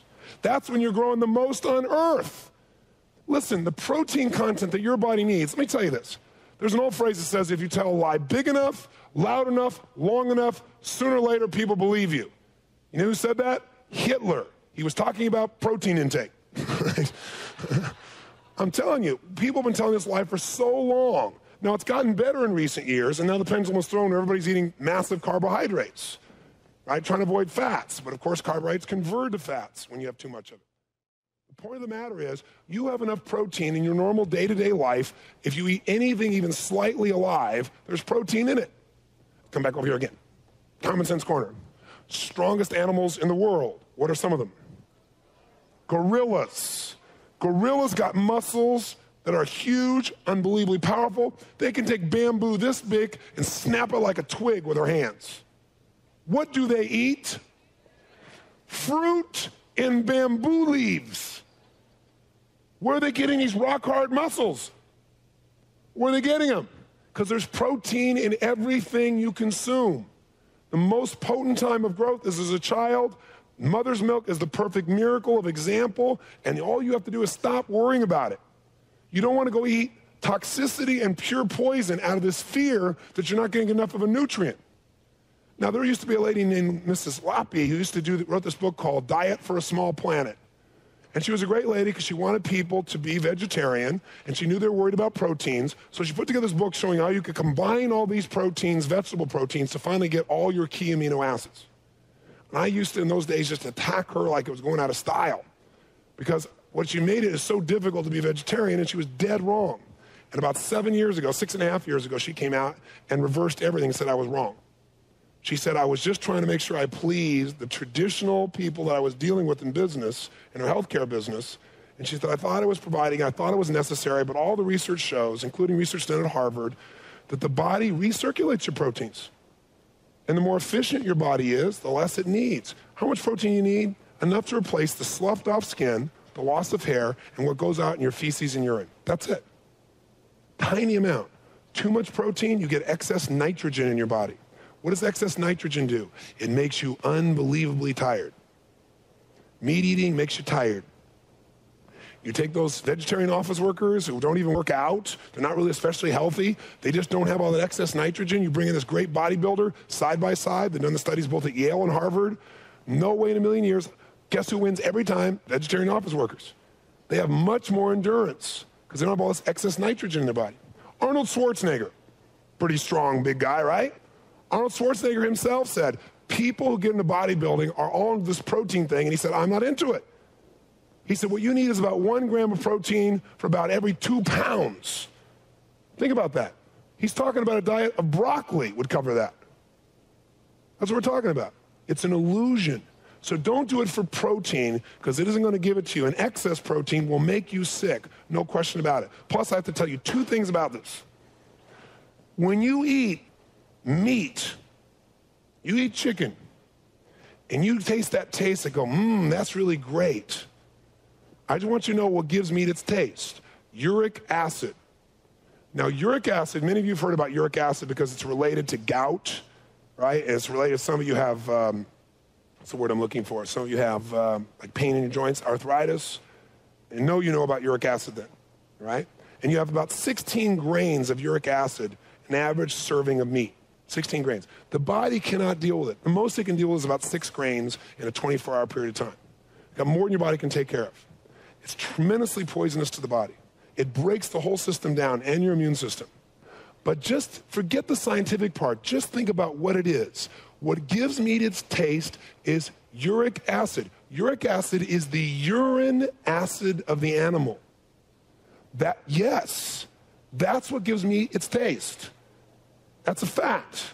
When you're eating that meat and you go, just think, love this urine, because that is what's giving its taste. If you doubt it, who here is Jewish, follows the Jewish faith? Come on, there's some Jewish faith know this because in their laws it says you got to have meat that's kosher, where they drain out all the blood to try and get the most of that urine out of the bloodstream of the animal before they eat it, and try to eat some kosher food without any spicing. It's not going to happen. It tastes like hell. When you get that taste and you think it's so good, that juicy taste, you are literally eating the urine of that animal. You go have some soup, that old Campbell's soup, have yourself some nice vegetable soup with some meat in it. Just think, good. Campbell's, urine, good. It's urine that is giving you the taste. That is an absolute fact. That's it. So if you like meat, you're eating the urine. Period. And it doesn't end there. No. When an animal's alive, just like in your body and mine, we have something called osmotic pressure. Osmotic pressure is that pressure that keeps everything in the body where it belongs. When an animal dies, the osmotic pressure disappears, as you might guess. And so what happens is putrefactive germs, the minute the animal dies, the osmotic pressure is gone, that are normally in the colon, now flood all of the flesh of the animal. And what tenderizes meat is putrefactive germs. That's what tenderizes it. In other words, get to understand this. You don't go kill an animal. Most of you don't go, want to have lunch, honey? Great, let's kill this animal. Whap! And then cook them. It's too tough. You got to tenderize the animal. You got to let the animal age. You got to go through that whole process. It doesn't happen instantaneously because the tissue is too strong on the animal, right? Especially beef. So you let it wait, and what happens is these putrefactive germs now secrete through every cell of the animal, and they begin to break down the tissue so it's soft enough to be cooked and eaten. I want you to understand what this is. Putrefactive germs are colon germs. Colon germs. Anybody here is a doctor? Contradict me. It is a physiological fact. I'm making it real clear to you what you're really eating. Do you get this? If you go have food and you like the taste, you've been trained to like that taste is the urine. If you're able to chew it, it's been tenderized by the colon germs. That's what you're putting in your body. Plus, it's fatty on top of it, which is going to clog yourself just like that. Plus, you're taking in the terror of an animal that was killed. But other than that, it's pretty good stuff. Now, by the way, does meat give you energy, yes or no? No, the body uses carbohydrates, fruits first, then fats, then proteins. It's the last thing for energy, so it doesn't give you energy. But if I don't eat meat, won't my bones get weak? All the research shows vegetarians have the strongest tensile strength of all because the acid that comes from trying to digest these proteins leaches calcium from your body and weakens your bones. So it doesn't make your bones any stronger. And the last thing I put down here is, are there any well-known vegetarians that are fairly intelligent, or is it just a bunch of weirdos? Well, how about Leonardo da Vinci, Pythagoras, Socrates, Plato, Benjamin Franklin, Disraeli, Edison, Schweitzer, Gandhi, and Einstein, to mention a few people to have good company with. All right? So those are the notes on that. And what I'd like to do now is you might say, well, what about chicken? Is chicken meat? Not only is chicken meat, but it's worse. Worse is a pretty hard thing to say. It's equally bad. It's like, would you rather be punched in the face or kicked in the stomach? I don't know. But let me tell you why. When you're eating chickens, what happens is the way they're processed, those putrefactive germs not only go through their whole body, but in the process of processing chickens, they get salmonella, they get all kinds of other things at a huge rate. Like anywhere from 38% of the entire chicken supply. You'll see the statistics, you'll hear them. It's like insane. You'd think they'd shut down every chicken place there was. They don't. But also, secondly, they create in the processing what's called fecal soup that basically bathes the chicken. And this is consistent.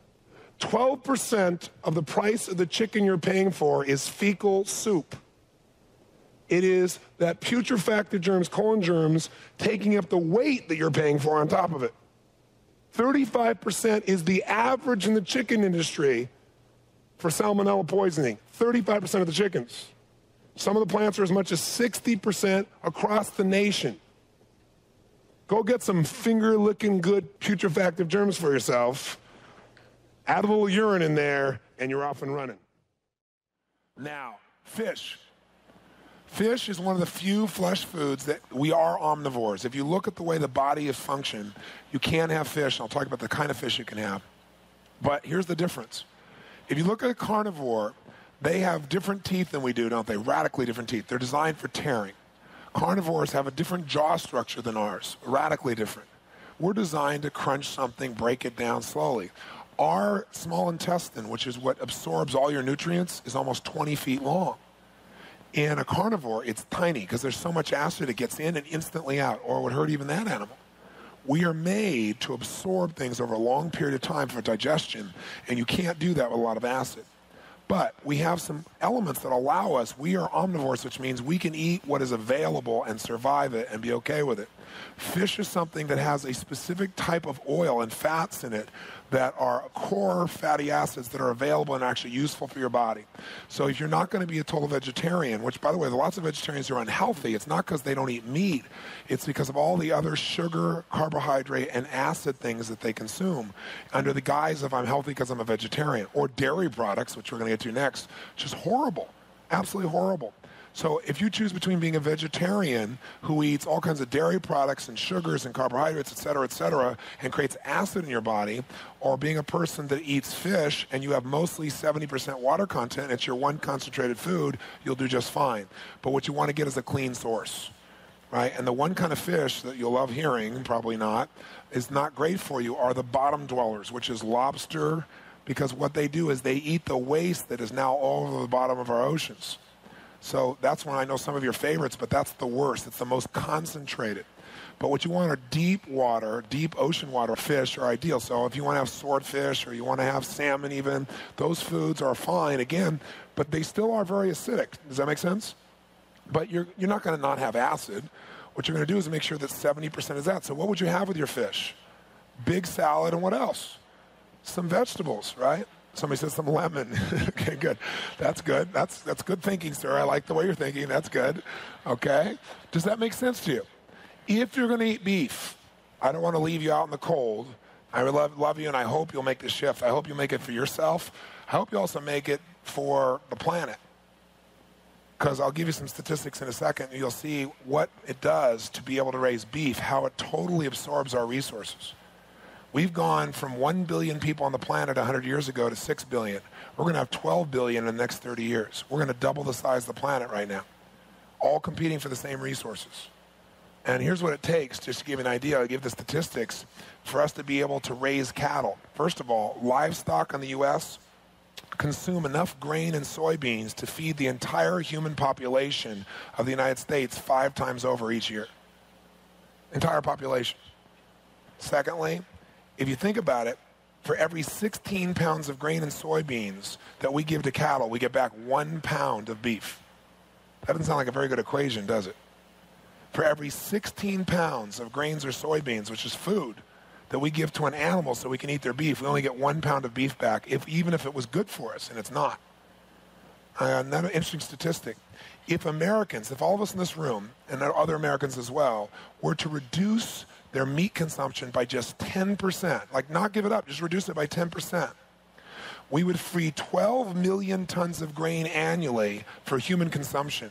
Those 12 million tons would feed the entire 60 million people who starve to death each year. If all we did was cut 10%. A child dies of starvation every 3 seconds. That's how it is, every 3 seconds. Now, if we did this, that doesn't mean someone's going to distribute the food to them. It's not that simplistic, and I understand that. But just think of it, just from a standpoint of consciousness. Do you know how much steak would cost here in California if we had to pay for, if we didn't, as a government, subsidize the water expenses? Do you know what a calf takes in? 1,000-pound steer takes in enough water to float a destroyer. That's how much water they consume. More than half the water that's used in California is used for meat production, and we're not a big beef-producing state. And we all subsidize that, because otherwise it would be $35 a pound for hamburger in the state of California. All your money is going to give these farmers water really cheap. Well, here in California, Southern California, we've had times we get our water from somewhere else. And we're using it up. It's just not efficient. It's not intelligent. to give you an idea, we're losing our rainforest, we're losing our topsoil. The rainforest that we lost down in South America is primarily going for beef production, which is sold primarily to McDonald's and Burger King. In fact, there have been many groups that have gone on massive strikes to get them to buy their beef from somewhere else because the soil down there is the kind of soil that you grow a rainforest in. While you may think it'd be really rich, it's very thin. And so they tear it up, and then it's worthless. And then they cut down more of the rainforest, which affects the global warming of the whole planet. There are so many elements that are tied to this. It's not like there's one thing that happens. 1 acre of land can produce 20,000 pounds of potatoes, but only 165 pounds of beef. We're not using our resources intelligently. So if you care about animals, if you care about the planet, if you care about your children, if you care about yourself, if you don't want to be stupid, I know that sounds harsh, but you can't be smart and take in the terror of other beings and on top of it put urine and feces germs in your system and hope to be healthy. But I'll tell you how I feel soon. But I hope you feel it from my heart, because it's not a judgment thing. I don't care. I want you to enjoy yourself. But I don't think this is something that you're going to enjoy if you wake up one day with a heart attack. You're not going to enjoy it one day waking up with cancer. You're not going to enjoy it one day where you just feel like hell and you don't even know why and you think it's some germ you picked up at the office. You polluted your bloodstream consistently until finally it bit you at a level that's extremely uncomfortable or dire. If you're going to eat beef, after all I've said to you, do 3 things. 1, get a semi-clean source. When I say semi-clean, at least make sure it's like food that's raised, cattle that's raised in a natural environment, and where they aren't giving them hormones and cement dust and radiation and so forth. Make sure you're getting that. And sometimes you can go to health food stores and they'll guarantee that. Although there have been interesting investigations, like they'll have these things or a picture of these beautiful little hens that are supposed to be out, in the farm doing it. And they go there and do investigation, and you'll see that they're all lined up in these cages, one on top of another, like high rises, and they can't even move. And they cut their beaks off, and they sit in there and they fill them full of hormones because they won't grow in the dark, and they keep them in the dark the entire time. Or if you think about what is veal. Veal is a baby cow. It's a baby calf.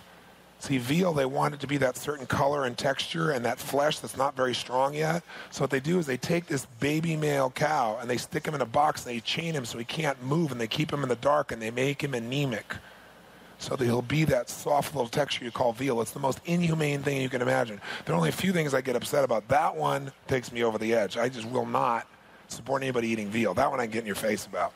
Because that's like, can you imagine someone taking your child from you, sticking in a box for the rest of their life, slowly bleeding them so they stay anemic, so that their texture of their meat would be really thin and would have a certain color and texture to it, so someone else can say, I'm having something really special? It's just inhumane. I don't know how you can really be in a place where you know that and do it. Not knowing, I can understand doing it, but you won't have that reason anymore. Okay, so it's up to you what you do from now on. Okay? So if you're going to eat beef for whatever reason, get a semi-clean source. 2, eat it a maximum of once a day. Your body cannot take that much uric acid put in your body. Your body can handle about 6 grains of uric acid. You get a minimum of 16, upwards of 30 grains of uric acid in just the average piece of steak. So if you're doing more than one of those things a day, there's no possibility long-term for health. Gout is directly related to uric acid, by the way. So if you got gout, I already know what your challenge is. Pure acid, it's coming from animal products that are coming black through your bloodstream. It's the urine acid coming through the system and creating a change in the metabolism of your own body. Third thing to do is, if you eat it once a day, if you're getting a clean source, for God's sakes, properly combine it and get lots of green vegetables and things around it. There's some things I eat that are not as pure, not as good. That isn't one of them. I don't eat beef, I don't eat chicken, anything like that. But if I'm going to have fish or something like that, I always have a big salad, big vegetables with it. I alkalize, allow myself to go through it, and I get something that's valuable from that process. Or if I'm going to have something like the other day, it's my birthday, and everybody got all this stuff, and there was an oatmeal cookie there, and I thought, I'm going to have the oatmeal cookie. Why'd I have it? Hadn't eaten all day, and I was starved. It was there. It was convenient. I thought, and I went over and drank some green drink first to balance it out. And then I started biting the oatmeal cookie, and after the green drink, the cookie didn't taste for crap. I threw it away. So it's like, it's thinking about balancing it. I'm not asking you to be perfect. I'm not telling you what to do. I'm just trying to inform you so you can make an intelligent decision, because when you leave out these doors, you're on your own. And I'm not going to be here to be the person to tell you, and you're not going to want to hear it. So really what today was really about is getting a second opinion. Like really thinking about what you want for your life. Are there better ways to entertain yourself than just food? And if it's food, why not get more creative and find ways to get food that you'll enjoy, that's good for you, and be entertaining with it? I understand that. But boy, there's a huge price to making food your emotional balancer, or food your source of entertainment. And especially if you're doing it with things that are pure acid.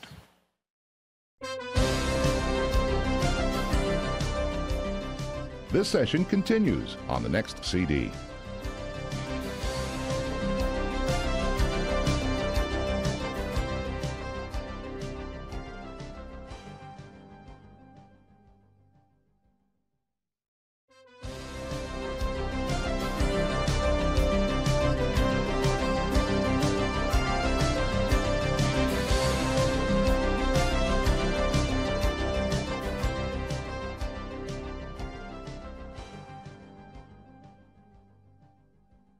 So let's hit the last one. The last one's only a couple minutes, and that is the next fun subject. Aren't you inspired? How you doing out there, ladies and gentlemen? All right, the next poison, number 3, that you want to massively reduce or ideally eliminate from your diet is dairy products. You go, now you're attacking mother. This is America, for God's sakes. You tell me I can't have milk, apple pie, milk, hamburger, fries, hot dog. When I first started teaching health seminars almost 20 years ago, and I brought up not consuming dairy products, I got a more vicious response than anything else I talked about. Today, people have some intelligence about it 20 years later. I mean, people would get up and confront me in the room. Like when I started talking about AIDS and HIV in the beginning, people went crazy because you were attacking one of the things they believe most in their life. But now most people know, they've at least heard from commercials, that most people are lactose intolerant, which means the sugar in milk they can't really metabolize. Now, by the way, sugar equals what? Quick, equals what? Acid, that's right. Sugar equals acid, and acid equals glue. Okay? So that alone will have an effect. But before I walk you through all the intelligent reasons, why don't we walk through the most intelligent reasons, step maybe for the final time into our Common Sense Corner. Think about this. You're drinking milk for what? Protein? No, you don't need the protein. The protein's available everywhere else. Calcium? A lot of people say, got to drink milk so I have calcium. Oh, that's great. Dr. Robert Ellis, who's probably the world's expert on calcium metabolism, he's done more than 50,000 blood tests on people. He says the people who consume 2 to 3 glasses of milk a day or more have the lowest levels of blood calcium of anybody he measures. And here's why. When you take all that milk into your system, it has this sugar, which turns to acid. When the acid is there, your body needs to buffer the acid, so it takes your calcium from your system to deal with the milk. In addition to that, besides that, you're taking in all the hormones of an animal that moves from being born at 100 pounds and goes to 1,000 pounds in 2 years. Now, I don't know too many children that do that. Right? Maybe they go from 7, 8, 9 pounds, 5 pounds over 21 years to 200 pounds. You cannot take that massive growth hormone in your body and not have it affect you. And you look at our kids, they've been affected. They got butts that look like cows. You got males that actually literally start to have male boys that have like what looks like breasts. It's all this growth hormone that's being thrown into their body. You cannot possibly deal with that, not to mention what's been done to that animal, as we talked about before, and the way it's been raised. In order to get this milk from these cows, they're constantly impregnated. They're constantly put into that system so they can keep juicing them for this milk. Plus, there's a million factors. There's the fat content. There's the XO content. I'm not going to walk you through. The night is long, so I'm not going to go through more content. All I can tell you is it's the most mucus-forming food you can imagine.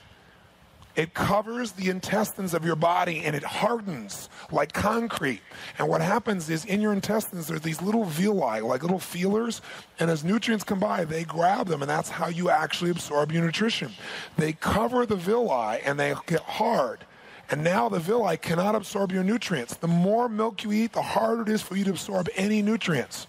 Cheese takes 4 times the amount of milk to create the cheese. It's just concentrated milk. Now listen, my favorite food on earth used to be pizza. I mean, that was it. I would order 2 giant Canadian bacon or pepperoni pizzas. That was my thing. And this was true for 4 or 5 years of my life until I cleansed my system and figured out I'm eating dairy products and meat. What's coming on my face, I'm putting in here. It wasn't just magically in the middle of the night, but you know, little mucus bugs don't walk in the middle of the night and start building mucus inside of you. You ate that mucus. You ate that cold. You didn't like suddenly have something sneak in and make it all up. That mucus comes from all the crap you've taken in, and dairy products, incredibly mucus forming. You got allergies, get rid of the milk and watch what happens, and get rid of the meat. The large protein molecules of a cow irritate, and they're also acidic. They irritate your cells. And if that's your genetic tendency, think of it this way. If I take you right now in your arms like this and I rub it, no problem. But if you got scabs from acid, from these large proteins bumping up against them, I could put a feather here and you're going to jump. Well, people who have this incredible response to tiny little things like dust particles, it's because the mucous membrane of their body has been so massively irritated. It's coated and irritated. So your body overreacts to dust particles, to pollen, to little things. I've seen so many people with allergies wipe it out by eliminating dairy products and by eliminating meat products, but dairy is the big one. And then, I didn't know what it was back then, but they were eating mostly vegetables, mostly water content. They were alkalizing, getting rid of the acid that's made your body so sensitive that now you respond to a dust particle or a piece of pollen. You're not that weak, but you are if you're poisoning yourself on a regular basis. So dairy products are the worst. And that's tough. You go, well, you mean ice cream? Haagen-Dazs? Yes, that's what I mean. So we say, but okay, fine, I'm done. I can't do this. I can't enjoy myself. Not true. Go freeze some bananas. Put them through a juicer. It comes out like soft serve. It's delicious. It's tasty. It's still got some acid because it's got sugar, but it's in a natural form. There's no animal byproducts. It's not going to clog you up. There's no fat involved in it, and it's really good. How many have ever done this? Say aye. It's delicious. So you don't have to give these things up. You just got to be smart. And again, 70% water content. Be intelligent. If you're going to have some cheese, cut it up in a big salad and have some vegetables and let that water content help to move it through your system so hopefully you don't get too clogged. Does that make sense to you? Yes or no? It's really, really important. I mean, these dairy products, and come back here for one more time. Common sense. Let me ask you a question. Cows don't drink cow's milk. Why would you? Cows don't drink it. Baby cows do. Baby cows drink cow's milk. Baby zebras drink zebra milk. Baby humans drink human milk. But what's really interesting is this. Every animal I know of on earth gets weaned except humans. And we don't even bother to keep sucking our own milk. We go steal from another animal. Think about it. Can you imagine? When you're drinking milk, you're sucking off a cow. Get clear. You're sucking off a cow. Just because somebody else squeezed it's not different. Can you imagine? Here's this couple. They're out for a nice Sunday stroll. They're out there walking along, and they say, honey, would you like some milk? Yeah, well, there's a cow over there. And they go down all fours, come right over there, and just suck right off that cow. Right? Just because someone else squeezes it out for you and puts it in a glass, it's no different. You're still sucking off a cow. Grow up. See, you're not made to be drinking milk still. Grow up. You don't need it for calcium. It's going to leach your bones of calcium. You don't need it for protein. Your body's already got plenty of protein. You don't need any more mucus in your system. If you want the texture of milk, get almonds, put them in a blender with water. Blend them, strain it, you'll have almond milk. No downside for you. Tastes wonderful, has a different flavor to it, and you can use that milk with whatever else you want to have if you really want that texture. There are choices. I'm not here to try and take away your choices. I'm sure this last part feels like that. The first part didn't, right? This might feel like it, but they're just a couple of things that'll kill you. So I thought we should mention them. Okay? They just could kill you, so, I'd prefer you stayed. And you'll go to more seminars if I keep you here, right? You get the idea? I mean, seriously. So dairy products, you've got to at least reduce massively the intake of if you want to be healthy. Ideally, eliminate. How many of you, for just 10 days, because by the way, all I'm talking about is trying 10 days. At the end of 10 days, you don't want to do this anymore? Go back. You wasted a day with me. Maybe you'll keep some of it. But if you do it for 10 days, if you really do it 30, you'll never go back. This will be your life. Because you'll have such a good feeling that the reinforcement of that feeling, of that freedom will be like nothing you felt before. How many of you willing for the next 10 days to eliminate or massively reduce the amount of dairy you take in? Say aye. All those opposed. Now, you might say, well, does that mean butter? If you want to use some condiments, use some condiments like butter and that. They're more acid, but they're small amounts, tiny amounts, mostly water content, okay? And you'll be okay. But don't drink milk, for God's sakes. You want like a shake? Like I used to love milkshakes? Go take that almond milk, the almonds, raw almonds, so they're not acid. Blend them in water. Freeze some bananas. Get some dates. Put the bananas and the dates in the blender. Blend it together. It is the most incredible. It's an almond shake. It is unbelievably. It'll taste like any milkshake you've ever had, and it'll be great. You'll have no animal products, nothing wrong with it. Is it sugar? Yes, obviously. Is there some acid in there? Yes, there's acid in everything, but it's not a lot, and it's not. You're not going to make an almond date diet where you have that 9 times a day. If you had that, it was delicious. Great. Go enjoy yourself, for God's sakes, but don't kill yourself while you're trying to enjoy yourself. And it'll taste as good or better than the shake you've been having, okay? I'll answer questions at the end. All right, so we're down to our final step. How many of you are still happy? You'll be happy based on how you feel. Trust me on that, okay? All right, flip over, if you would, to our final step, which is dramatically reduce or eliminate acid addictions from your diet. Now, we've been talking about acid all day long. I put down here on the bottom of page 77 the new USDA food pyramid. They've gone from the 4 basic food groups to this big, giant improvement called the food pyramid. And look what they want you to eat the most of. Bread, cereal, rice, and pasta. All carbs, all sugar, all turns into what? Then vegetables, maybe. Then they want milk, yogurt, cheese, meat, poultry, fish, dry beans, and eggs. And then some fats and oils. This is an acid diet. You do not want an acid diet. What are the acid diet elements? You know what they are. Let's just review them on the next page. Number 1 is sugar. What's the 3rd biggest disease in this country? Diabetes. Because we're living in a world where we're constantly consuming sugar. So you certainly want to avoid white sugar as much as possible. You already know that. You know what it's done. And if you've done any studies at all, you know what it does to you emotionally. You want to be convinced never to touch white sugar again or get it away from your kids, read a book called Sugar Blues. It's a classic. You read that, you will see sugar as morphine. You'll see, and they go through case after case. We see all these kids now are hyperactive, and we're putting them on Ritalin. But we keep throwing them soda pop like it's going out of style, sugar like it's going out of style, making them so acidic. When people are very acidic, they speed up because they've got this frenzy inside of them, right? You want to make sure your kids are more balanced. Get them on a more alkaline diet and watch their behavior balance. Everything's, you don't have this up and down emotional curve because your blood sugar isn't doing that. You have this steady, continuous, growing strength and burn of energy.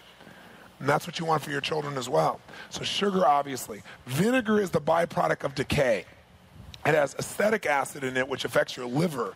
It is very much operates like alcohol does in your body, and it is extremely destructive. Nicotine is obvious. I mean, at this point, if you're still smoking, can you smoke and really be healthy long term, yes or no? You can live, but you can't be healthy. Do you remember that ad that was done by Yul Brynner many years ago?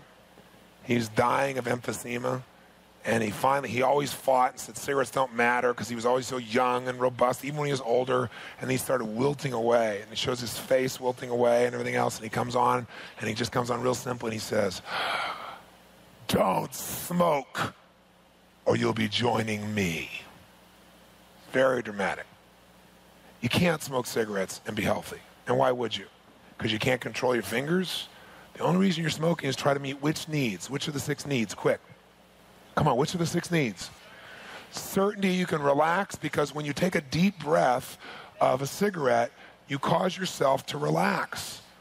The second way is a way of connecting with yourself, because you're stressed and everything else, so now you go off and you do this, it's like giving yourself something, so you feel like you're giving yourself a gift. Thirdly, at one stage, it may have been significance. Unless now it's defiance that makes you significant, because most people don't look very highly on cigarette smoking. But originally, people did. It was cool. And there are stages of our culture now where it's very cool. I'll tell you what, in the African-American community, you don't see anywhere near the amount of cigarette smoking as you do in the white community. You know why? Because down in, for example, in New York City, in Harlem, there were a group of mothers there that got really upset, and they began to publish the statistics of what happened from this, and they described this in billboards and in television and everything else within their community about this is the white man trying to kill off the black race. And when they saw it as being a race issue, that someone was taking advantage of them, cigarette smoking amongst African Americans went through the floor, young African Americans. And it still is. It's nowhere near what it is amongst whites. Nowhere near. Now here's what really blows my mind. Cigarette smoking, horrible. Cigar smoking, cool. Now, is that mind-boggling? What is the deal with smoking a cigar? What need are we meeting here? Significance. It's become a symbol of being a big shot. It was, in the 20s, and then disappeared. It was thought of you were stupid if you smoked a cigar. But about 5-7 years ago, right, it came back. Like things recycle, like you see these 30s and 40s swing clubs coming out, right? So it became a symbol. And people like Arnold Schwarzenegger, who is a friend of mine, a great guy, they all want to be unique. If you've been to my CE seminar, my one-day business seminar, you know that achievers' number one value in life is to be unique. They'll do anything to avoid being one of the pack. So Arnold will go buy a Hummer before anybody else did and convert it. Now Hummers are popular because Arnold did it. Right? People that are totally want to be unique at all costs. So now if you're smoking a cigar, you're a big shot. But the problem is cigar smoking has immense negative effects, but truthfully not as bad as cigarettes, but still horrible. And you know why? Cigarettes get their taste because they're cured in sugar. And guess what that sugar does? It becomes acid. And that acid, it's not just the tar, the nicotine that goes in your lungs, it's the acid that comes from the sugar that goes in your lungs that creates the irritation. Cigars are not cured in sugar.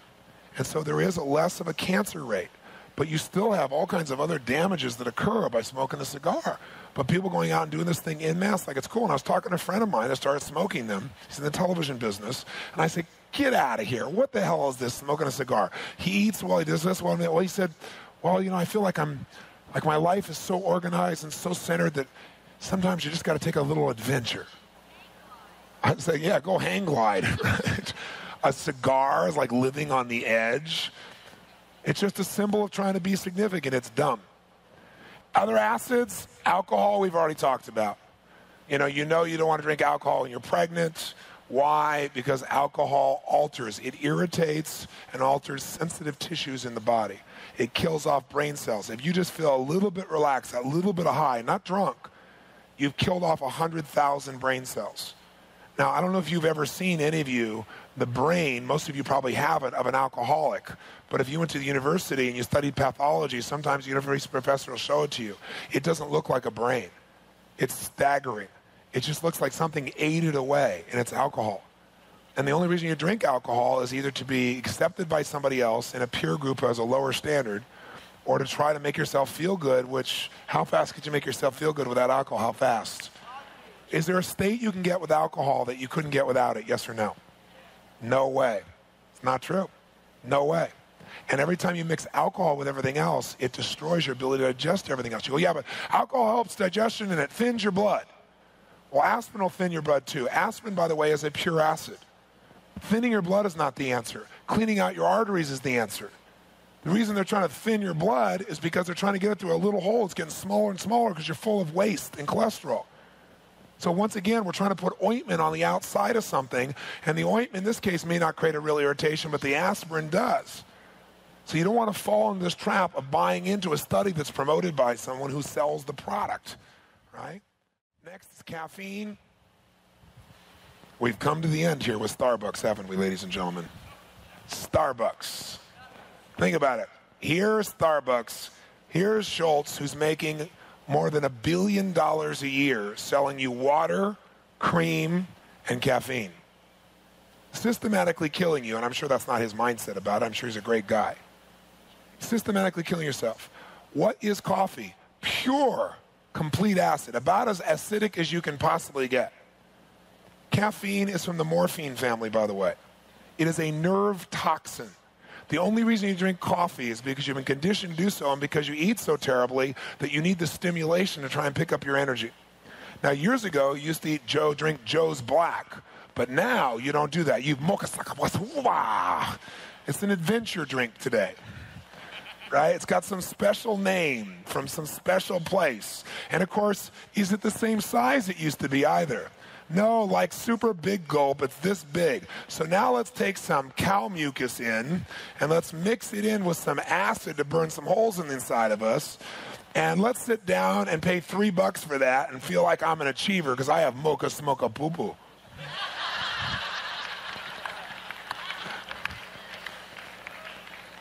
I'll tell you where it really scares me is these young girls. These young girls, they call them latte girls now, right? Right? You know what I'm talking about? They hang out at Starbucks, and they're young girls who are really impressionable, and they want to get boys' attention, and they want to be skinny, so they don't eat. And so what happens is their body is very acidic, and then they drink coffee on top of it to keep their energy going and so they don't feel hungry. And plus, it's a cool place to hang out because they create a nice environment. I saw the blood, for example, one woman had cancer. Dr. Young had worked with her. She'd cleaned out her body of all the cancers, totally healthy. And I saw her before and after blood. And that day, she brought her daughter in. And there are patterns in the blood that you can see that are very predictable that Dr. Young has spent 15 years of his life to predict. And it's like fingerprints. Because the acids in your body, when you prick the blood through centrifugal force, when the blood comes out, the acids are the heaviest part, and they come out to a specific position on the blood. Like when my wife's blood was done, I never knew she had a heart murmur, where it speeds up, I guess. She never told me. And I was there, and the woman looked at it and said, "You have a heart murmur from a dried piece of blood." And in every single drop of blood, there was this pink spot in the same location on every piece of blood. There are like 9 things. And it's like a fingerprint. It shows where the acids retain. So you can see when somebody has irritation in their prostate or irritation in the breast. You can see it from their blood without them even knowing anything. And you guys will have this experience when you go to Mastery because that's an intensive test that's available for you there. But what's interesting about it is you look at this thing and you see the blood, and we look at this little girl, and I began to identify the patterns as an amateur. I would never diagnose anybody. I'm not qualified to do that. But I'd seen it enough, you start to know what it is. So I turned to the person next to me and I said, "This girl has internal bleeding." Because there's a certain place in the body that becomes irritated. It has a certain color on every drop of blood. I mean, it's severe. And so Dr. Young, when it came to him, he said, "You have severe internal bleeding, don't you?" And she said, "Yes." She's been having her period nonstop for 12 weeks. She's been sick as a dog. She can't figure out what it is. And what she is when you looked at her live blood, there's 2 blood tests. One's dried, one's live. We looked at the live blood. It looked like a battlefield. Everything was just blitzed. Like, you know, we normally see these round, healthy cells or cells like weird shapes, triangles, crinkles, like golf balls, all mashed up and everything else, not able to bring what she needs because her body was so purely acid. And you know what? Was that genetic from her mom who also got cancer? No. She took on her mom's lifestyle. She ate the same way her mom did, had a lot of the same emotions. A lot of things we think of as genetic, very often not genetic at all. It's that we inherit and we duplicate the lifestyle and habit structures of the people we live with. And so what's neat about it is, I don't know, I haven't seen her since then, but I know, having seen enough of the other people that Dr. Young worked with, that she'll be fine as long as she's alkalized and energized and gets it done. But she was in a very severe place at, I think 13 years old. You don't want to drink coffee. You know, please find yourself something else. Make a transition to an herbal tea so you get that warm feeling you want and stuff, and have something to drink and go to the same place. But don't drink a cup of acid to start your day and stimulate your adrenals till they're worn out and someday they're not there for you, and fill yourself full of cream and mucus that now cause you not to be able to absorb the nutrients you need, and then wonder why you feel a bit tired or frustrated, or maybe 2 years from now or 3 years from now you got a problem. Women with breast cancer, I got to tell you something. All the studies, go do your homework. And you'll see all these studies about women where they eliminate coffee, and what happens, the nodules in their breasts disappear. Because again, it's acid irritating the cells, and then the lymph surrounds it and starts to grow. Coffee is one of the worst things you can take, and we take this neurotoxin every day because it's social hypnosis. But I got to tell you something.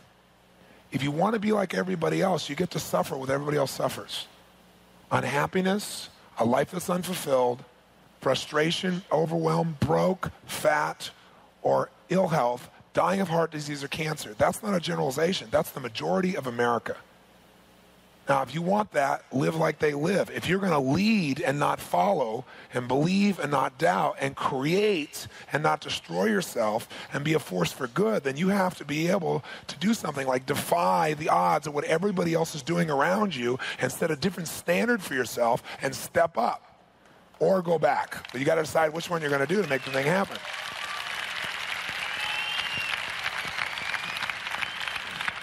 And the last one I put in here for you is drugs. And I don't think we even have to go through that. I mean, if you're saying, yeah, but I only do it a little, you know, you're poisoning yourself. Drugs are a way to try and alter your state. They don't give you what you want. So here's our final step here, and then we'll do a little celebration. That is, here's my 10-day challenge. Put your body in peak state, in your chair. Peak state. Wake it up. All right? Here's the 10-day challenge. What I want you to do is for 10 days the following things. You do these following elements for 10 days, and you will feel the change. You do them for 30 days, you'll get the results that you really want. I'm over on page 82. Number one, for the next 10 days, you're going to do vital breathing. Ratio 1-4-2, 3 sets for the 10 straight days. How many will do that? Absolutely. Say aye. Number two, you're going to make sure that your primary diet, 70% of your diet is living food, live food. That means high water content food. If you're not sure whether it's water content, it's not. It's that simple. If it's processed out of it, it's not water. And you want to have 3 liters ideally of the green drink. And you can get that when you go outside if you want. Purchase some of the green drink and some pH for yourself and do it right away. Do it tonight. Some of you are tired right now. You've been here for a long time. You haven't had a break. Before you go eat, go out there and do it. Get yourself a little tablespoon of it. Drop it inside the glass. Stir it up. Put the pH in and drink it. Have 2 or 3 glasses of that. And you'll see immediately a difference in how you feel. Your energy will pick up. You'll be vital. You're giving yourself the vitality, the electrical charges that you really need for your system.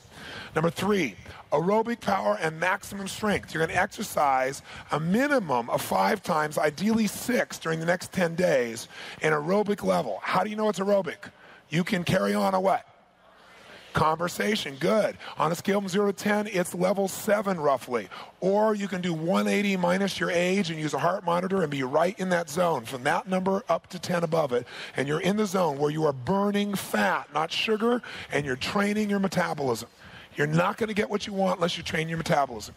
You want to find out about how to get maximum strength, what you can do on that. The book that's out, if you want to write it down, because I didn't get the document out for you, the book that's out that's available right now in paperback is called Static Contraction.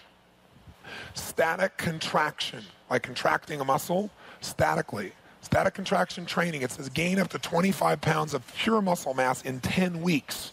Most people can't find a way to get 10 pounds of muscle mass in a year. And this is the authors are Peter Sisko, S-I-S-C-O, and John R. Little. They also have a website. So if you want, you can pick up the book. We gave you a handout that describes that as well. How many are going to absolutely work out at least 5 out of the 10 days for at least 40 minutes? Give yourself the gift. Ideally in the morning, say aye. Outstanding. Next element. Number 4, maximum nourishment. You're going to break your fast with what, guys? Quick. Vegetables, green, live foods, alkalizing foods. Number 2, you're going to properly combine. How many are willing, at least for 10 days, to have mostly vegetables, mostly salads, and only one concentrated food, either the bread or the pasta or the grains, the carbs by themselves, or the meats or the proteins by themselves? How many will do that? Say aye. Good, very good. Number 5, you want to make sure you direct your mind. You start to get stressed, ask yourself the question, will this even matter 10 years from now? The answer in most cases, when you're stressed, it won't matter 10 years from now. This stuff will, but other stuff won't. So don't allow yourself to be stressed. Cultivate an attitude of gratitude. Best way to do that is commit to an incantation. Something as simple as every day and every way I'm feeling happier and happier. As third grade as that sounds, go on a walk for 20 minutes and say that again and again. Do you ever get a song in your head and you can't get out of your head and it keeps playing? Well, how about getting this as your song? So that your mind is directed towards looking for what's happy, looking for what's joyful, looking for what's energetic. You think you're having trouble with your diet? Go out and create an incantation, right? I'm a lean, mean triathlete machine. I don't know what it is. Whatever you're going to do, again and again and again, right? I run, I bike, I whatever. Create a little rhythm for yourself. Say it again and again, and pretty soon, whatever you attach the words I am, you will become, and you'll never go back. Here's how you eat this way. Become an athlete. Don't be a person, be an athlete. Be somebody, come up with a term for yourself, like I'm an Adonis to yourself that makes you smile, because you know it's silly, but it gives you a kind of a standard to play by in terms of your energy and your focus. It raises your standard. All change comes when you raise the standard, when you change your beliefs, and when you get a new strategy. Today gives you a chance to do all three. You got to raise the standard, or this is all a waste of time. Raise the standard says, this is my must, not my should. For 10 days, that'll get you momentum. 30 days, if you'll stretch it out there. After 30, you'll stick with it, because by that point, you'll own it. 6, structural support. Get some rest, get some sun, get a massage. Find somebody who can give you this kind of support. Get Peter Goskew's book, or get yourself to a chiropractor just for a checkup. See if you're aligned or not. See if you can develop some exercises that support you that way. 7, eliminate or dramatically reduce processed, which means cooked fats. Those want to do that on a dramatic level for 10 days. Say I. Outstanding. Next, eliminate or dramatically reduce animal flesh from your body. Make sure for 10 days you don't do it. I really want to ask you, please, for 10 days, don't eat it at all. How many people want to try this little vegetarian lifestyle just for 10 days? How many want to do it? Say I. 9, eliminate milk, cheese, and dairy products, or at least reduce them massively so you only have them in a salad. I'm going to ask you for 10 days to eliminate them other than maybe butter or a salad dressing, but not to have a concentrated dairy product. No milk, no cheese, no ice cream. If you got a craving, go freeze some of those bananas, put them through a juicer. If you don't have a juicer, go buy one. If you don't have the money, sell your car, get a juicer. It'll get you further, okay? Trust me, the juicer will get you much further, okay? Next, eliminate acid addictions. I'm going to ask you for the next 10 days. This is the big ask. For you, not for me. I'm nobody. No coffee for 10 days. Now, you're going to freak. So here's how you not freak. What do you got to do so you don't start getting headaches? Breathe. Good, sir. That was the right answer. Breathe. Deep breaths that eliminate. What else you got to do? Alkalize. Drink lots of green drink, and what will happen is by the end of a few days, you won't have the poisons. Now, you start taking that green drink. Let me tell you what's going to happen. You're going to do this. You're going to start breathing. Energy is going to start pumping into your body. Right? You're going to start having this energy going. You're going to have your lymph systems going. It's going to take all these poisons that have been hanging out, start getting rid of them. Then you're going to drink all this water, and you're going to drink this green drink, and you're going to discover you have a colon. Okay? Things are going to start moving. And by the way, how often should you be having this eliminative process? After every meal, you should be having it. Now, how many of you in this room have this experience? I can't believe I'm having this conversation. I must really love you to have this conversation. I got to tell you that. All right, family. How many of you have this eliminative process 2 to 3 times a day? How many of you have this eliminative process? I'm not talking the flow of water. I'm talking the flow of mass, okay? How many have this flow of mass happen only, let's say, once a day? How many have this flow of mass happening less than once a day, like once every 2 or 3 days? How many of you have this flow of mass happening like only a couple times a week? Okay, those who raise your hand, these last groups, you better start drinking green drink fast, because you cannot maintain those poisons in your body that long without becoming ill long term. You just can't. When you start drinking this green drink and you start breathing, what's going to happen? When your body gets all this energy, it's going to go, hallelujah, we finally aren't in a denervated state. Let's rock and roll, baby. And it's going to start pushing the stuff that's in your cells, the waste products, back into your bloodstream. And if you aren't alkalizing, what's going to happen is you're going to feel a little sick and go, that Robbins, I want his diet, now I feel sick. Now I'm blowing all this mucus out. Well, you're blowing out mucus because your body has enough energy to finally get rid of it. Most of us start sneezing, we take a drug, push all the mucus back in, let it keep compacting until it becomes so toxic it shows up as disease. Remember, disease is the cure. The body, if it starts eliminating, you're having a cleansing crisis, that's a good thing. But if you alkalize, you won't go through the crisis part. You won't go through the pain. You might blow out a bunch of mucus. You might blow out some other stuff, you know. But what's going to happen is it's a joyous moment when you realize it's years added to your life. Many of you will freak. You'll have this burst of energy, and it'll happen. And by the way, if you keep alkalizing and the body gets that this is a regular thing, then the fat will just drop off. Because you will not be in a position where you're trying to figure out all the time how to protect yourself. And if you're exercising aerobically and not anaerobically to extreme, you won't be adding that acid. So what this gives you is a chance to be fully energized, fully alive, fully focused, ready to play full out. So what you did this weekend becomes a lifestyle that you can enjoy and not be half dead from. The first piece of advice I have when you leave here is, what should you do right away? Before you leave here, when you leave here, what should you do? What's the first thing you should always do? Breathe. What's the second thing you should always do? Drink some fluids, get yourself some green drink. If you don't want to buy it, I put some out there for you anyway. Just drink some, okay? Make sure you get that in your system right away. Those are the first two things you want to be doing. And then maybe on your way to your car, going back to your hotel, maybe really enjoy that walk. Think about what you're grateful for and start to direct your mind. Make this part of your lifestyle, and you have some great wins. My hope is you'll develop enough certainty inside yourself. You'll do this for 30, not 10 days. Because if you do, I know your life will never be the same on a level that's probably as important or more important than the whole weekend. You do this, your life will change radically. You don't do this, which is easy not to do. Because you're going to go home and you're going to be hungry and you're going to want convenience. So you really want to commit yourself, go home and do that little funny thing I said. Take all the stuff, flush it down the toilet while you play some great song and dance around it. Be outrageous. Commit an act that gives you a new identity, and then all of a sudden you'll find a new life.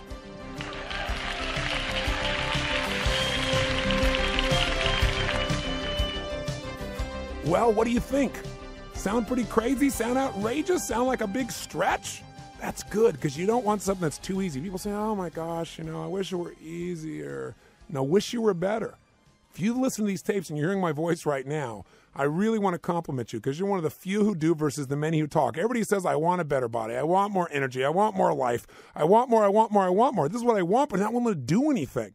So I wanted to come back on this tape live to you and just say, congratulations on what you've done here. Now it's time to implement. And the way to implement is not to overwhelm yourself or your kids or your family. The way to implement now is say, okay, what are the fundamental things that he's talked about here that I'm absolutely willing to commit to? Am I absolutely willing, beyond a shadow of a doubt, to reduce the amount of, let's say, animal proteins I'm taking in my body? Am I absolutely willing to properly combine my foods? What are the things he's talked about I'm willing to do? And ideally, you'll do all of them, and you'll see the checklist in front of you for at least 10 days. Because even if you're skeptical, and I'm totally respectful if you disagree, the ultimate test is your own body. So please take the time, take my 10-day challenge, follow through on these steps, and judge by results. But don't finish here. I want you now, the thing that'll push you over the edge is listen to Dr. Robert Young, because this man is absolutely genius. All I can tell you about him is I judge him by results, not only by his intellect and by his ability to demonstrate things in a laboratory. In his nutritional consulting, the people I've sent him from all over the world, no matter how severe their challenges were, I've seen immediate changes in them. And that's why I'm so amazingly committed to getting you to know what he's about. So don't hesitate. Don't say, okay, I got all Tony's stuff now. Now it's time to learn the next level with Dr. Robert Young. So continue your action. Don't lose momentum. Step up because you want to know it all. Remember, knowledge is power when you act upon it, but you got to know it first. I wish you all the best until I meet you in person or see you again. Remember to live with passion.